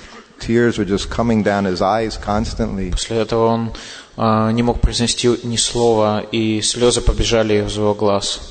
He was just looking at the deities on the altar. И в таком состоянии он продолжал смотреть на божества, стоявшие на алтаре. And then he just stopped. He just went into ecstasy there in front of all his disciples. И потом перед всеми своими учениками он находился в состоянии транса в течение нескольких минут. So just like here, it can become so quiet. There are hundreds of people. No one would even want it to breathe. Там находились сотни человек, и не было слышно ни звука. I was with Prabhupada for 2 years, and I saw him on the Vyasasana go into ecstasy 3 times. И в течение 3 лет, в течение которых я находился рядом со Шрилой Прабхупадой, я видел трижды, как Шрила Прабхупада входил в состояние экстаза, сидя на своей висасане. So each time was very unique. Each time was special. И каждый раз был особый. So we all just sat there, and of course we could also, to various degrees, we would also feel Prabhupada's ecstasy. И мы просто сидели перед ним, и хотя, конечно, каждый из нас до различной степени тоже ощущал частичку экстаза Шрилы Прабхупады. But no one would do anything because we didn't want to disturb Prabhupada's ecstasy. We didn't want him to hear any external noises at all. Но мы сидели, не шелохнувшись, потому что никто не хотел каким-то образом побеспокоить ощущения Шрилы Прабхупады. So we didn't chant japa, we just sat and looked at Prabhupada. Никто не повторял джапу, никто не двигался, все просто сидели и глядели на Шрилу Прабхупаду. So maybe 30 seconds would go by, maybe 1 minute. Прошло, может быть, полминуты, может быть, минута. But time was suspended for even all of us as we were just sitting there. Для всех нас время как бы замерло, сидевших там. And then finally Prabhupada would open his eyes. В конце концов, Прабхупада открыл глаза. And then he would always say the same thing. И, как всегда, он произнес то же, что говорил в таких случаях. He would just look at someone and say, chant Hare Krishna. Он посмотрел на кого-то и всегда говорил, повторяй Харе Кришна. So then big kirtan would start. И начался неистовый киртан. So then the day went on normally. Затем дальше все шло как обычно. And Prabhupada took his lunch prasadam and his massage. Пообедал, принял массаж. And then that evening I also gave Srila Prabhupada a massage in his room. Тем вечером я делал Шриле Прабхупаде массаж в его комнате. And this was another picture on the wall. И на стене оказалась другая картина. But this was a very different picture. Совсем другая. So Prabhupada was just lying in bed so peacefully. Прабхупада мирно лежал на своей постели. And I was rubbing his legs. А я массировал его ноги. Rubbing his feet, massaging his toes. И потом перешел к торсу. And he was lying there just with his eyes fixed on this painting. А Прабхупада лежал и все смотрел на эту картину. And it was a very large painting. Она была достаточно большой. And Prabhupada was looking. And it was a picture of Krishna and Balaram and the cowherd boys. Прабхупада все смотрел, и это была картина, изображавшая Кришну, Балараму и мальчиков-пастушков, in the forest of Vrindavan. Игравших в лесу Вриндавана. All the cows. Там были телята. So he just laid there. И он просто лежал. And he had a little smile. И улыбался. And he looked at me and he said, I like the cowherd boys very much. Взглянув на меня, он произнес, как мне нравятся эти мальчики-пастушки. So I just kept massaging Prabhupada. а я продолжал массировать Шрилу Прабхупаду. And then he said, Krishna, every day he goes into the forest with the cowherd boys to herd cows and play. Каждый день, продолжал он, Кришна отправляется в лес, и где пасет телят, и играет на пастбищах, и играет с мальчиками-пастушками. And he's just lying there speaking very softly. Прабхупада лежал и говорил очень мягко. He said, in Mother Yasoda, she makes Krishna's lunch and puts it in a tiffin. Мать Яшода, она готовит обед для Кришны и помещает его в горшочки. And she would make puris and halava, kachuri, laglu. Она делает пури, халаву, качури, ладду. Very nice preparations. Самое изысканное блюдо. And all the cowherd boys, because they're going for the whole day, so they also brought their lunches that their matas would make. Вместе с Кришной в лес отправляются мальчики-пастушки, и их матери также готовят им обед. And they would make rice, dal, and chapatis, and they put it in the tiffin. И они готовят для них рис, дал, чапати и складывают в горшочки. And he says, so then they would all be there all day, and then it would become time for lunch. И проведя в лесу целый день, когда подходит время обеда, And the cowherd boys, they would take Krishna's tiffin, пастушки похищают горшочки Кришны, and they would start throwing around his tiffin. и начинают перебрасывать его их друг другу. And then they would open up the tiffin and they would eat Krishna's prasadam. Затем они их открывают и съедают прасадом Кришны. And then they would give Krishna their rice chapatis and dal to eat. Возвращая Кришне взамен свои рис, дал, чапати. So Krishna, he would eat dal, rice and chapatis while they ate his kachuri and lagdu. Кришне приходится довольствоваться рисом, чапати, вместо того, чтобы съедать качури и ладду. And he just laid there and smiled. И Прабхупада лежал и улыбался. And he just looked at me and he said, Он смотрел на меня I want to go back to the spiritual и сказал, world я так хочу вернуться в духовный мир, so I can eat kachuri and laglu with Krishna. чтобы есть ладду и качури вместе с Кришной. So Prabhupada was just in such a mood, traveling around. He was just most ecstasy, always going on. Вот таким вот образом экстаз Прабхупады был непрерывен во время его постоянных путешествий. He had said as early as in 1965, when before he had even started the corporation ISKCON. Перед самой регистрацией ИСКОН в 1965 году he wrote the family where he was staying in Butler, PA. He would write to the wife, because the husband, he never wrote back. So he said, from now on I'm going to write you. He said, because your husband doesn't write back. This guy who received him in USA? Yeah, this was in 1965. Шрила Прабхупада писал жене того человека, который должен был его принять в Соединенных Штатах Америки. И он написал: теперь я буду писать твоей жене, потому что ты не отвечаешь. So at that time he was away for just 8 months from Vrindavan, and he said, I miss my Vrindavan very much.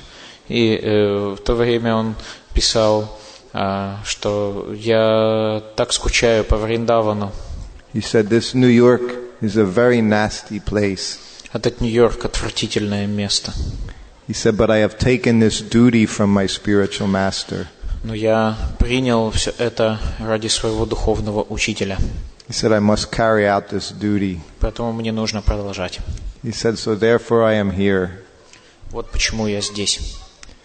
And Prabhupada remained with us all that time because of the duty he had to his spiritual master. Все это время Шрила Прабхупада оставался вместе с нами и с чувства долга по отношению к своему духовному учителю. Just see what Srila Prabhupada has given all of us. Is every day and night we're chanting and dancing before Lord Chaitanya and Lord Nityananda. Лишь посмотрите, что он сотворил. Каждое утро, каждый вечер мы танцевали перед Господом Чайтаньей и Нитянандой. So disciples, as followers of Srila Prabhupada, were eternally indebted to him for how much work he has done. Мы, его ученики, в неоплатном долгу перед ним за то, что он сделал для всех нас. Like Niranjan Maharaj was saying, nobody gave more blood than Srila Prabhupada. Как Шрила Ниранджан Махарадж упомянул, никто не дал больше, чем дал Шрила Прабхупада. I was talking to one devotee earlier, saying whatever happens now in the whole world, it doesn't matter who comes and gives someone the chanting of Hare Krishna.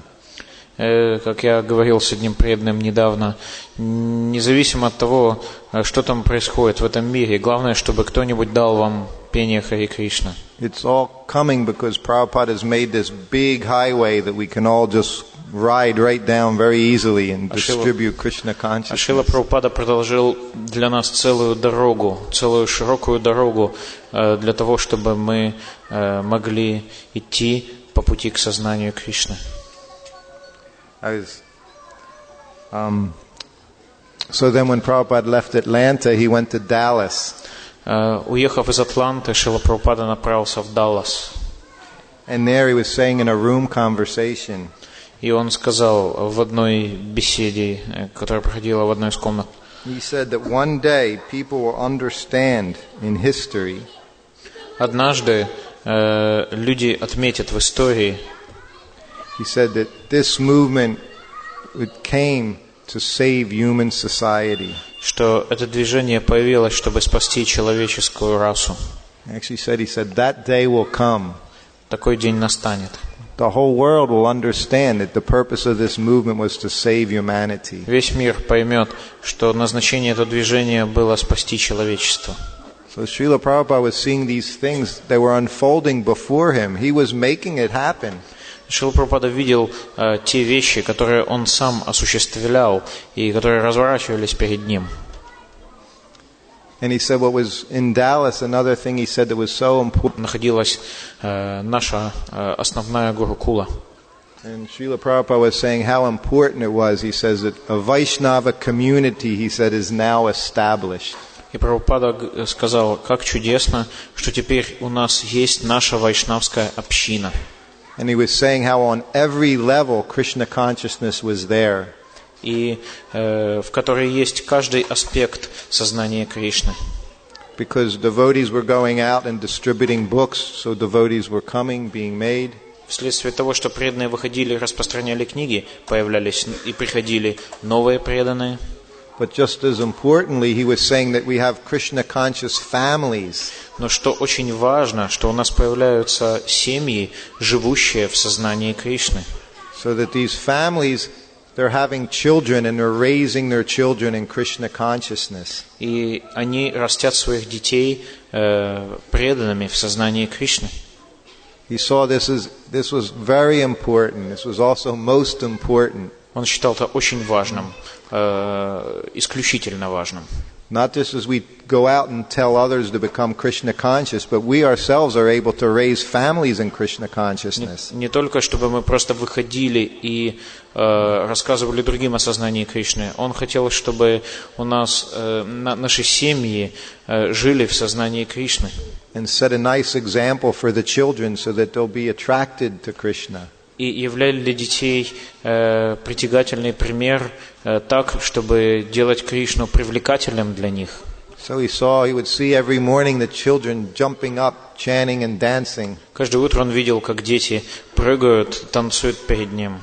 So this made Prabhupada so happy. Это очень радовало Шрилу Прабхупаду. And he said, we were also like this. И он нам говорил, вы такие же, как они. Prabhupada would say that when he talked about himself. He would say, we.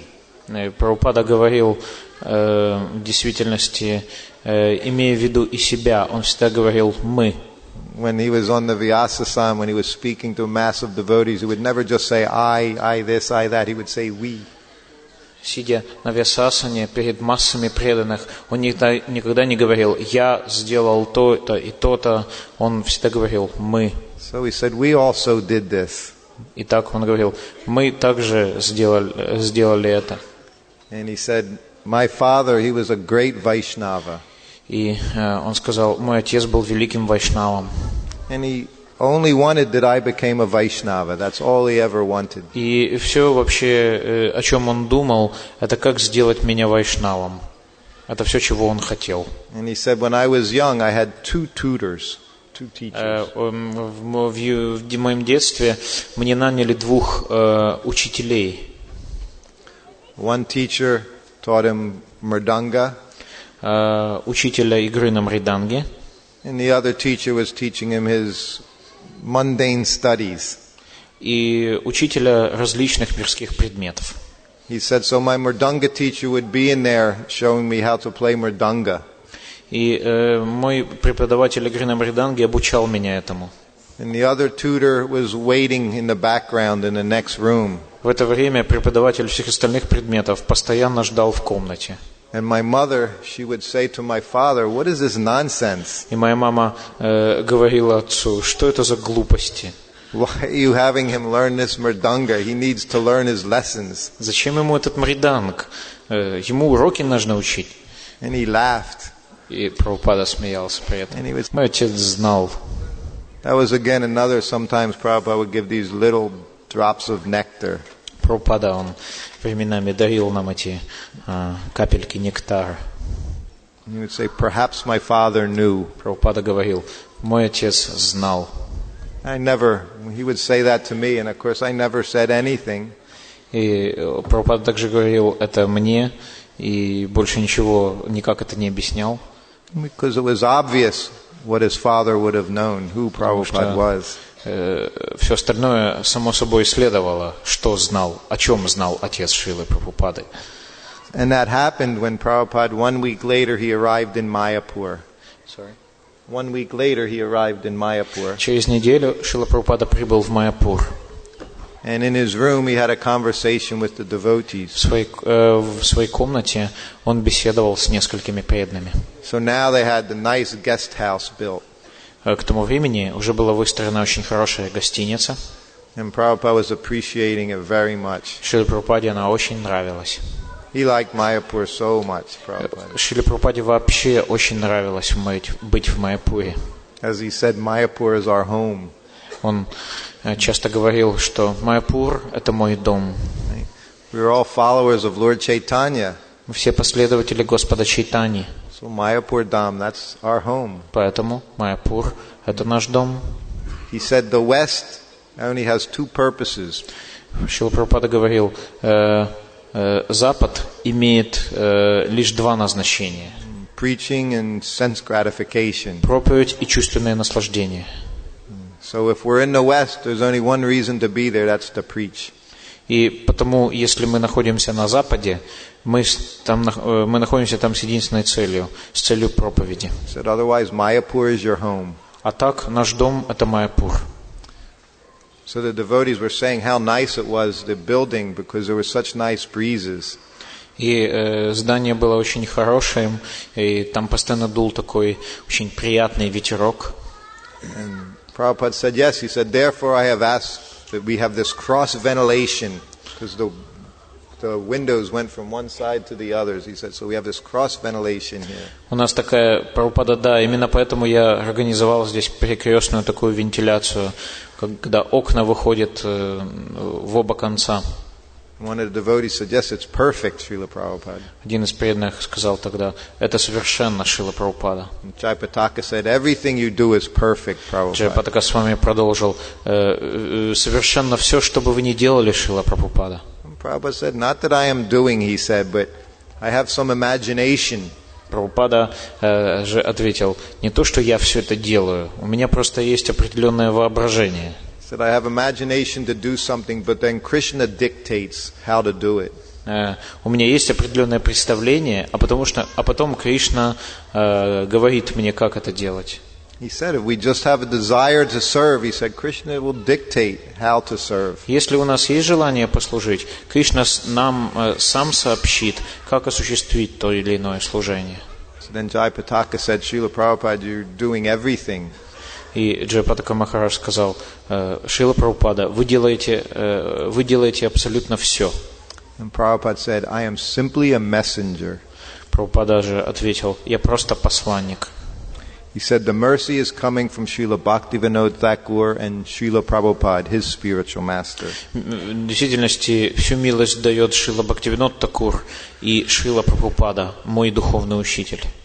He said, before your coming, they predicted that someone will bring Krishna consciousness to the West. Перед вашим приходом они предсказали, что кто-то принесет сознание Кришны на Запад. And then he said, maybe that's somebody I am. И может быть, этот кто-то и есть я. He said, so anyway, Krishna has given mercy. Так или иначе, сказал он, Кришна дал милость. So immediately he wouldn't say anything more about it. И больше он ничего по этому поводу не говорил. But it was obvious Но Prabhupada was the person. все было и так ясно, что Прабхупада был той самой личностью. He knew it very well. И он сам отлично знал это. But as all he knew is that he was trying to follow his spiritual master's instructions. Но все, что было ему известно, это то, что он следует наставлениям своего духовного учителя. He said, Krishna consciousness is so easy. Сознание Кришны настолько просто, говорил он. He says we have no new discoveries. У нас нет никаких открытий. He says we don't make anything up, we don't manufacture anything. Мы не производим ничего нового, ничего не выдумываем. He says that's our process. Таков наш путь. We simply follow the predecessor. Мы просто следуем нашим предшественникам. Just like here we see Niranjan Maharaj and so many of my god brothers spreading Krishna consciousness now all over Eastern Europe and Russia. Здесь, например, вы можете наблюдать, как Ниранджана Махараджа и множество других вайшнавов распространяют сознание Кришны по всей Восточной Европе. Maharaj was saying in his class this evening. Сегодня Махарадж упомянул об этом в своей вечерней лекции. You just have to follow the orders of the spiritual master and not change anything. Нам нужно просто следовать наказу духовного учителя и ничего не менять. It's so very easy. Это настолько просто.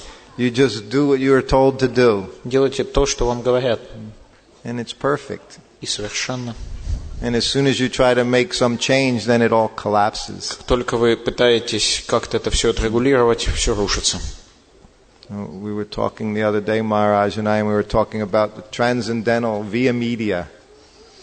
Transcendental, transparent via media. Как мы обсуждали с Махараджем недавно, это прозрачная среда.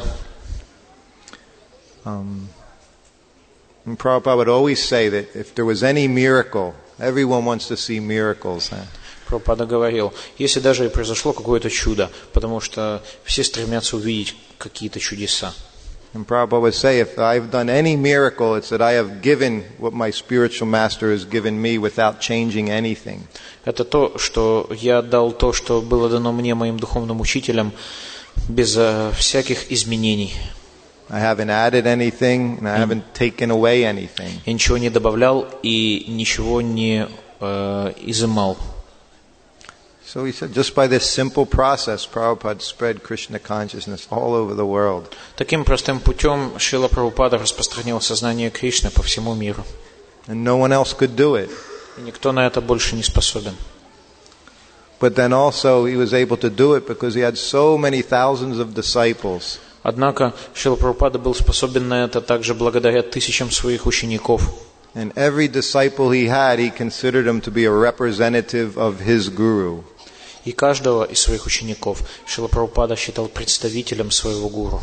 Whatever service they were doing, he simply took it and passed it up to his spiritual master. Какие бы служения они не совершали для него, он просто передавал его своему духовному учителю. So this is also the duty of the disciple. Таким образом, это тоже долг ученика. So one who is perfect disciple, then he's qualified to be a guru. Совершенный ученик достоин быть гуру. Because he's not interested in anything at all for himself. Потому что ничего не оставляет для себя. So then, I was going to tell a few stories about Srila Prabhupada in Vrindavan. Я хотел рассказать несколько историй о Шриле Прабхупаде во Вриндаване. One of this took place, I was talking the other day about how I remained with Srila Prabhupada by his mercy. На днях я рассказывал о том, как мне удалось остаться со Шрилой Прабхупадой благодаря его милости. When he given me permission to go to the West to become healthy.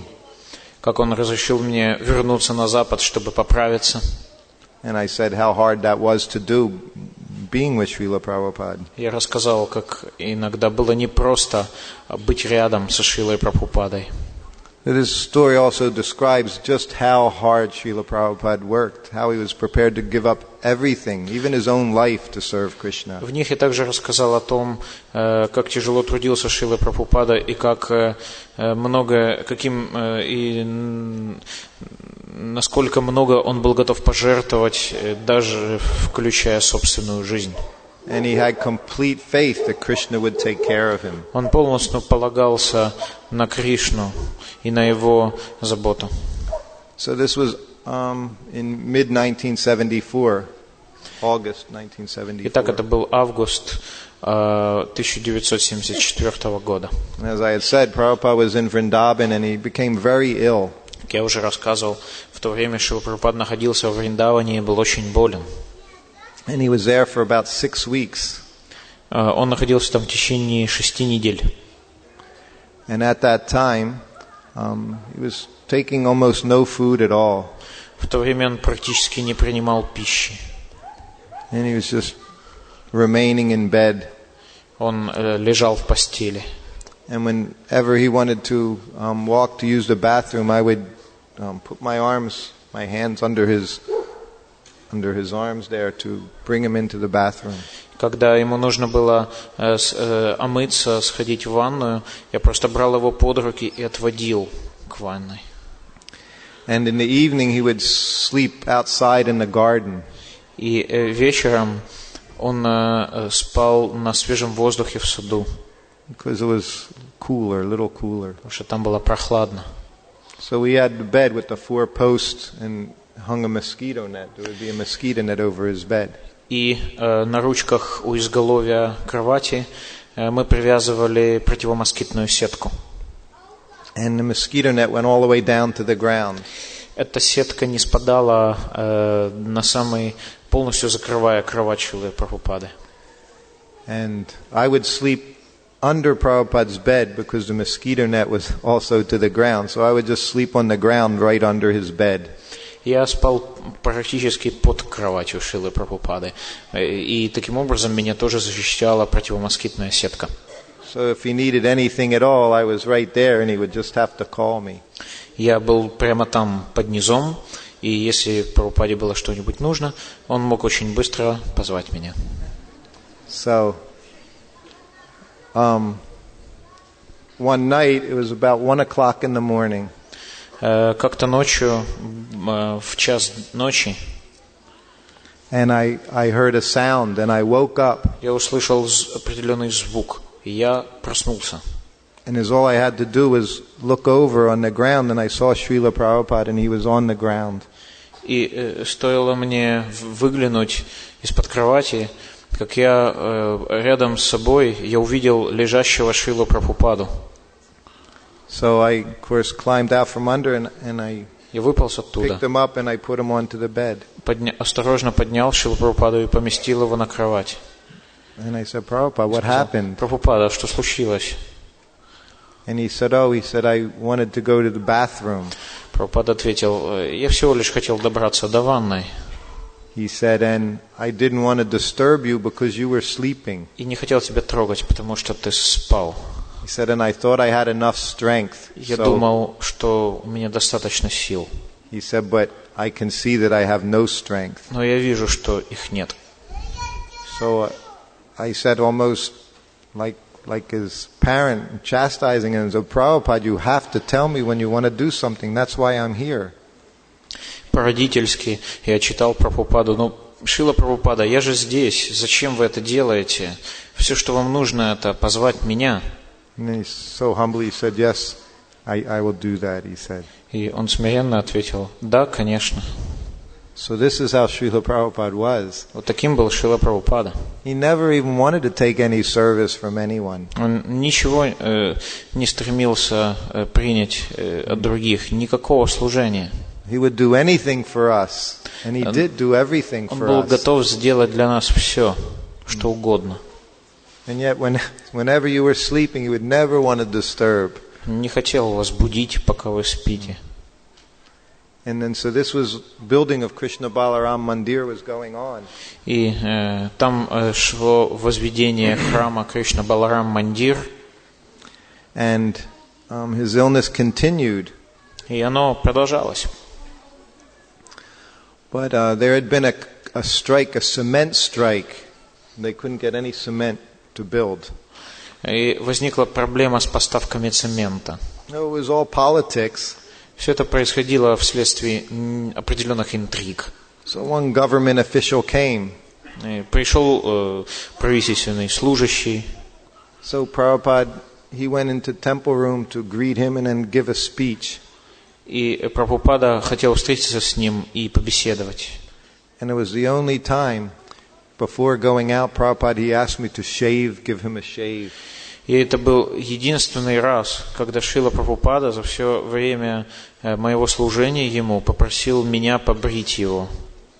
And he allowed me to do it, so very carefully I shaved his face as he sat there. Он позволил мне сделать это, и очень осторожно я это осуществил. Я побрил его лицо.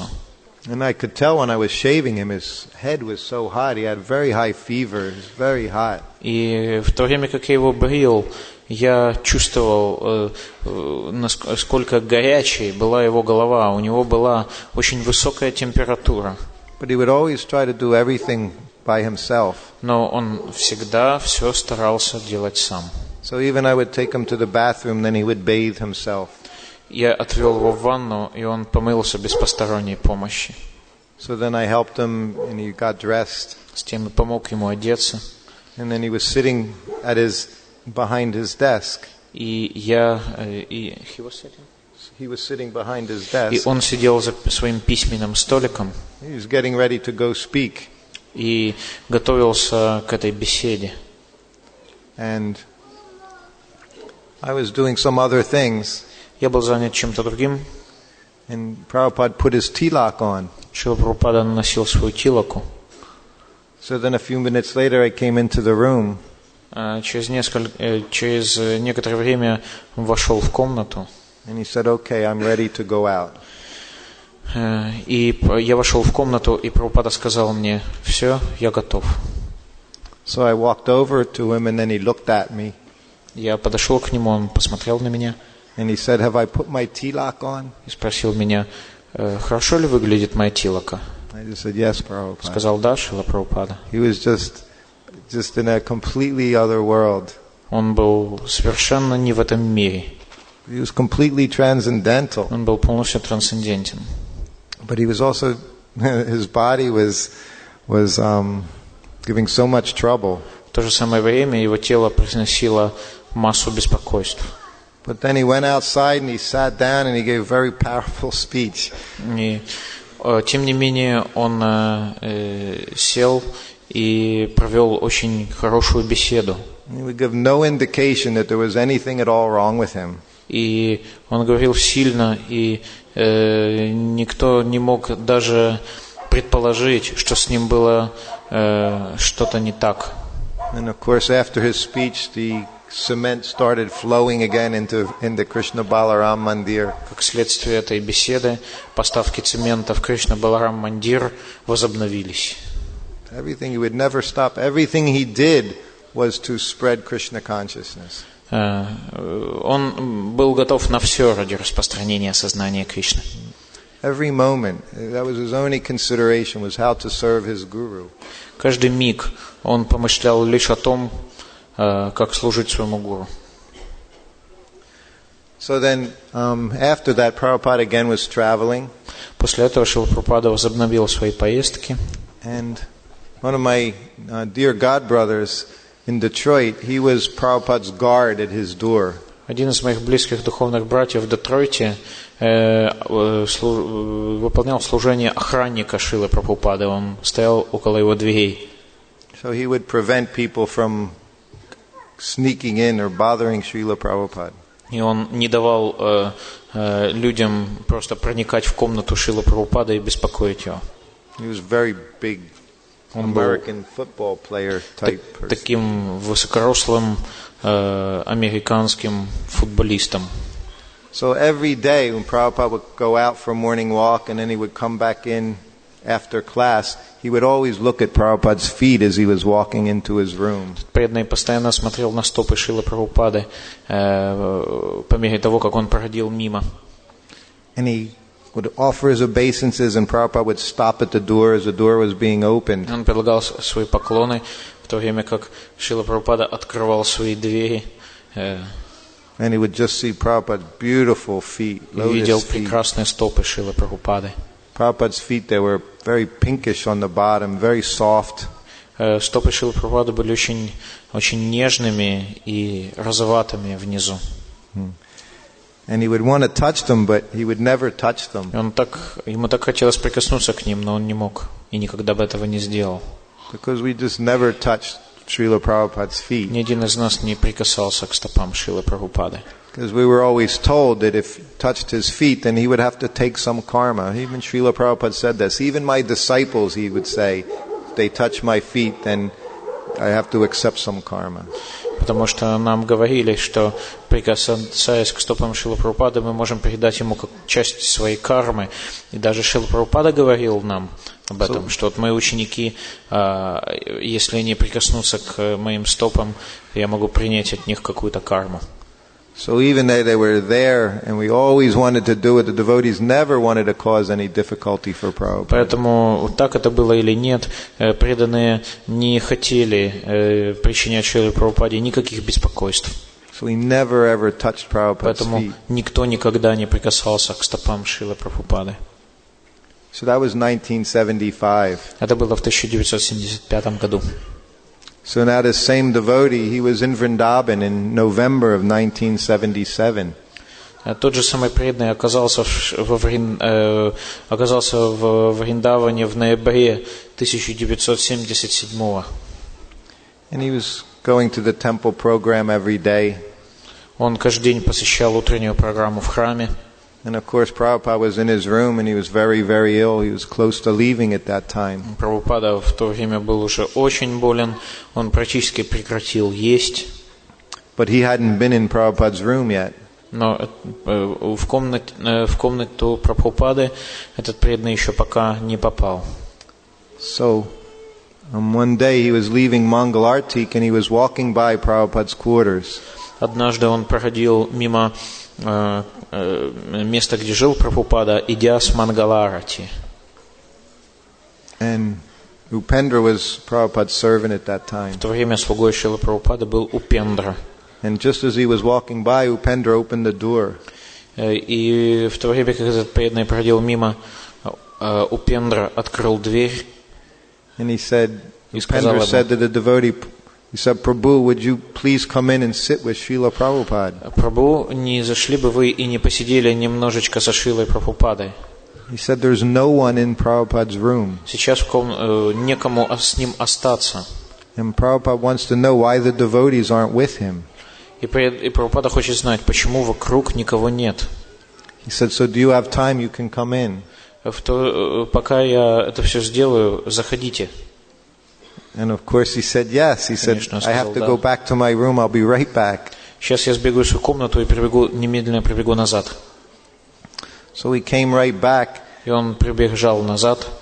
And then from that day on, he was in Prabhupada's room from Mangalartik until he took rest. С этого самого дня он находился в комнате Шрилы Прабхупады с Мангаларати до самого отбоя. And he just sat there in Srila Prabhupada's room as bhajans were going on and readings were going on. И он там сидел, и в это время для Шрилы Прабхупады пели баджаны, читали книги. And for days, he got to sit right at the edge of Prabhupada's bed. И его служением было сидеть у изголовья Шрилы Прабхупады. And he got to massage Prabhupada's feet day after day after day. А также день за днем массировать стопы Шрилы Прабхупады. He said you would hardly touch them because Prabhupada's body was so frail, he was so light. Как он рассказывал, к ним едва можно было прикоснуться, настолько хрупким и немощным стало тело Шрилы Прабхупады. So they would just barely touch. Поэтому он едва их касался. He said so he got to sit right at Prabhupada's lotus feet. И получил возможность сидеть у лотосных стоп Шрилы Прабхупады. And other devotees were there as well. Там также находились другие преданные. And Prabhupada, of course, he didn't exhibit any material symptoms of someone who was ill. И по-прежнему Шрила Прабхупада совершенно не проявлял никаких признаков больного человека. He was very, very thin, but his skin was beautiful. It was always soft and beautiful. It wasn't grayish or anything. It was always golden. Он очень похудел, однако его кожа по-прежнему была нежной и золотистой. Она не была свалявшейся серой, она была чистого золотистого цвета. When someone's close to death, all kinds of so many odors are there, and sweating is there, so many things. But Prabhupada didn't exhibit any of these things. Как правило, есть множество признаков в течение подобного состояния. Шрила Прабхупада ни одной из них не проявлял.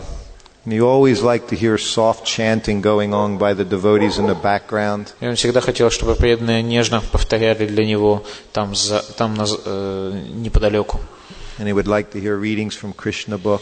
Ему очень нравилось, как ему читали «Источник вечного наслаждения». He said, but then sometimes Prabhupada wouldn't say anything at all or make any motion. You didn't even know if he was conscious. Шрила Прабхупада ничего не говорил в то время и не делал ни одного движения, поэтому иногда невозможно было определить, он в сознании или он еще. So he had one devotee was reading Krishna book and he was reading it for hours and hours. И вот один преданный, он на протяжении часов читал Шриле Прабхупаде «Источник вечного наслаждения». And Prabhupada was lying there without any motion. Прабхупада лежал без движения. And then he read one word in Sanskrit and he mispronounced it. И в одном санскритском тексте этот преданный сделал ошибку. Он прочел слово не так, как нужно. And as soon as he completed the word, Prabhupada corrected him very loudly and he corrected him. Немедленно, как он прочел это слово, Шрила Прабхупада очень громким голосом исправил его.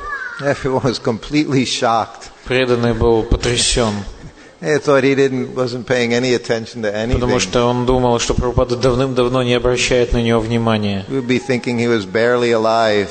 Но But he was Прабхупада был completely достаточно conscious. жив и в полном сознании.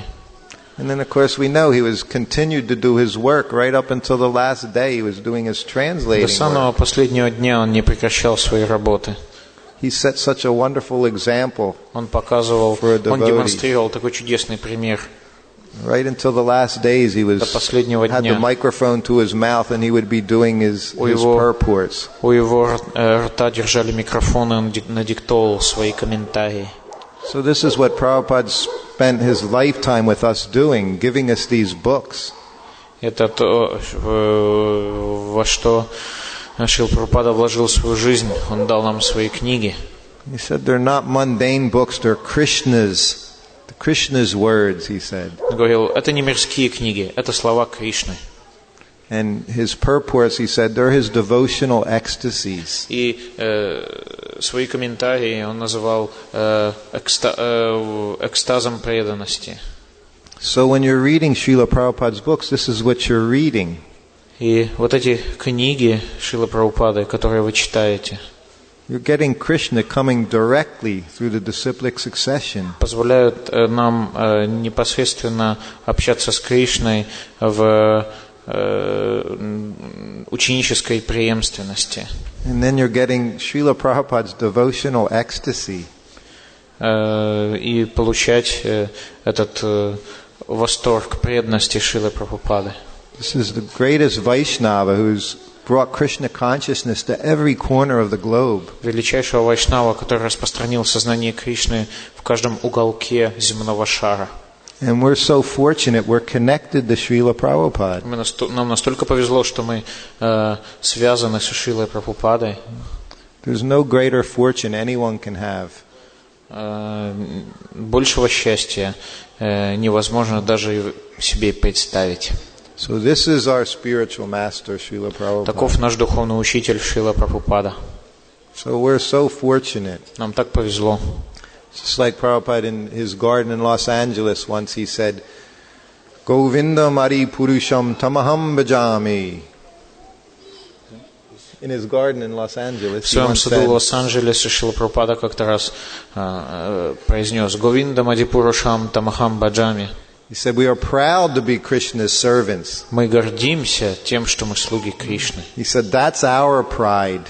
Это наша гордость. Everyone is proud. Все чем-то гордятся. But we're proud to be Krishna's servants. Но мы горды тем, что слуги Кришны. So our pride is that we're Srila Prabhupada's servants. Мы гордимся тем, таким же образом, тем, что мы слуги Шрилы Прабхупады. We get to serve Srila Prabhupada. We get to read his books. Нам выпала удача служить Шриле Прабхупаде, читать его книги. So then, of course, the day came that Srila Prabhupada left this world. Потом настал день, который Шрила Прабхупада оставил этот мир.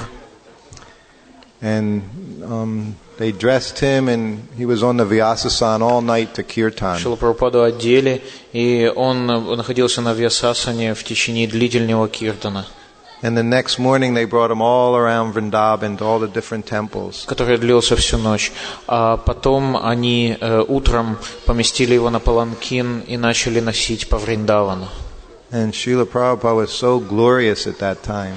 И в это время Шрила Прабхупада был настолько прославлен. Because everyone in Vrindavan could see what a wonderful Vaishnava Prabhupada was. Потому что все жители Вриндавана, они увидели, насколько возвышенным, славным вайшнавом был Шрила Прабхупада. That he was a pure devotee of Krishna. Что он был чистым преданным Кришне. Because his body was completely relaxed.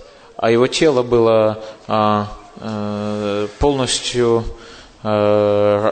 расслабленным. This is a test of the pure devotee. Это вот так можно распознать чистого преданного. As we know, in the material world, when someone dies, their whole body becomes stiff like a board. Потому что когда кто-то умирает в материальном мире, его тело, оно становится таким совершенно безжизненным. But the transcendental forms of the pure devotees, they're not like that. They're just very limp and relaxed. Однако чистая форма ушедшего вайшнава, она совершенно не такая, она мягкая и такая расслабленная.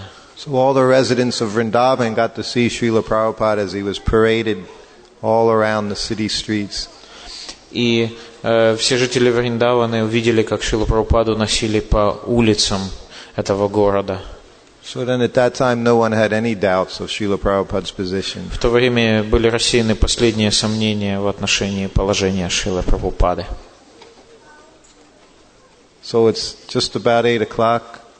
Сейчас уже почти 8 часов. So Maharaj, Hare Krishna, we should stop here and we'll have a closing ceremony? First. Okay. And then we'll have some closing. Okay. Srila Prabhupada ki jai.